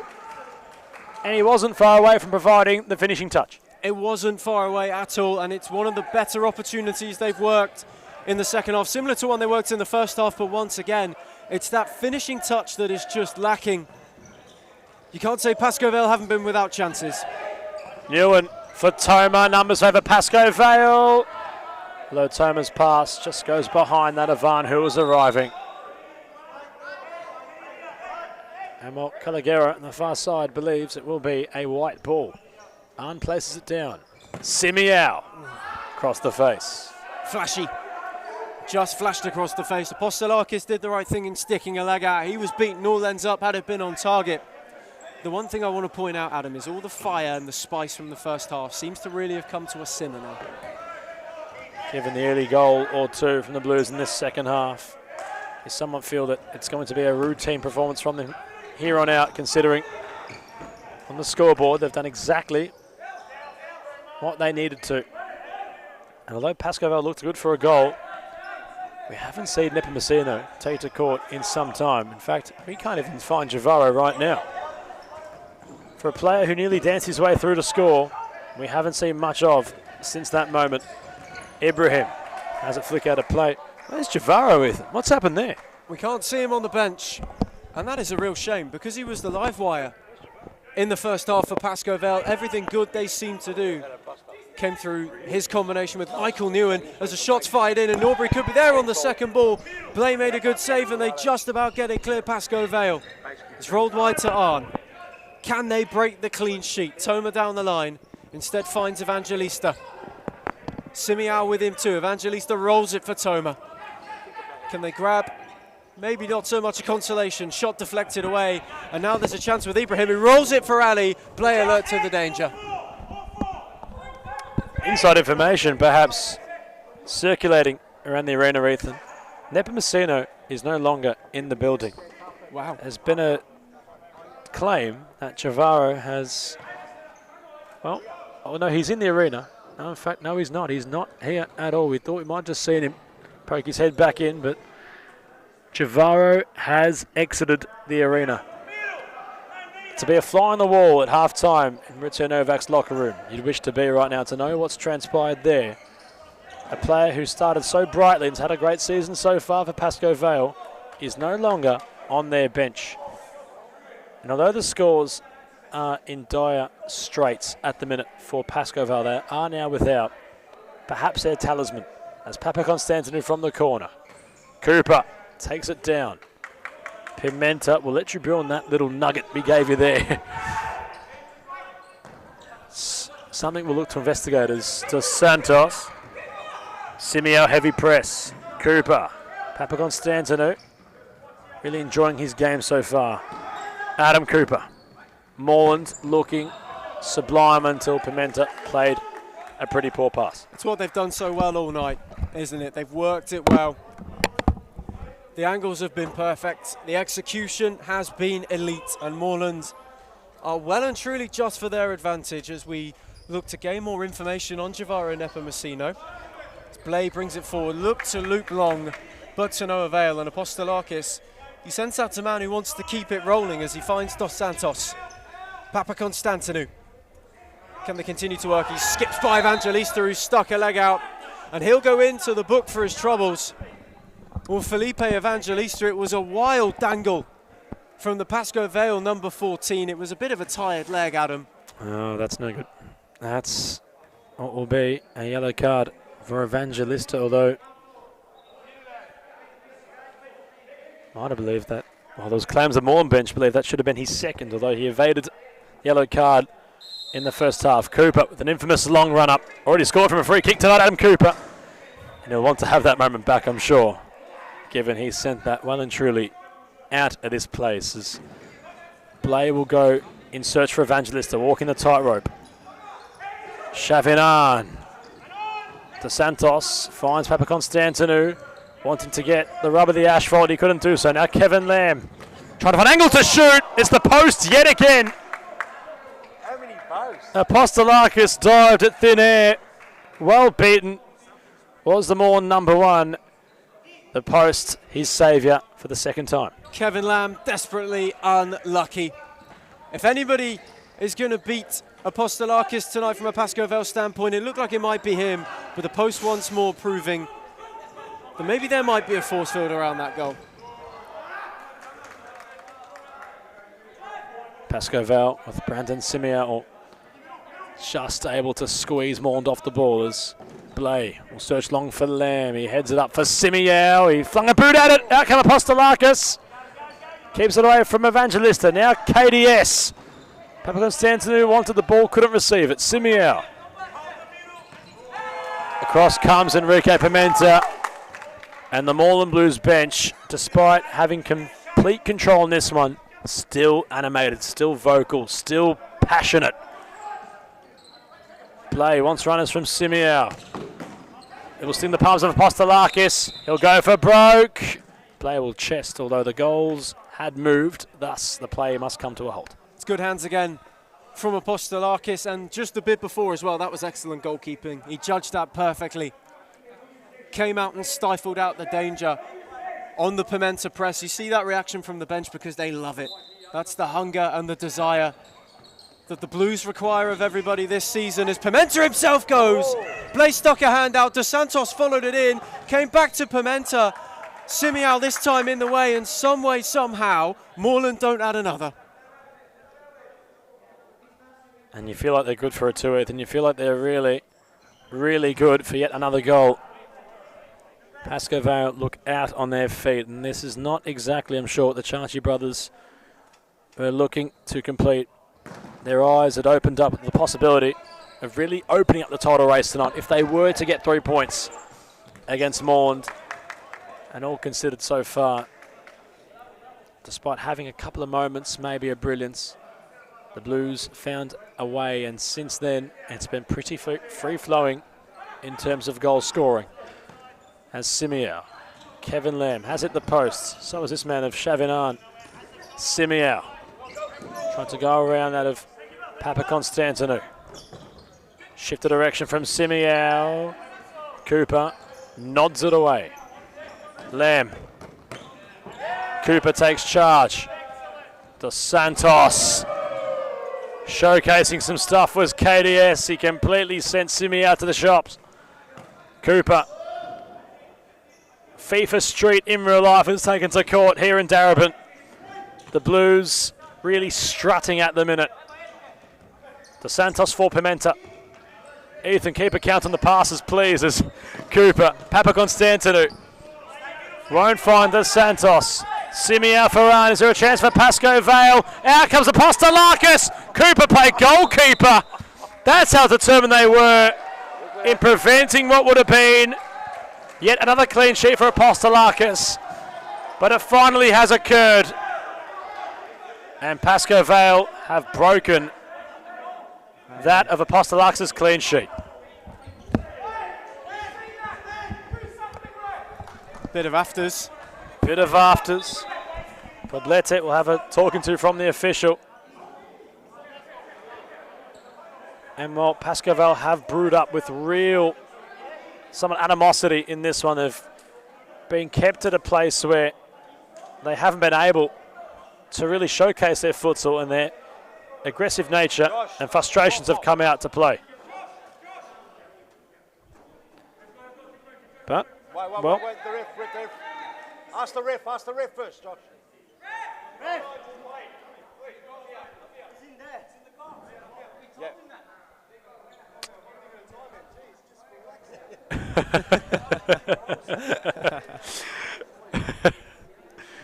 Adrian Booth, I'm sure you might have heard it on your ambience, just calling for a bit of calm around the arena. Morland not happy they conceded. Cooper, turning goalkeeper for what's now a third time this season, but couldn't keep it out as Pascoe Vale have answered a question. They have broken the Morland Blues' unconceded run. You almost thought for a second that it might not happen as well, when Adam Cooper blocked that first shot. But Poblete did the right thing in following in. And a bit of afters as well. We've only just stopped the conversation between Enrique Pimenta and Angel Simiao with the referee. And I said it might be coming to a simmer, but it might have reached boiling point once more as these two bubble away. Papakonstantinou. Blay saved it with his beak. Well kept from the keeper. Well played from Pimenta. And you feel like Morland, following having conceded, look to reply. Pimenta got it right back from Cooper, but had it fire over the crossbar. Went through a set of legs as well. He caught it all right, Pimenta just couldn't get it on target. But you also sense the anger and the frustration at conceding as Pascoe Vale might be able to add a second, but Apostolakis once more down beautifully with a leg. He's conceded one, he doesn't want it to be two. Now Lamb, Simiao, tried to find Poblete again. Adam Cooper comes away with it. As Dos Santos instead uses Pimenta. And this time Felipe play again, equal to the challenge.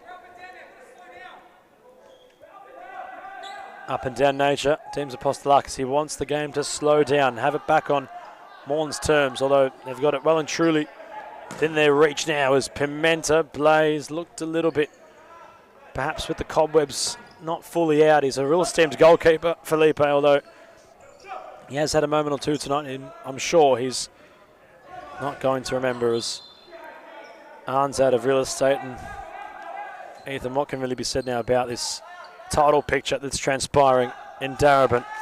Western United with a famous win. They got the job done against that of Fitzroy.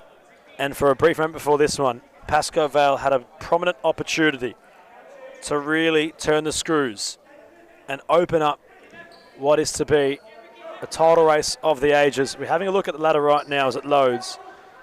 And well, the Blues are yet to lose. You'd assume, upon safe assumption, they'll have the game well and truly secured tonight, and a 6-point gap clear at the top of the table, with Fitzroy only acquiring that of 12 points from a possible 18. United just starting to keep themselves relevant in that title frame picture, although they will be, once this game concludes, out of 7 points away. Pascoe Vale slipping. But there's a moment here tonight, Ethan, where Pascoe Vale, if they were to get the 3 points, would have been 2 off of league leaders. It's a massive night for Pascoe Vale. The last 2 weeks have been huge to determine the course of their season. They could have ended them top. They will end them 4th after all. As Dos Santos adds an absolute perler to an already glistening collection for Morland. It's a long night for Pascoe Vale, and the body language being showcased by everyone on the touchline and on the court really paints a story as Poblete tried to paint a picture.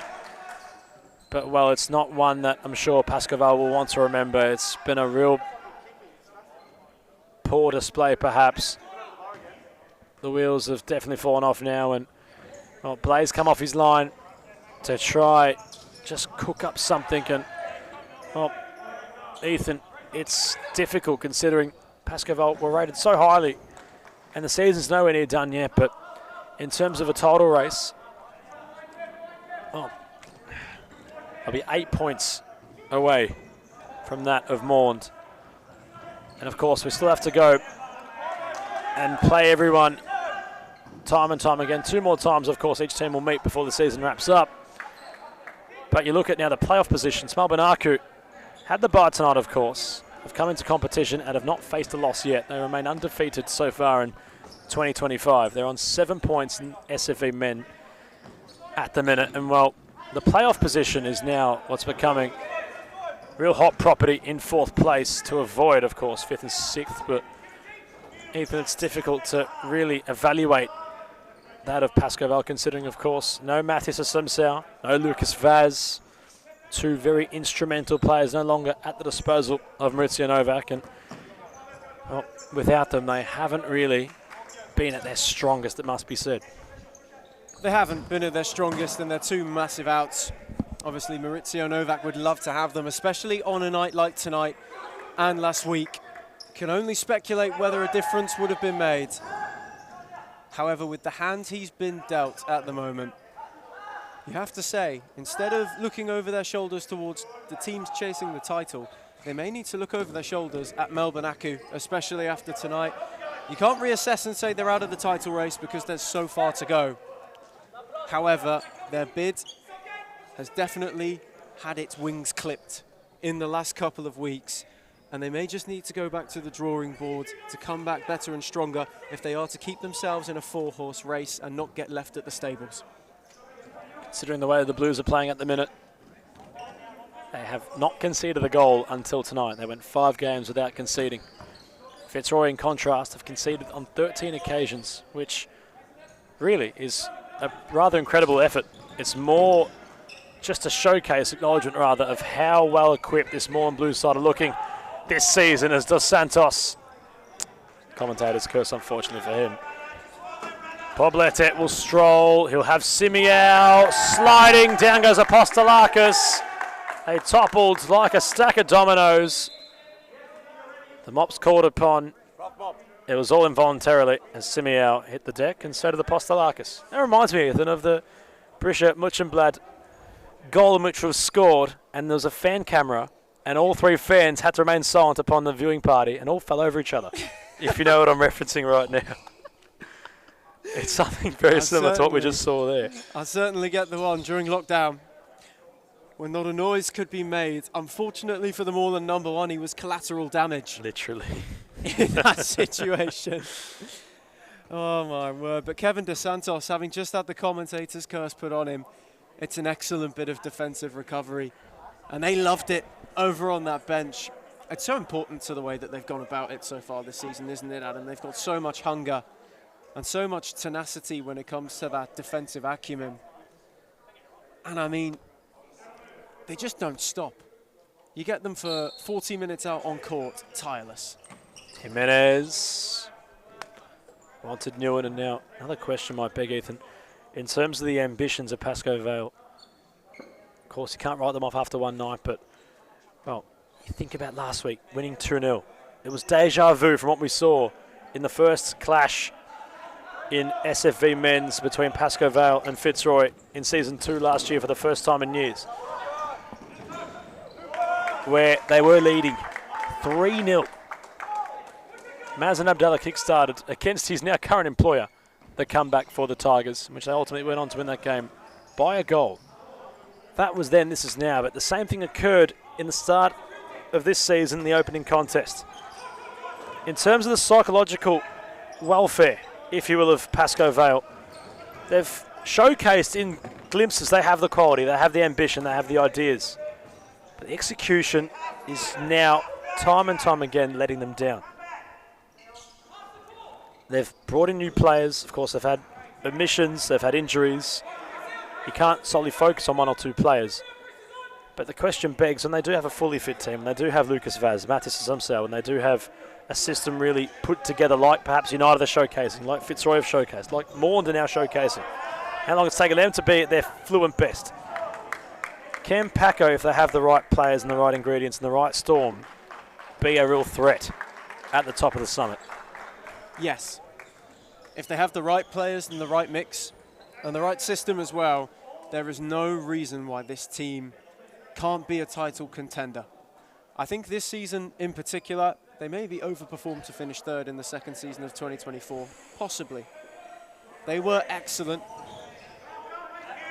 but upon their return, I don't think many people would have expected that. This season, the expectation is there, but at the same time, I think you might have to go through a couple of false dawns before you get to the top of the mountain. You have to go through some pain before you get there. There's no team that knows that better than the one they're playing right now.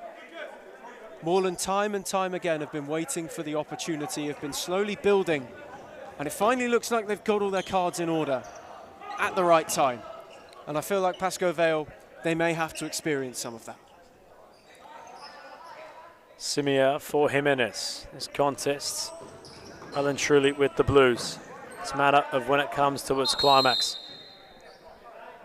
Maurizio Novak will call for a timeout. How will he polarise his players to try to find some consolation prizes? We'll find out shortly following this timeout break.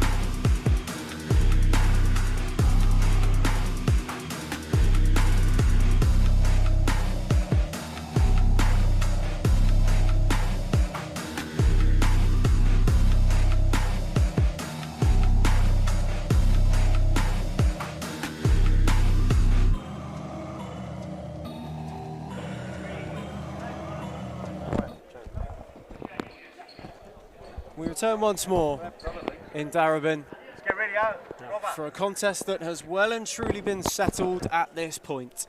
Morland have once more been marvellous, and the Lions may have to lick their wounds as the pride returns to Pascoe Vale. It's been a rough couple of weeks for those in white at the moment as Kevin Lamb comes out as the fifth man, if they are to salvage some goal difference from this one. Adam, its closing stages, is this more of an experiment to have to fly out, or do you think that there's some real tangibility to what they can salvage? I think they're looking to just maybe experiment, try and get a couple of goals back. Ibi Habe has been brought on. Apostolakis will just have a bit of respite. He's been under the pump in recent weeks. Small match experience for a real aspiring goalkeeper as Ibrahim goes for broke. Nobody home, and well, Ibi Habe is tipped by, of course, Tyler Lewis at one stage. By his own recollection, a five-time Fitzroy champion goalkeeper had stated that he wanted Ibi Habe to be his successor at the Tigers. Well, Ibi Habe opting to utilise out of the offer that came from the Blues. A lot of futsal ahead of that man in goal, as he's now the understudy of Apostolakis. Rahan Ali shifting. Works it back for Ibi Habe, who's making an option. It was Atta Ibrahim trying to hold things up. Habe, of course, has on-court experience too, considering he played at youth level for Northern Phoenix last year. He looked comfortable on court, Ethan, it must be said. As we look at who's in the building, Hume FC, Carlton Hart. Ethan, it's the six-pointer of all six-pointers. Either side yet to win so far this year. A major, major opportunity for one side to have all the spoils. Hume have been busy. Adam Colack's been vocal on podcasts.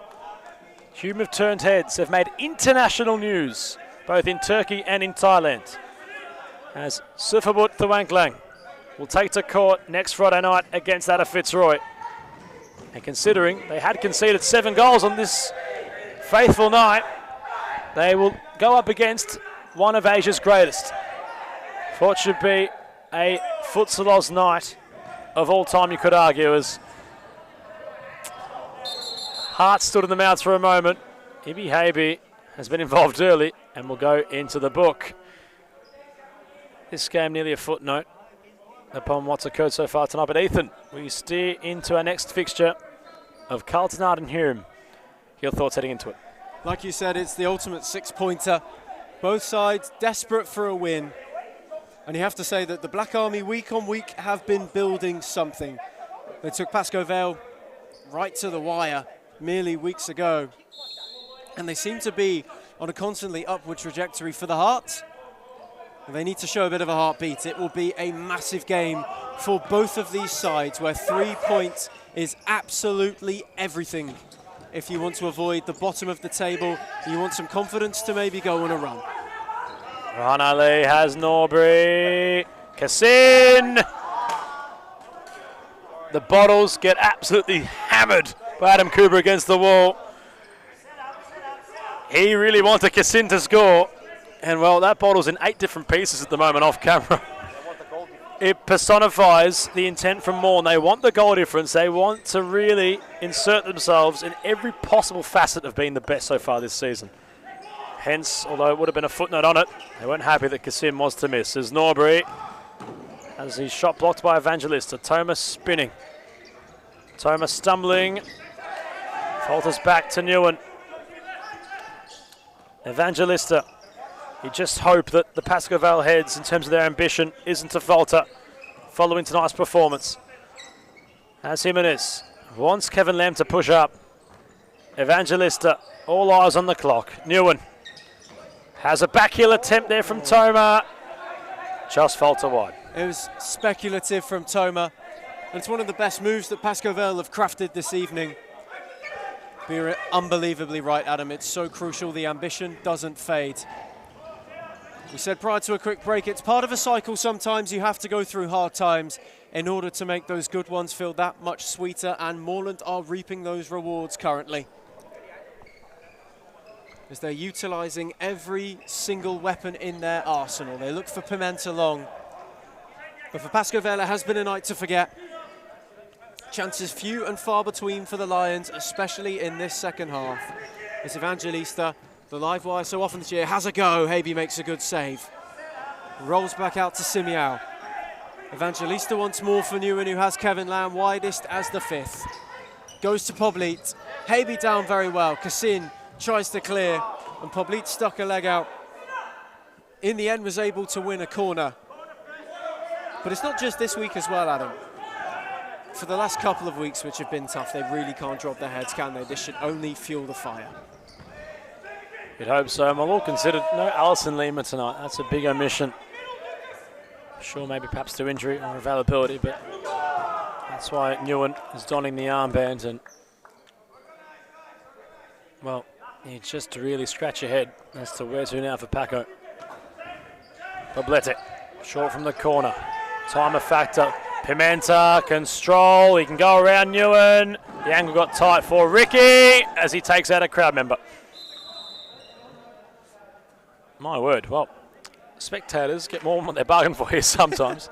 Pimenta, slide tackling a fan involuntarily, but, well, that's something you won't forget. Welcome to Darab and welcome to Series Futsal. No one is safe as Lamb got a nice roll. Simiao, is there a consolation prize? And, well, for now there won't be for Paco. It's been one of those nights for Pascoe Vale where nothing really has fallen for them. First man Pimenta over on that touchline again. This time meets it with less force. But it's just not been their night, has it, Adam? It seems that everything they tried early hasn't worked. They have been picking the pieces, and they pick a second through Angel Simiao. It is a mere consolation with just over half a minute to go. but it reduces the damage minorly for those in Pascoe Vale White. It might mirror the result of last week, which would give them a benchmark and some level pegging of where to go from here. But you also must pose that question as to what they do to close that gap. Goal for Pascoe Vale. Brendan Simiao. A true night to forget. But at least a couple of silver linings for those in white. Last play coming up as Norbury. Pimenta, Norbury chasing. And well, Pascoe Vale will try utilise one more play with the 5th.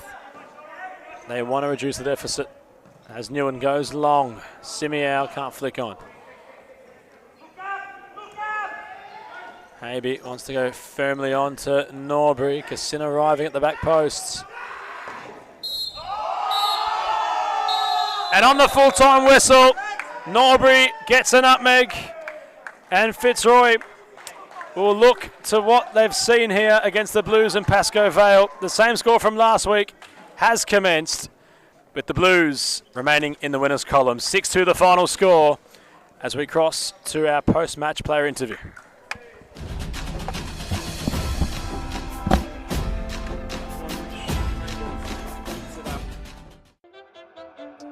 With low self-esteem, was me and my mama just us in the trauma. Hands up if you know what I mean. I see you, I feel you. I want you to know that you're not alone. I know what it's like not to have a home. Feel like I live in the end zone. I'm the one leading the drives. The crew riding around in a Benzo.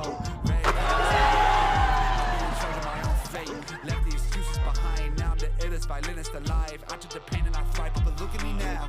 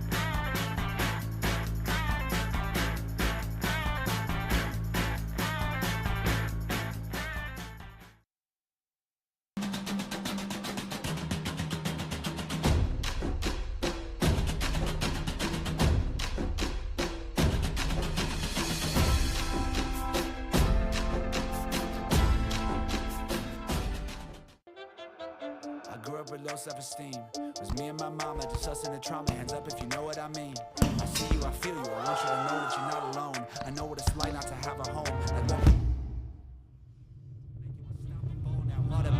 Feel like I live in the end zone. I'm the one leading the drives. The crew riding around in a Benzo. Red I'm in charge of my own fate. Left the excuses behind. Now I'm the illest violinist alive. I took the pain and I thrive, but look at me now.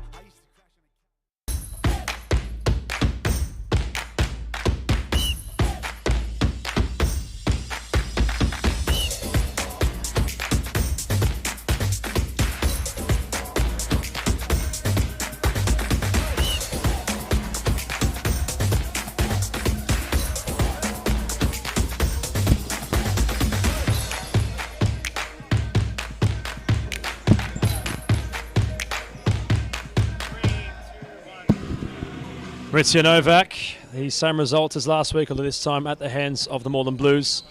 How'd the game look through your lens? Well, look, to be honest with you, we had a little bit of a different approach compared to Fitzroy. You know, we got a way of style of play. We tried to keep as much as possible, but depending on the opposition, we changed the style.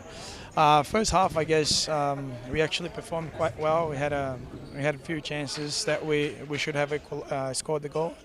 But that's football, as you know. When you don't score after a few chances, you know, the position scored one goal and they start having the momentum, and yeah, that's one of the things that happened in the game.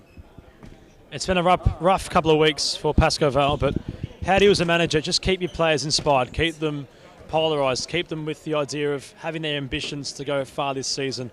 Hasn't been the right start, but there's still heaps of time to turn things around.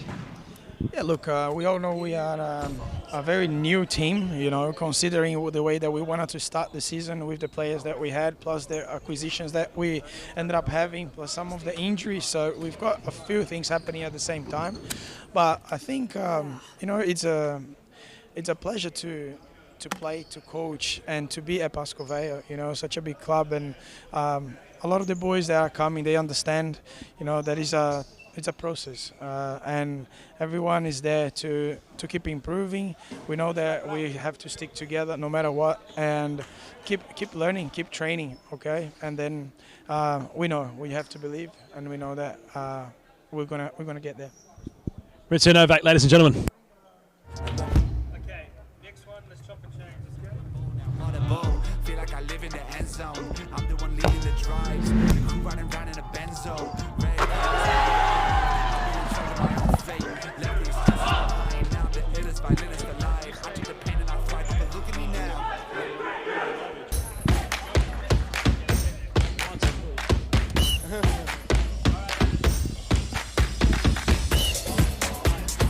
Christos Papakonstantinou, well played tonight. Morland remaining in the winners column. How'd you find that game?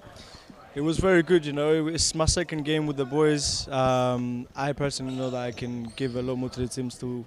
But no, it was a very good performance from the boys. We fought hard. It's against a very good opposition as well. And yeah, very intense, but overall very good. I enjoyed it. In terms of your own match, how did you find the way you played? 2 games in, how are you finding life at Morland? Yeah, no, it's good. My teammates, it's a great team, you know. Like there's a lot of boys that have played at a very high standard. I'm still learning as I go. The boys have been playing together for a long time, and it's good that I'm slowly starting to gel in. As I said, like, I still have a lot more to give to the team. The more we play together, the better we'll get, and the more I'll be able to show what we can do as well as a team. So it's all good. It's all good. Appreciate your time. Thank you. And we're back in Darebin for the final game of round 7. It was enthralling to start. Morland were marvellous in the second, and now we have 2 teams who are desperate for 3 points. Hume and Carlton Hart will round us out, and Hart will have a flurry early. And Khaled Attic will save well from Pulverenti. With both sides yet to record a point so far this season, it is the team who have scored least against a side who have conceded most. This should be a true 6-pointer down by the bottom of the table. I'm Ethan Rigg. It's a pleasure for you to join us, as you have done throughout this evening, as Pulverenti finds the wood here on the commentary side. Hume's defensive setup straight away. They'd love to get a win before some arrivals from Thailand, as Pulverenti looked for Gluhak, but just couldn't get enough on it. Attic will restart for the Black Army. Rolls it to Clanaris. And you sense now, with the international arrivals coming for Hume in the coming weeks, the spotlight's on them a little bit more. They've been building slowly, the Black Army, week on week. But for Carlton Hart, this may be a huge statement win. They're fresh off the bye, and it would be a needed morale boost to a side who haven't had a lot of joy, a lot of heartbreak this season, as Harris, looking to work the angle, could only run into Clanaris, who now has the chance himself to drive. Harris looked to shut the door and did fantastically. Out there on court, at the moment, you've got Matt Turam in between the sticks for Carlton Hart. Pulverenti, that of Tom Harris, Armand Dawood and Gluhak out there. For the Black Army, it is Khaled Attic in between the sticks. Clanaris Madeira, Bakero and Avgo. As Harris rolls for Gluhak. It's back with Harris once more. Hume looked to step up and they win the ball back expertly. There's a nice little foot in from Bakero. And at the moment, Hart trying to get a control on proceedings. They want to place their stamp down and take the ascendancy as soon as possible. Hume being asked to sit in as Clanaris rolls it for Avgo. Has a switch on, decides to go home to the number 5 and skipper. Go on once more, instead try to roll it into the feet of Madeira. But it was just too hot to handle. And he set the scene. Both are 7 adrift of Melbourne Aku. The thing with this is 3 points would be valuable to give the other leverage. Chances may not be aplenty as Gluhak rolls it back for Harris. Again, can't beat the Hume wall. Gluhak in strongly. To no avail, says the referee. Harris has a go, and Attic got a palm. At the expense of a corner. It's been a brighter start from Carlton Hart, who look reinvigorated post-bye as it's rolled to Harris from DeWood again. Duram calling for calm as Pulverenti splits. DeWood drops deeper. And they can get going once more of this battle at the bottom. A win so prized. Gluhak flicks for Pulverenti. It's back with Gluhak once more. They keep a calm tempo on it, Carlton, not looking to raise the heartbeats just yet. As Harris rolls for Pulverenti. DeWood, Pulverenti skipped by, but couldn't get past Avgo, who ran out of room after nipping in to win the ball. Hume under early pressure. And the Hart looking to land an early one. Harris looked to roll it in for Gluhak. They got bodies in the way, did Hume. Clanaris stuck a foot in. And Hart happy to see it into touch. The victims of a fast start last week were the Black Army. They want to prevent that happening again as it opens up for Harris, who looks to shift and work a shot. Finds Pulverenti, dragged it back, and Clanaris again gets a foot in. Madeira did well, and now they can go the other way. But unfortunately for Bakero, he ran out of room trying to go on the break. He was ushered off it initially by Harris, who in turn was a foul committed further up, and Clanaris starts back with Avgo. Rolls it for Madeira. And once again, Carlton Hart, you sense they have a spring in their step at the moment. They're pressing higher, and it is a much more positive outlook than we have seen from this outfit in a number of weeks. Hume doing what they may always and riding out the early storm as Bakero. Lovely 1-2, and they have the opening goal! Bakero from the 1-2, and Hume hit the front. A little bit against the run of play, but Carlton Hart rocked early after a positive start. And this will be the real test of how they look to respond. Early advantage for those in black, as Pulverenti looks to find Harris, who looks to find a leveller, could only find the foot of Attic, who got down well. But as has happened before, Hume have sprung to life and landed the opening blow. And Bakero nipped in on the return ball to Harris. The next goal already crucial. Clanaris. Back for Bakero, the goal scorer. Rolls it into Jonah. Gluhak was there to clean up, but only as far as Bakero, who could be on for an early double, danced his way through. Couldn't apply the finishing touch, but Carlton Hart were carved open. It was surgical from Sebastian Bakero. Sada rocked early, DeWood. Pulverenti. Back with DeWood, face to face with Avgo. Rolls it for Gluhak. Now Harris, DeWood, lovely touch for Harris once more. He had a hit, but it rose over the crossbar. And Attic will get to restart proceedings. Rolls it out for Clenaris. Hume in the early ascendancy. And looking to make Hearts pay. Venegas rolls it for Baquero. Clenaris once more.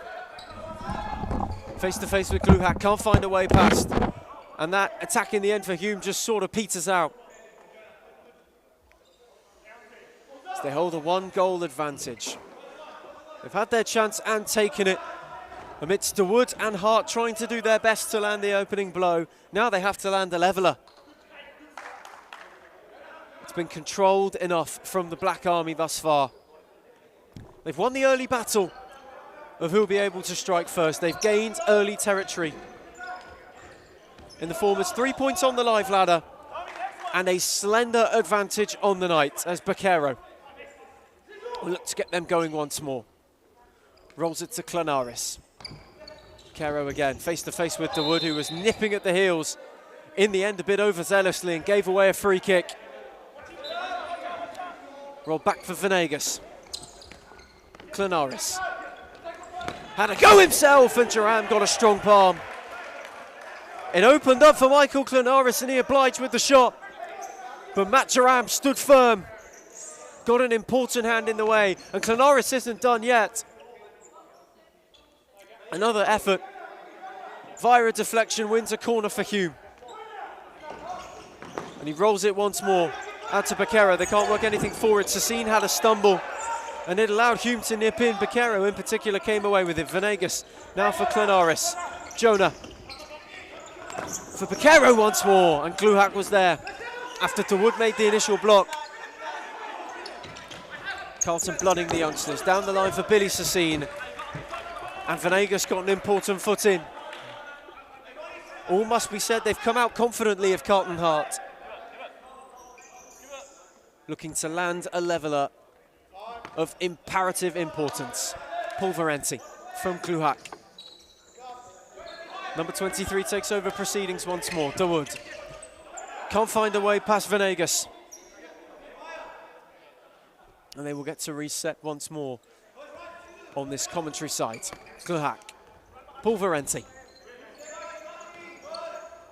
Very methodical. Trying to turn the screw and open up an opportunity for an equaliser. Roll for DeWood, who looked to have a flick, and Attic was alert to the danger. Went long immediately, and Jonah had half the court, just couldn't get it under. Duran was there to stifle out in the end. Gluhak with a nice little touch for Sassine, who could have given it back. Decided to go low, gave it back to Gluhak. A much better response from Carlton Heart, who in turn are looking to find an equaliser. With Hume having hit hard early. Clenaris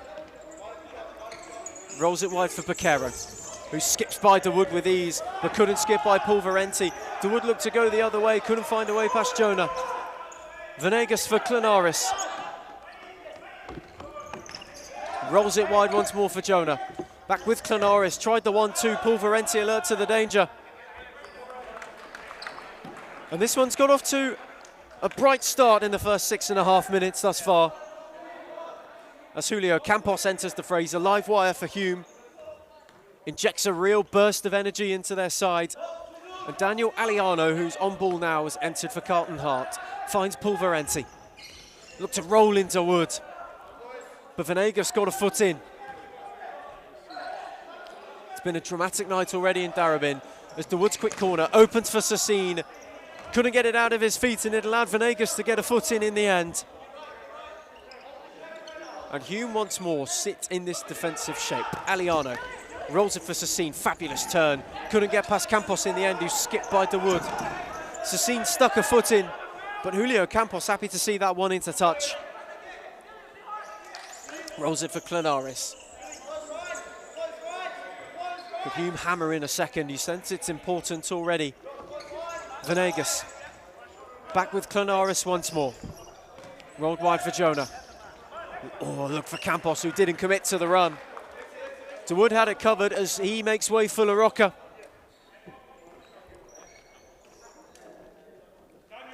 As we just have a little break here. As Duran collects the ball, LaRocca finds Aliano. Can Carlton Hart find an equaliser? Pulverenti rolls for LaRocca. Pulverenti once more. This time Aliano.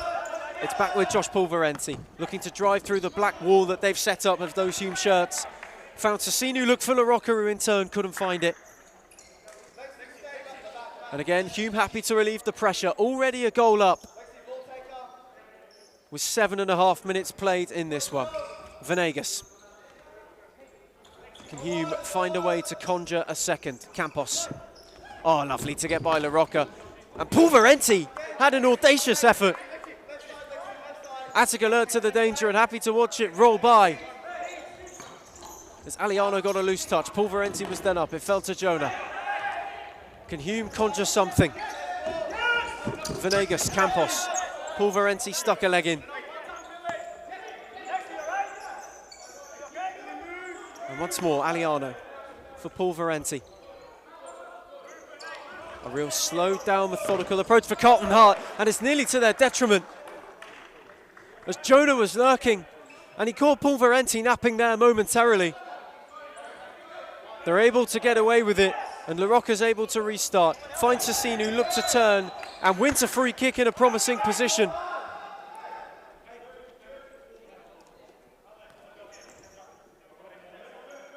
For Hart. Sassine is the one stood over it.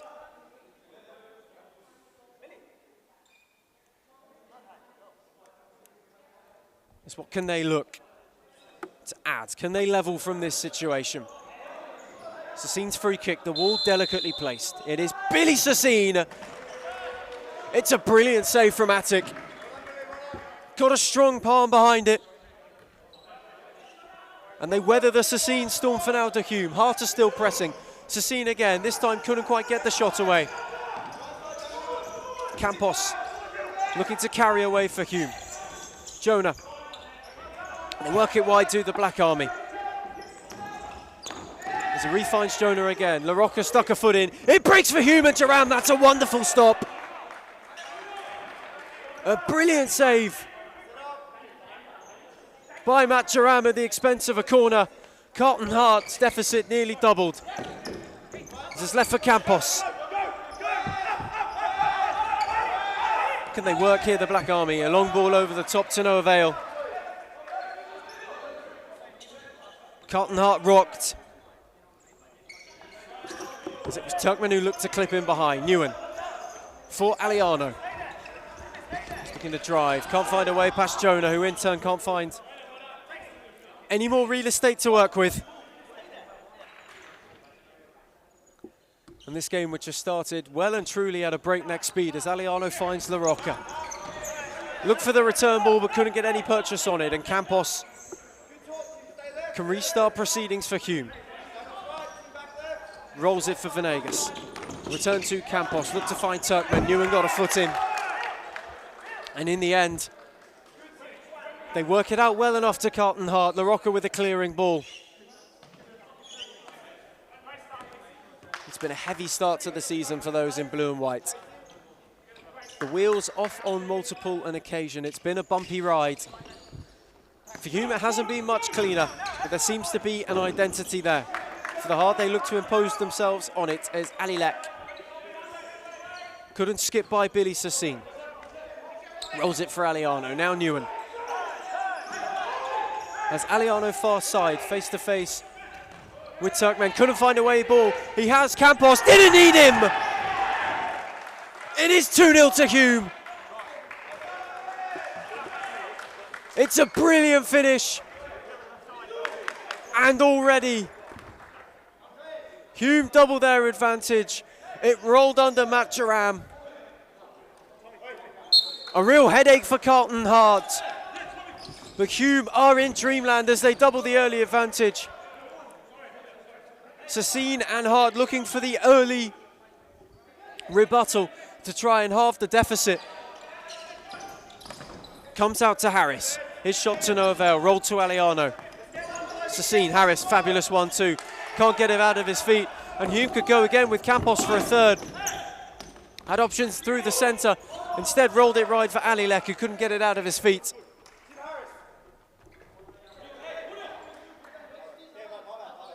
LaRocca can restart things, rolls it to Aliano. Harris. Indoors for Sassine. Look to work the angle for a shot, could only run into the wall. And now Alilek has Campos, instead uses Turkman. They can roll the other way. And they reset now to Hume. Avgo's ball to no avail. Campos. Look for a quick 1-2, and now Harris has half the court to run at. Only has one to be. Harris went alone when he could have rolled Aliano. And Attic happy to see that one into the palms. And it rolls to Campos on the long ball. Got purchase on it, but couldn't find the goal.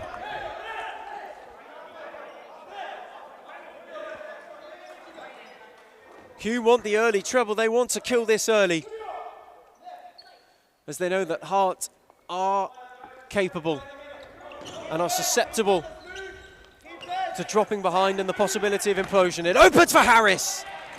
It's a brilliant save. Attic once and twice. He does very well to collect by that effort from LaRocca. Looks to release Campos over the top. Harris alert to the danger. Rolled it back for Jerram, who went long to nobody in particular, but realistically to clear the danger as Carlton Hart are under the pump.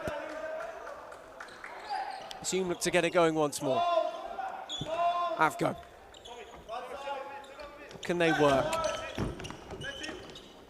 Can they add a third before the break? It would be massive for the complexity of this game and would give them some breathing room going into the interval. But Carlton Hart are trying to suffocate them. Harris couldn't quite get the touch, couldn't find the wood, and now they can counter. It was Avgo looking to go the other way, and in the end it all peters out into a bit of a scramble for Hume. But they are the side in the ascendancy with the advantage and really looking to ram it home. They've had a flurry. Jerram called into a couple bits of action. Attic been tested every now and again as DeWood finds Harris. As Aliano far side chooses DeWood again instead. Looking to twist and turn his way through. Clip ball into LaRocca, too heavy, and only found the palms of Attic. And the Black Army go again. Alilek. Avgo. What can they work? Hume just taking their time. It's a measured approach for those in blackout on court. In turn, maybe too measured as that clip ball over the top. Doesn't find a shirt.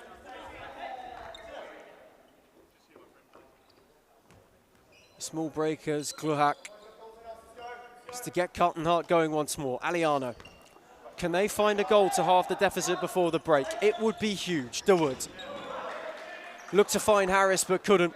Alilek stuck a boot out. There are positive sides on both ends. Hume already scoring a third of their total goals this season in the opening 20 minutes here. As DeWood rolls for Aliano, look to re-find him, but instead can only find Avgo. Calls for calm for Hume, click down the line. It was Madeira who couldn't quite get by, and Aliano stuck a foot out as a timeout is issued from the Black Army. They're in a strong position and have made the fast start. They lead Carlton Hart by 2-0. Because you know I'm all about that bass, no trouble. I'm all about that bass, no trouble. I'm all about that bass, no trouble. I'm all about that bass, Yeah, it's pretty clear. I ain't no size 2, but I can shake it like I'm supposed to. 'Cause I got that boom boom that all the boys shake. All the right jump, all the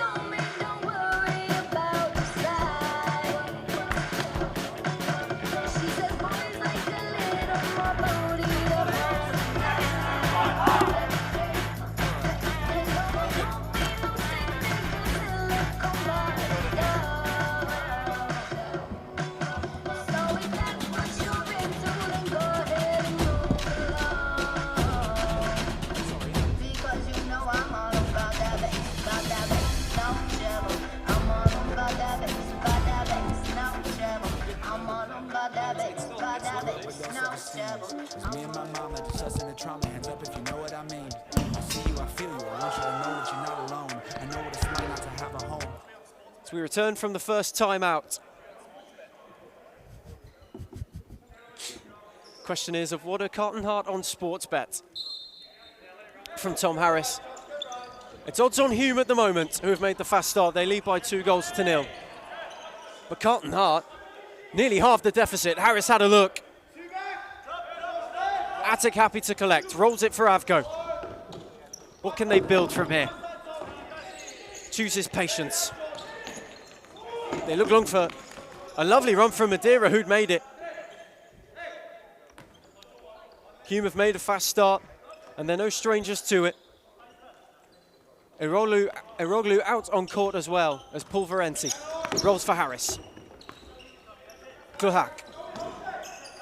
For Harris once more. This final bit of the first half, imperative for Carlton Heart to claim a way back in, but Avgo is looking for Madeira on the break. Couldn't find a way past Kluhak. No fouls, doing say the officials. As it rolls to Eroglu, and that one peters out for Carlton Heart. It's been Hume looking positive. Alilek it was who made the burst to the back post before Kluhak stuck a boot out. A quick fire double sees Hume in the driver's seat at the moment as Pulverenti finds Kluhak. Back with Pulverenti once more. The Heart got a beat in them. And they show a pulse before the break. Lovely pick out from Alilek. That was a gorgeous touch, and Kluhak stuck a boot in. Very, very nicely as Avgo is just being pulled back by the officials. Has options aplenty. Venegas deepest if he chooses. Looks to go to Alilek once more. Eroglu made the run, rolled it back for Venegas. DeWood stuck a boot out. Did well. Kluhak did it brilliantly. That's a lovely 1-2 with him and Pulverenti. Rolls it for DeWood. Attic alert to the danger. And to stifle out the attack for Carlton Heart. But that's the best futsal they've shown so far. There's been glimmers here and there. But there's something more substantial for those in blue and white as Attic looks long for Alilek. Tried to skip by Kluhak, who this time stuck his body in the way, but to no avail, and gives away a free kick. It's been a relatively clean opening period. So you join us for the battle of this league's two bottom sides so far this season. It is Hume, 2 up, with a free kick, and Clanaris, who rolls it for Avgo. Look to return favour, turning brilliantly! And Pulverenti got in the way crucially. It opened up for Avgo. It was a fabulous twist and turn, and can Clanaris get them going once more? Rolls it for Venegas. Alilek. Looking to cut inside away from DeWood. Avgo couldn't find a way through the defence of Pulverenti. Looked to roll in, Harris just had too much on it. He senses that Hume aren't going to die wondering in this first half. They want a third. That lead must be trebled before the main interval. It's Clanaris, who's been such a key part of it. Looks down the line towards Madeira, who in turn via a foot-in will roll it back in for Clanaris once more, who skipped by one but not two. There's Pulverenti who stuck a foot out.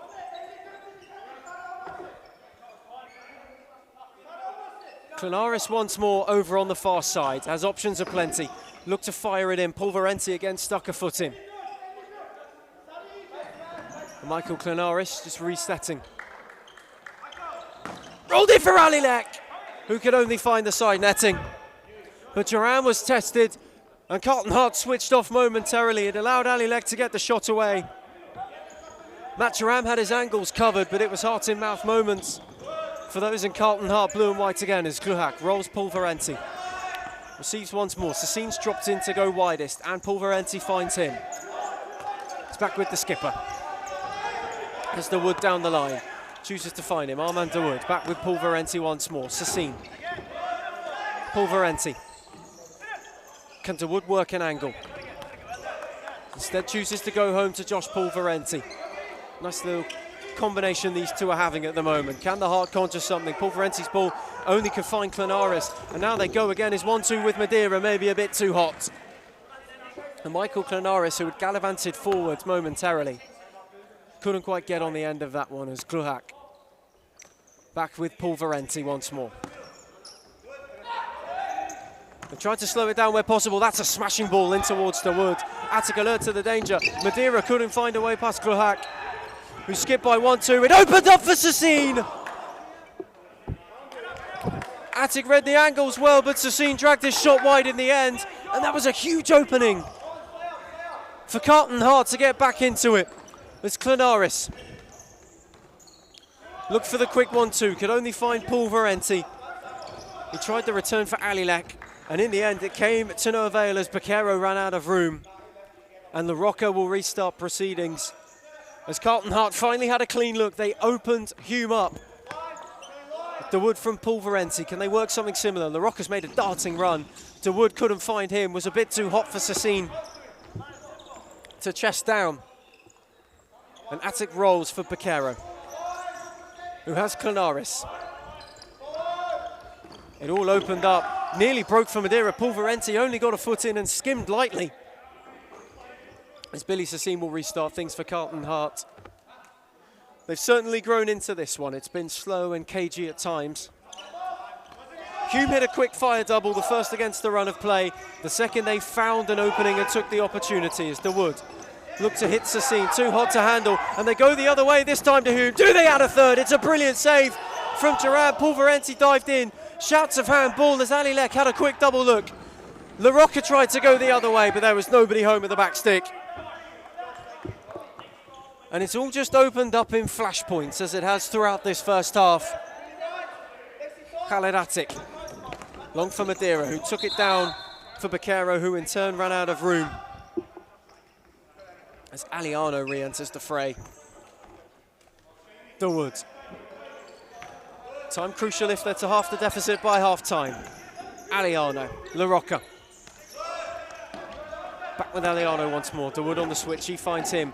Couldn't find a way through Alilek, who did expertly to skip by him. Rolls it for Madeira, who got a foot in, but Duran was quickly off his line to stifle out the danger. It is another Hume corner. As Matt Duran is moving a bit gingerly, clinging onto the crossbar for support. Clearly something has caught him. As we just take a brief moment, the referee's trying to hold the Hume corner to check on the well-being of the Carlton Hart keeper. He's moving gingerly indeed. Is Matt Duran. He's okay to carry on. And we will finally get to take that corner. As Alilek is the short option, it's rolled to him from Madeira. He had a go and Duran stuck a hand out. He's still not moving 100%, you can see it as it's rolled to Clenaris. The corner taken quickly, and the skipper is in on the act as the Black Army treble their advantage. And Carlton Hart look to call timeout.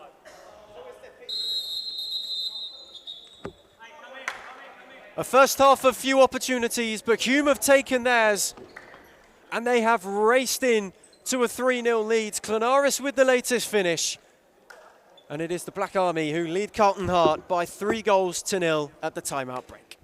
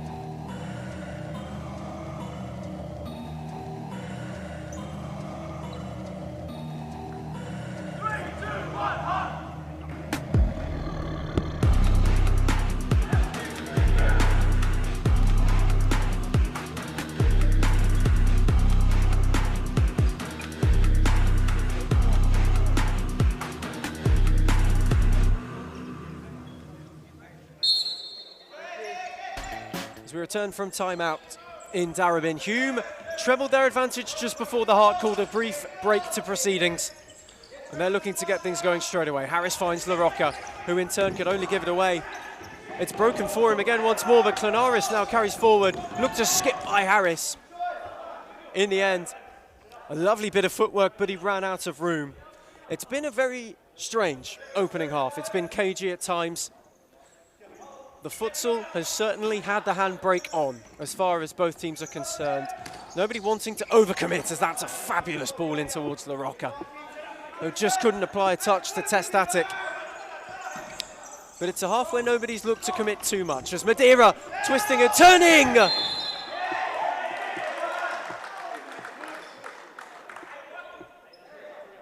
decision's been made.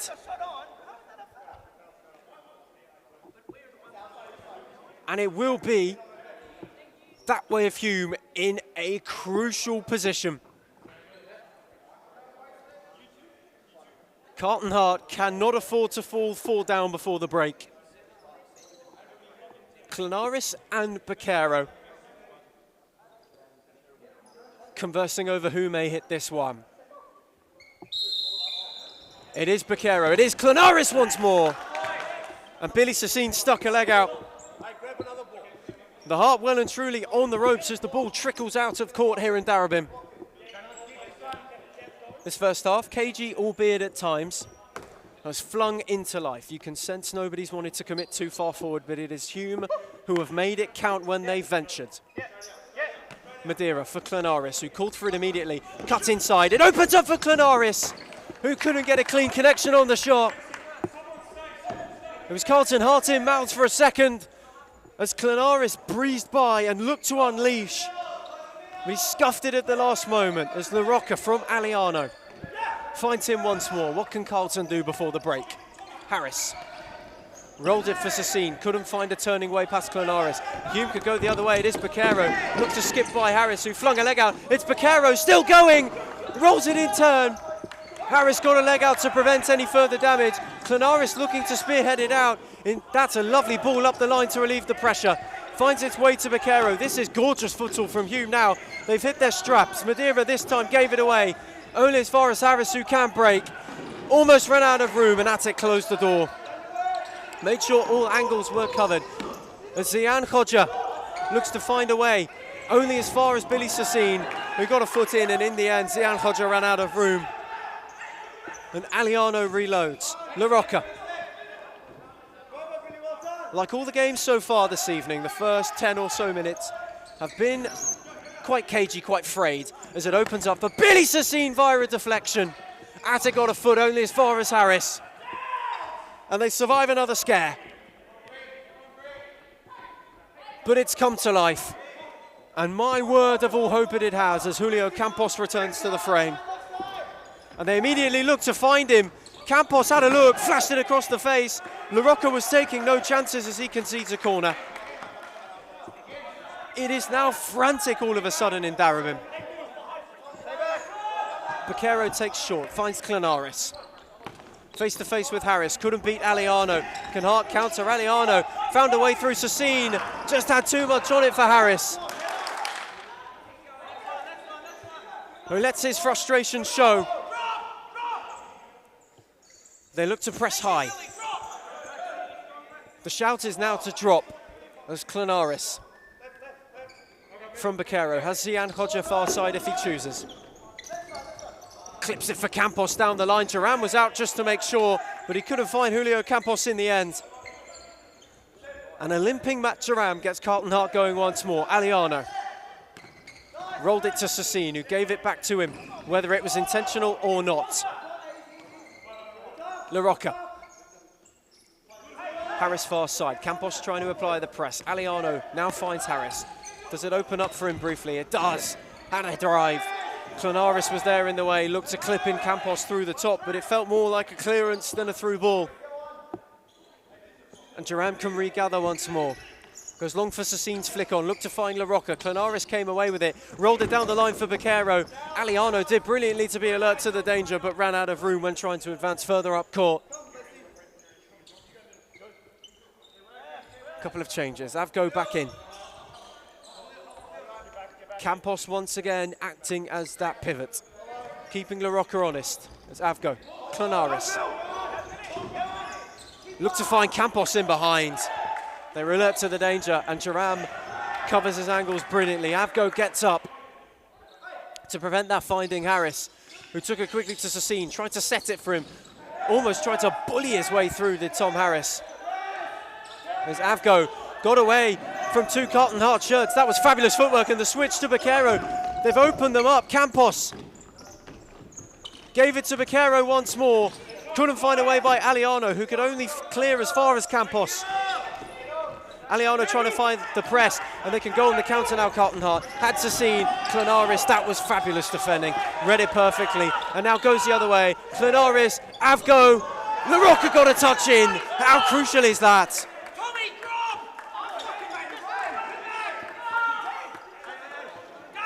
To prevent a fourth. And there is a bit of explosion on the Carlton Heart bench as Hume prepare for a corner.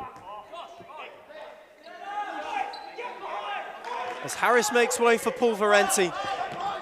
Baquero took the corner quickly, could only deflect it off LaRocca.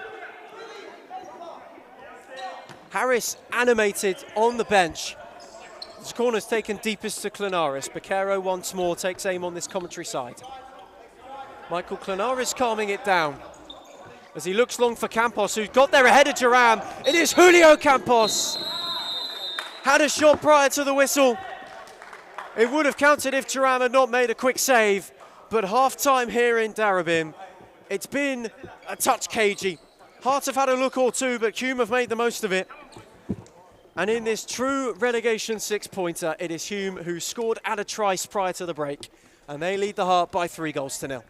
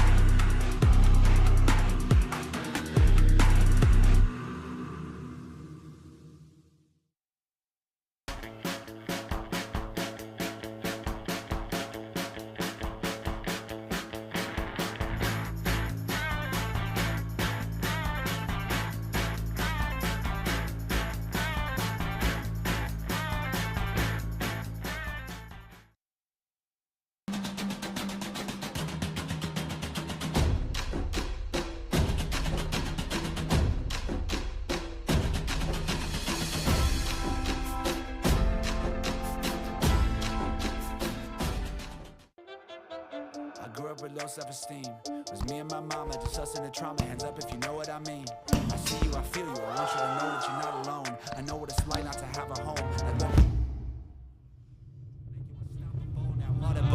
Feel like I live in the end zone. I'm the one leading the drives. The crew riding around in a Benzo. Red I'm in charge of my own fate. Left the excuses behind. Now I'm the illest violinist alive. I took the pain and I thrive, but look at me now.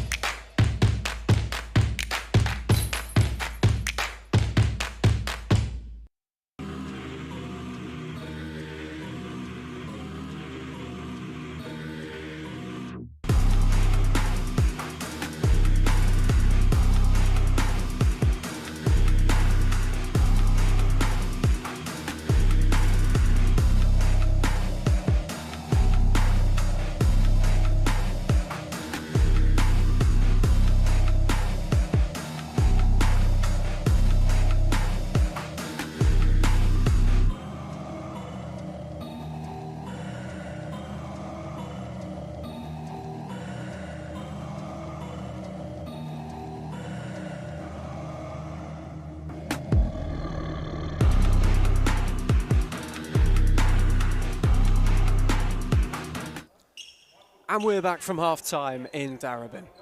It's been an enthralling contest. For two sides at the bottom of the table, fortunes have not gone as they would like so far this season. However, Hume are making it count on the night. They are 3 to the good. And in a first half that had been relatively cagey, they made the most of the advantage as Campos is looking to get them off to the fast start, and they have a perfect start. Sebastian Baquero in. That was a gorgeous flick from Campos to return. And Hume quadruple their advantage within seconds. It is the fastest start to the second half of the Black Army. It is what they dreamt of, the stuff of nightmares for Carlton Hearts, who already had a mountain to climb.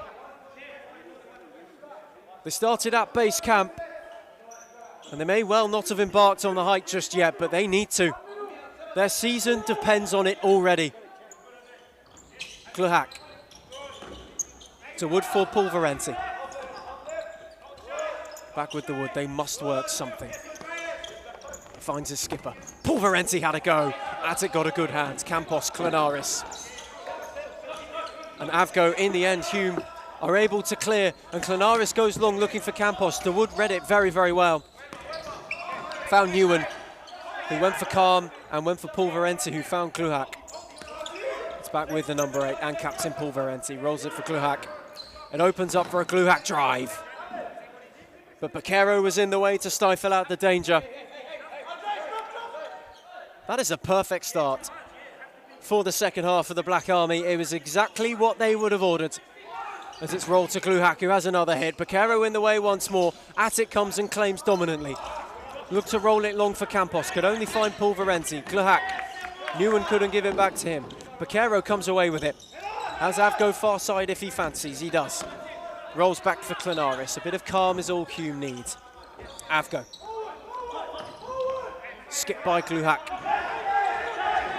The press is on now from Carlton Heart. Can Hume break through it? No, they can't. And the Heart, all of a sudden, have won it back in a tantalising situation. They must find a way. Pulverenti knows it better than anybody. The sting of relegation already, as Gluhak had a hit. To no avail. It was wide of Attic's goal. Via a deflection. Will be a corner for Carlton Heart, their first of this second period.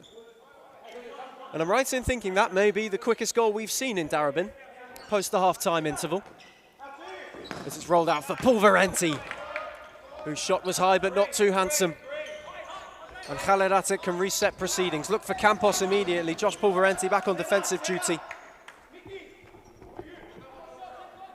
As Campos will restart things for Hume. Rolled it for Baquero.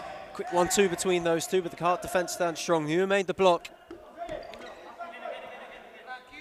And for those arriving from Thailand, this must be the perfect precursor for the situation.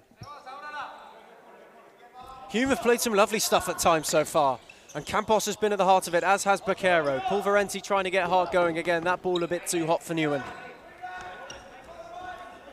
But for their two Thai rivals, much anticipated, Hume have set down a good audition tonight. Attention will be on them, and they've stood up to the mark thus far. 4 goals to the good. It hasn't been liquid, it hasn't been champagne, but it has been gritty and good enough. They've broken Hearts open whenever they've been able to. And they've looked the team more assured and more in control thus far. Worthy for their advantage, as Avgo finds Clenaris and Hume go once more, looking for Campos, who stuck a leg out, but couldn't retrieve the long ball, and Duran can restart again. He seems to be moving better since half-time. He looked gingerly at the end of the first period. He finds Newen lovely. It rolls for Armand Woods, and Avgo slid in perfectly at the expense of a corner, but it could have been so much worse for Hume. The Wood can take quickly, had Newen who broke. Tried to force its way through to Pulverenti, and Baquero kept that in beautifully. Skipped by Gluhak, and then sat down another.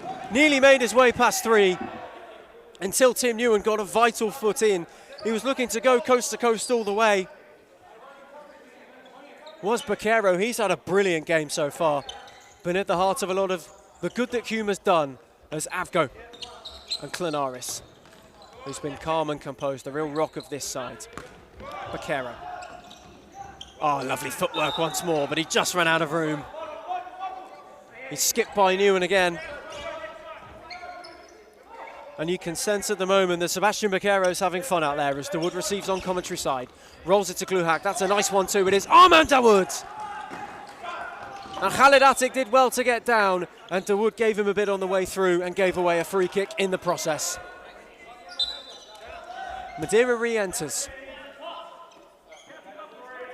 Clenaris looks long for Campos. It's really been the staple of the way they've looked to go from the keeper tonight, Hume.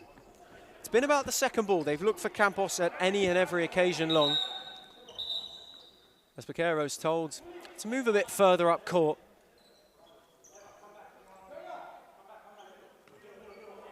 He finds Clenaris. Back with Baquero again. Now he has Madeira, who's moved indoors. Finds him. That's a lovely ball. It is Madeira. That's a brilliant save. Duram got down and stuck out a palm at the expense of a Hume corner. And for all that must be said of Hume being 4-0 up, Matt Duram again has made a very good account of himself. Madeira would like that corner back as it gives it away to Harris on the break. Couldn't skip by Clenaris. Instead, Dawood comes away with it. Opens up for Harris. Had a poke via a deflection. And it will be a ball in from the side. And something maybe for Carlton Hart to work an opportunity. Dawood. Harris! Scuffed it a bit. Clenaris got there. Pulverenti hit the post. It's the best chance they've worked in the second half. It fell opportunistically to Josh Pulverenti, who caught it sweet. But it was the framework of the goal that prevented Carlton Hart from finding an avenue back. As Venegas found Clenaris, who looked to go long for Madeira. As the ball's cleared towards a few spectators who've been in the action more than they probably bargained for this evening. Enrique Pimenta making himself well acquainted with those orange seats on the far side earlier tonight. It's Clenaris. Finds Venegas. Back with his captain, Baquero. Lovely ball indoors to Venegas. You work it so well, Madeira. Clenaris. Cut out by Pulverenti. He's been dogged and determined in his efforts, as always. He gives everything, does the Carlton Hart skipper, as Madeira. It opens up for a drive. Pulverenti stuck a leg out. Glahak came away with it. Madeira might be able to see this out of play. Looked to flick it back indoors. Could only find Glahak, who rolls it to Dawood. He in turn looks to find Harris. It might drop fortuitously. Baquero stuck a foot in. Harris wrestled him off it. It is Harris! And Carlton Hart have one back. It's a lovely goal from Tom Harris. Placed it expertly into the roof of the net. And maybe, just maybe, there is a pulse. You never know. Could this galvanise Carlton Hart as Clenaris and Hume with Venegas look to go again? It was lifted lightly and it was a lovely finish. 4-1 as Venegas and Clenaris. Pulverenti in the way once more. Harris shouts of handball and it will be against Clenaris, who protests his innocence, or maybe protests there's not a lot he could do in that situation. In the end, he sees the funny side. As Dawood has Harris, who could find a quick-fire double for himself. It's Harris again! It's a brilliant save from Khalid Atik, who is on the floor in a bit of pain. Certainly stung the palms. He's clutching that wrist momentarily. As the officials go to check, Carlton Hart will have a corner and have just momentarily taken the ascendancy for the first time this evening. Nightfall in Darabin. Harris. Madeira quickly out and quickly in front. To Wood. Harris again. Does it open up? Couldn't get it out. Harris still had a hit. And Atik got another strong palm. And in this second half, Tom Harris is a man on a mission. He has one back already and he is driving this Hart renaissance. Harris once more. Brilliant save again. Atik flung a foot at it and managed to get himself in the way. Harris again, Attic again. Level to the challenge. These two are having their own personal game. Tom Harris is looking to really drive Carlton Hart back into this. Once more short, Pulverenti. This time he has a go. And Attic is happy to see that one sail far and wide. A good spell for those in blue and white. They scored a goal. They capitalised on it. They need a second. He sensed that they may be chipping away momentarily. They've quartered the advantage. Time is of the essence as Madeira gives it to Venegas, who sold the wood. Looked to loft it towards the back post. Duran got an important flick at the expense of a Hume corner. There was a Roglu lurking and he took the corner quickly out to Klanaris. Venegas. Harris stuck a foot in intently. Venegas skipped by him the first time, not the second. Harris then looked to roll for DeWood, who did well to recover. He has Glahak and Pulverenti, who calls for calm and in turn finds possession. Harris, Glahak. This second half has sprung into life. Had DeWood, who made the run, allowed Pulverenti to advance. It is Josh Pulverenti, rolled it for Glahak, who made a great run. Now Roglu can go the other way. Can't get by Harris, or does he? Couldn't at the first attempt. The second attempt rolled it for Venegas. That was clever. Madeira over on the far side. It opens up for Venegas. DeWood did expertly well. And Pulverenti clears and nearly takes out yours truly in the commentary box. We never have a dull one over here. It's maybe a sign I should be sitting down. Possibly. It's Venegas and Hume. Look to reassert their dominance. Klanaris, what a fifth would do for them right now. It would take all of the energy out of this side. Klanaris again. Look to have a hit. LaRocca got in the way. Venegas can reset as Klanaris makes way for Zian Khodja, who's re-entered court and is found immediately. It didn't quite open up for him. Aroglu, who couldn't get it under control. And that's a precious bit of possession wasted for the Black Army. Harris finds Pulverenti. Back with Harris. 2 to beat, uses Pulverenti instead. LaRocca made a nice run. Played it for DeWood, who clipped it back to him. Aroglu stuck a boot out. It ricochets off the roof. No froth mop needed for the time being. As DeWood resets. Pulverenti. Harris. Over on the commentary side. Can't find his way past Venegas. And it is Madeira who goes alone. Looked to arrow on towards Matt Duram's top corner, but couldn't find the finish. Chances have not been as plentiful in the second half for Hume as they were in the first. Outside of that early goal, Hearts have well and truly been on top as DeWood with Pulverenti. Now Harris clips it down the line for DeWood. It opens up for him. And Attic did well. DeWood couldn't quite get it out from under his feet before the strike. And Iroglu. Venegas. Zian Khodja. Face to face with Harris, who is chasing him down brilliantly. Looks to get by one. Couldn't get by Madeira, who rolled it looking for Iroglu. DeWood stuck a foot out, flung it anywhere, would do for him. And Hume gets a reload. There's once more. They're called further up court. Iroglu for Zian Khodja. Couldn't find the return. And Carlton Hart once more may use some squandered possession to capitalise. DeWood, who's danced by a couple of times, finds Pulverenti. Back with Armand DeWood. LaRocca wants it down the line, the ball just a bit too heavy. But this is much more positive from Carlton Hart, and it has been since the fourth went in. Attic. Looks long for Madeira, who took that down, but Harris got in the way. Only lost it out to Alilek. Duran made a brilliant stop. Once again, level to the task, and they take it quickly. Madeira for Venegas. Zian Khodja. Venegas once more. Madeira. Lovely clip ball inside. Alilek. Oh, fabulous turn. Got away from Harris. And Duran spilled. Pulverenti was there to clear the danger, and Carlton Hart have somehow, some way come away with possession. The ball took the least lucky of flicks off Alilek before running out of room as Aliano rolls for DeWood. Billy Sassine. The kitchen sink may need to come out soon for those in Carlton Heart White. Aliano, lovely cut inside. Sassine, Aliano had a hit, LaRocca made the run. Couldn't apply the finishing touch, but that was a darting run. He got in behind and was unmarked.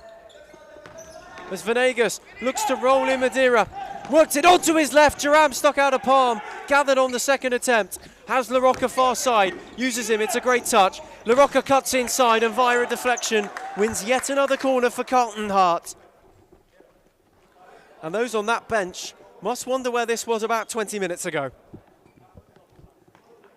They've been excellent since going a fourth down. You can find a second, Aliano, Sassine. It was a cleverly worked routine, Billy Sassine just couldn't keep it down. Attic had Avgo short, chose to go long and DeWood stuck a foot out beautifully.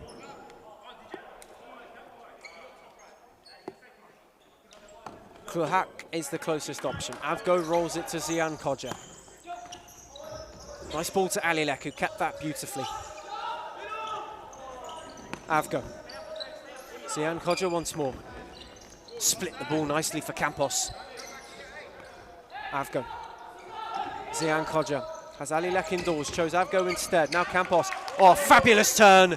Jerram came off his line, had to get there and did. That was a lovely turn from Julio Campos. He got in behind, and as the man who's been the live wire, they've reintroduced him at the perfect time. He sensed that Hart were looking to mount a counter-charge. The next goal in this one may very well decide how it plays out as Alilek skips by LaRocca. It opened up for Alilek! And there is that next goal. It goes the way of Hume, and for all their good work, it is once more the Black Army who capitalise against the run of play and reinstate their 4-goal advantage. It's a lovely finish. LaRocca thought he did enough. Alilek drilled it into the back of the net. And Carlton Heart now must have the heart to come once more. LaRocca couldn't find anybody beyond Campos. Lovely touch from Avgo, kept it well. Alilek was there as support, but Aliano in the end won out. Put Kluhak under pressure, only found Campos, brilliant save. Top stop once more from Matt Jerram. As Hume looked like to have ridden out the storm, and they need to press home strong. Avgo. Alilek has made the run behind. Uses him. Sassine was nipping at the heels. He found Zian Kodja instead. Campos, it's there. Alilek couldn't get the shot away, and now LaRocca can break. He has Sassine, rolls it to Billy Sassine. Brilliant save. Khaled Attic quite literally flung himself at that. Got two shins in the way at the expense of a corner. Brilliant finish. Worked ever so nicely.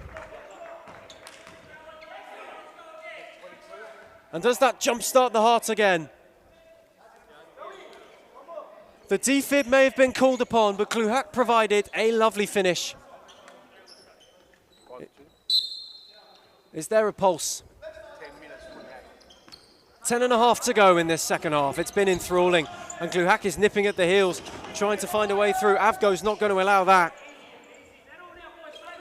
As we approach the halfway point of this second half.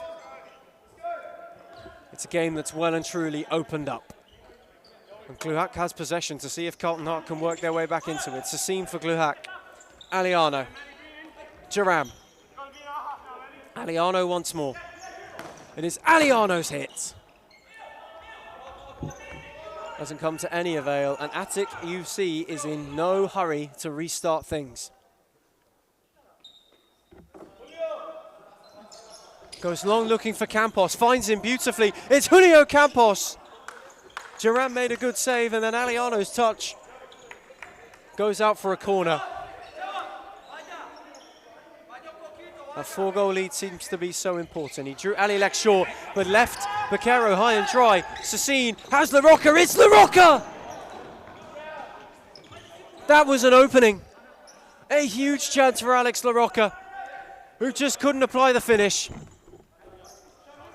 And Hume have a huge let-off as Alilek for Baquero. Hazav goes short. Look for Campos, but Aliano stuck a boot out. As a timeout has been issued in what has been a frantic second half. You may sense there's still just a bit of life in this one yet. Hume have a fifth, but Hart got 2 back. It is Hume who lead Carlton Hart by 5 goals to 2.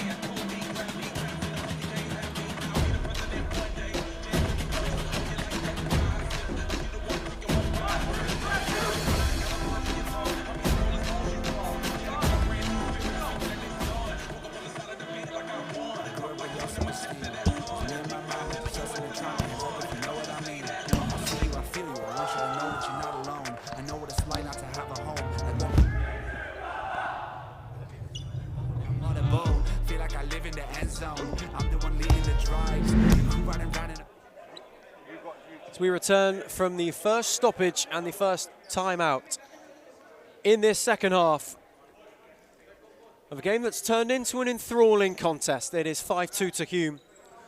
But don't write Carlton Hart off just yet. They've been brilliant in this second half and are looking to put the Black Army under pressure as Harris is reinstated. Alilek had to go. Attic spectacular! That's a brilliant goal! Julio Campos. It's something they've threatened all night. It was a delicate little flick. It's a gorgeous ball from Khaled Attic to find him. And Hume, as they did after the halftime break, have hit within seconds to make it 6. And where do Hart go from here?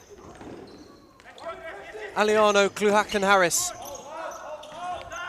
trying to find the answers, but they can only find Baquero, who finds Campos. Alilek opened up momentarily. Campos couldn't find a way past, but indeed keep possession. Baquero, open up. Oh, they've done it! Alilek there to add a 7th. It's quick fire for Hume. They've hit not once but twice since returning from the timeout interval. And maybe, just maybe, they might have iced this one.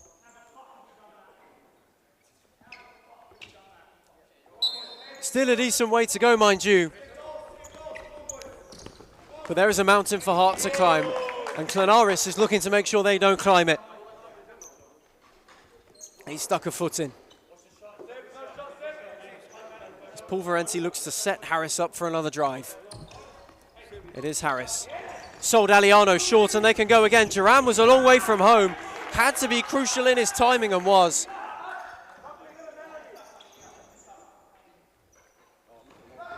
For defensive organisation. Alilek clipped by Pulverenti on his way through.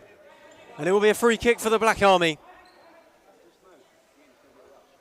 One more goal, you sense, would put this game to bed. There's already a conference over who might hit it, over what the plan might be.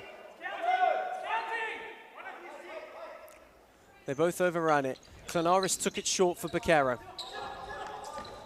Rolled it for Campos. It's Baquero once more. They try to skip their way through. It falls away to Harris on the break for Carlton Hart. Skipped by Clenaris wonderfully. Rolled it for Pulverenti, who gave it to Gluhak. It opened up and Gluhak scored with their best move of the night. It was a lovely finish. And just when you sense you might be running away with it, Carlton Hart just maybe give themselves a lifeline. As Harris now looks to skip away on the break, and they hit twice in a minute. It's Gluhak again! It's off the post. Clonarus look to clear. Alilek. Can they go end to end now? It is Alilek. It opened up for him. Alilek had a go. Jaram stuck a boot out. DeWood was there to clear. Came out as far as Harris. To work the angle, and from end to end, the number 54 for Hume stuck it out at the expense of a corner.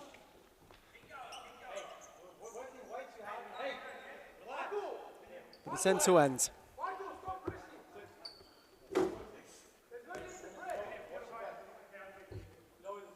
There's still a slither of light as it opens for Harris. Had a hit.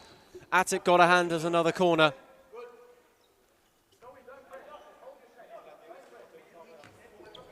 There may well be an opening for Hart just yet if they hit back once more. Harris rolled it for Pulverenti, who had a look himself. It wasn't far away.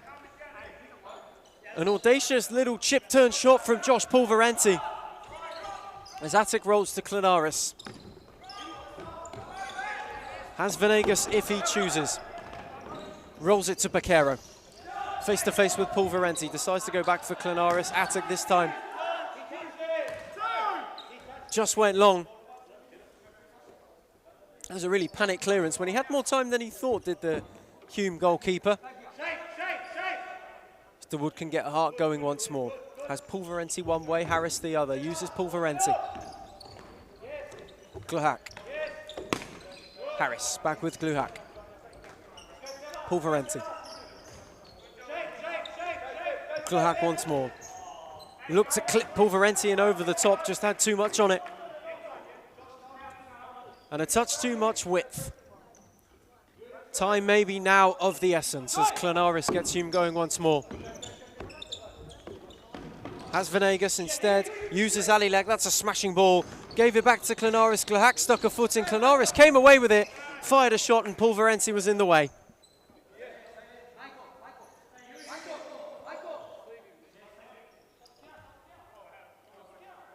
They are not letting up just yet. They don't sense it's time to ice it.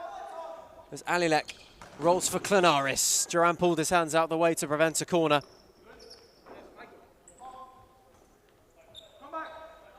But Hart must launch something. Duran launching, looking for Harris. At it came. Got a touch on it. Harris looked to take quickly, had DeWood who broke. He was waiting for Gluhak to make the run, or Pulverenti, who could only find Alilek with his shot.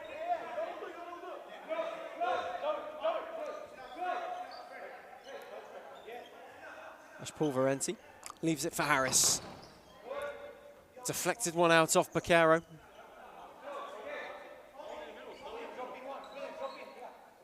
And for the league's lowest scoring side, Hume have certainly hit the net as many times as they can, but DeWood gets one to trickle in. And now then, is there a lifeline once more? 3 goals in it. Harris will certainly claim it. As Hume are put under a bit of pressure. Can they respond? Or can Carlton Hart make a real fist of this one as Harris is looking to go for broke? It is Harris again! They are well and truly back in it. 2 in a flash. And Carlton Hart, with under 7 minutes to go, are within touching distance. Harris, to his credit, has been inspired in this second half. He's been the heartbeat of this side, who are not going to lie down. Venegas and Hume must look to find something. Hart are pressing high. Pulverenti look to find Harris again, but you can feel it. There's a belief in this side. Possibly for the first time this season. Venegas, Clonarus. Hooked it long. Pulverenti with a thumping header to clear. And all of a sudden, you don't know which way it will swing. Pulverenti contested with Madeira. Duran pretty happy to come and claim. DeWood. The Hart may need to launch another attack. LaRocca tried to roll it wide for Pulverenti, but got too much on it. Baquero. Clonarus. Venegas is widest. Clanaris looped long for Madeira. Pulverenti had an arm in, but Madeira's flick on is ushered out of play by DeWood. They've just gone up a level, Carlton Hart. You may sense it was earing towards implosion. But as DeWood gathers here, they're only 2 behind. And well within a chance as it breaks for Harris again. Opens up for him! They are more than back in it! Harris with a brilliant goal. It was a fabulous hit. And Carlton Hart are 1 away. 7-6, 550 on the clock. Just over 5 to go. Don't go anywhere. Do not turn your monitor off. This will be yet another grandstand finish. As La Rocca, it breaks for Harris again, who tried to skip by Clanaris. Pulverenti for DeWood, tried to look for La Rocca. Venegas got a foot in, and you can see him trying to rally the troops as the Black Army are rocked. DeWood, Pulverenti, Harris. DeWood, lovely roll, looked to give it to La Rocca. They've come to life all right.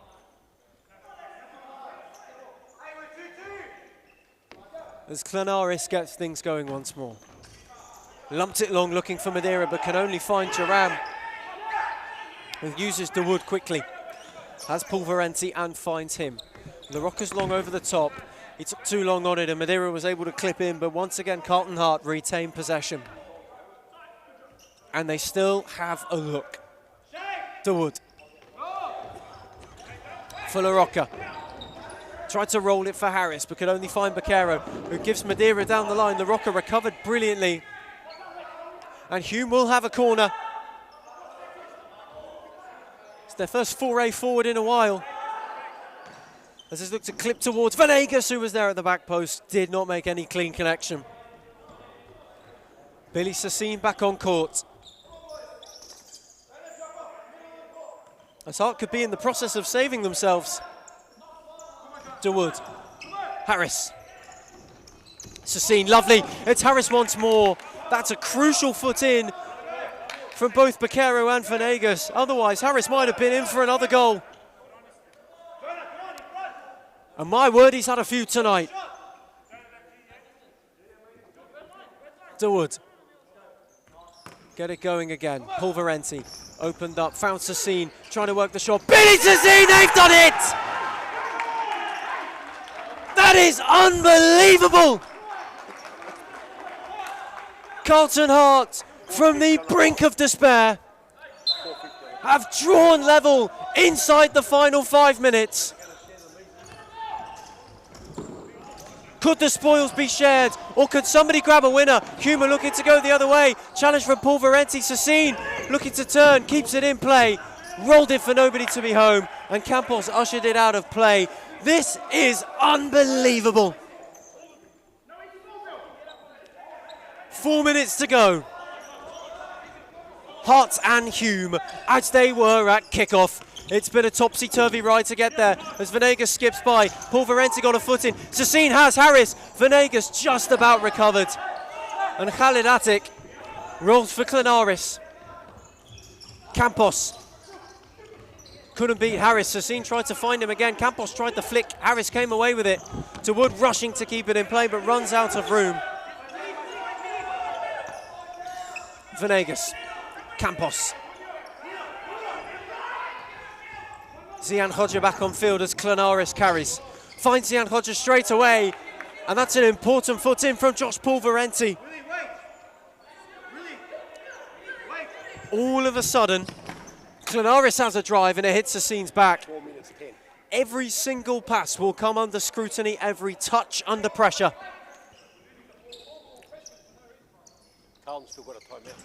Clanaris, the Hearts have a timeout should they choose to use it. Duran reloads. Pulverenti, you sense they wouldn't want to stop proceedings with the way they're going at the moment. DeWood. Harris. Rolls it for Sassine. Flicked it for DeWood. Opened up for him momentarily. Billy Sassine once more shouts for a foul. Pulverenti slowed it down. Harris wanted it to feet. Instead he found Billy Sassine, whose shot was high and over.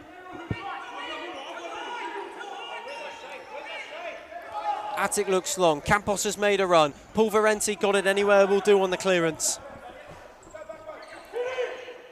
Venegas ambles up court.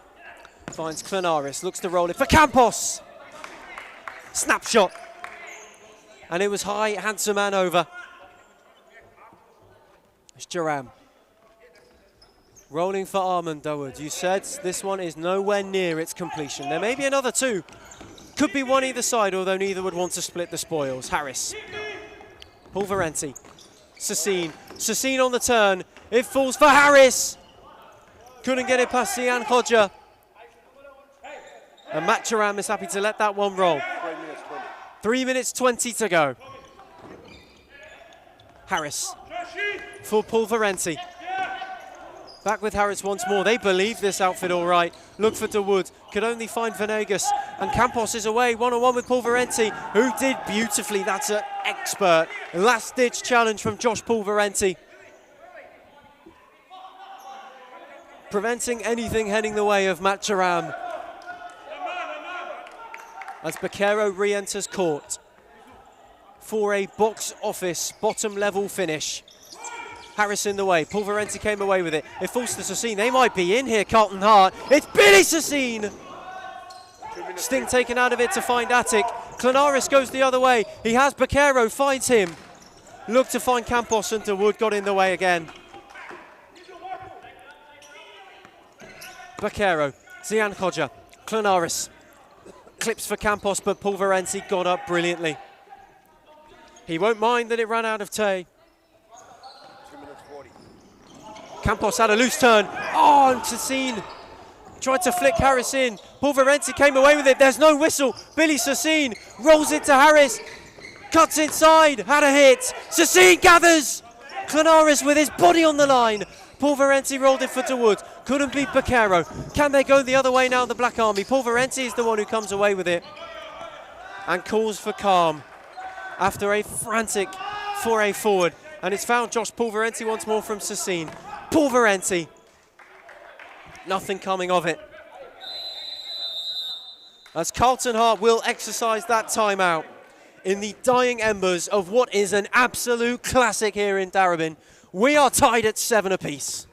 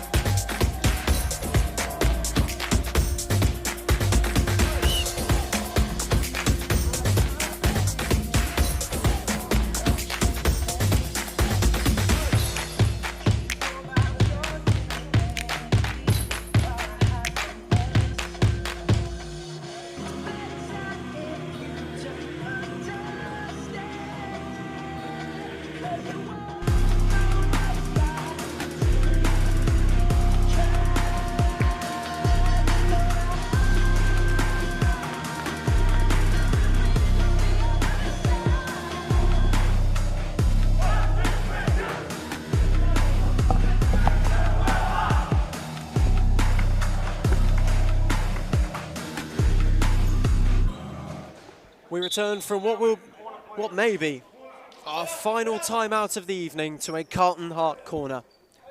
We're tied at 7s. In what has truly been the most seesaw roller coaster of contests. Neither want to settle for a point, but neither will deny it would push them in the right direction. Can either conjure a winner, or will the hands be shook on the point share? Gluhack's looking to break the deadlock. That one over the top. Back with Attic and Clenaris. It's Hume's turn to launch a blow. Look for Campos again. Been a real feature of their play tonight. The long ball into Julio Campos. It's worked on a couple of occasions. And you sense direction may be the call of order as Gluhack finds Harris. Couldn't skip by Baquero, but will retain possession. DeWood turned out, found Gluhack. Harris once more, put under pressure immediately. Skipped by Bakero for Sassine, who looked to give it back to him. Couldn't find a way past the black wall. It came out to Dawood, and now they can break. Zian Kodja got his way past Kluhak. Squared it for Bakero, who couldn't apply the finishing touch. They were desperately close to ecstasy on the bench near me. Harris's loose touch gave it away to Klenaris. Zian Kodja. Campos could only find Dawood, who calms it down to Harris. Rolls for Sassine. Can Cotton Hart launch a go? Ball a bit behind Harris. Has Dawood on the break. He's been brilliant tonight as Harris finds Ahmed. Dawood! Attic got a strong set behind it. Looks to release Campos, who couldn't get any contact on it. Duran was spread and scrambling. 1 minute exactly. We're into the final minute as Sassine chests it down for Harris. Any moment here could be the winner, and Carlton Hart have a corner. Or don't they? It's gone the way of Hume, who can now catch them out. It's come to Alilek, rolls it to the back post. They will have a corner. Alilek looking to be in a rush to take it. Jaram got down beautifully at his back stick, rolled it. Harris trying to get himself through one-on-one by trying to nip off Klenaris. And this final minute means everything to these two sides. Kluhak uses Harris. Does he have one more in him? It's Harris! Unbelievable save! Attic, they rolled it quickly. He sold Sassine short. Now Klenaris looks to go the other way. Kluhak with an important foot in.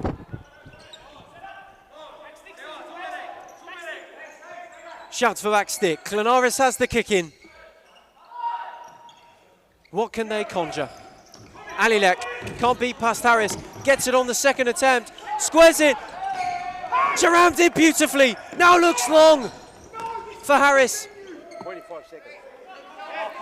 25 seconds to go as the ball smashes into the chain, and every single thing you could think of is happening. It's off the wire, and we're down to the wire. Klenaris for Alilek, got by Dawood. Kluhak had to come across. Dawood at the second attempt does brilliantly. 19 seconds. Inside the final 20. They want to take it quick. Alilek, Dawood. They don't want to give away a corner. That will do for the Heart. It's a side ball for Attic. They have to get it going. Zian Kodja. Harris is the only one pressing. Klenaris under pressure from Kluhak. Runs out of room. Can they launch one last roll of the dice? 9 seconds to go. Harris turns, opens up, deflected, falls for Sassine, who can't get it away. Yes, that's correct. 4 seconds. This will be it. 4 seconds. It is now or never if anyone is to win this game. Harris is lurking, hoping it breaks. They have 4 seconds. Sassine into Bakero. Alilek shouts to have a shout. Zian Kodja can't get it away, and that will be that. The points will be shared in the most thrilling of ways, in one of the best contests we have seen in Darabin. That was simply brilliant. Hume looked to be out of sight, but Carlton Hart showed an immense amount of fight to drag themselves in and earn a point. It finishes full time in one of the games of the season so far. Hume 7, Carlton Hart 7.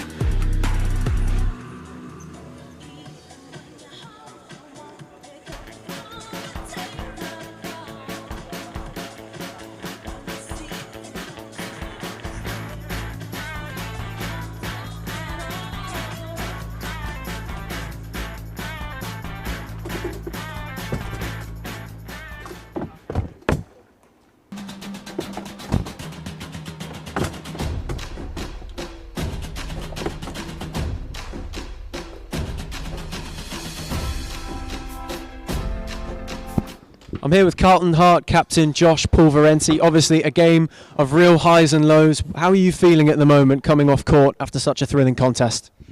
Look, we're feeling good. We've had trust from the top with Sharps, our president, through to the youth, and this game's been coming.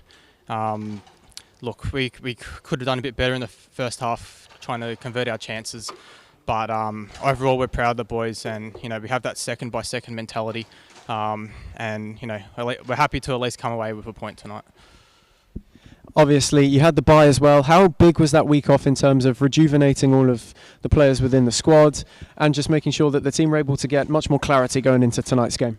Yeah, it gave us a chance to work on a few things and make sure we're on the same page. We've got a quality team, but we just weren't gelling and working together on the court enough. So we went away, we worked on that a bit. We're slowly getting there. We're nowhere near where we need to be, but we're making small steps, and hopefully we just keep going and going. You mentioned small steps, and obviously you're off the mark tonight, finally. How does that feel within the group, and what will that bring to all of you going forward? Yeah, it should bring us a bit of confidence. We know that we have the players good enough to play in this league, so we just need to stay committed and trust the process, and we'll get there. Thank you so much for your time, mate. Take care.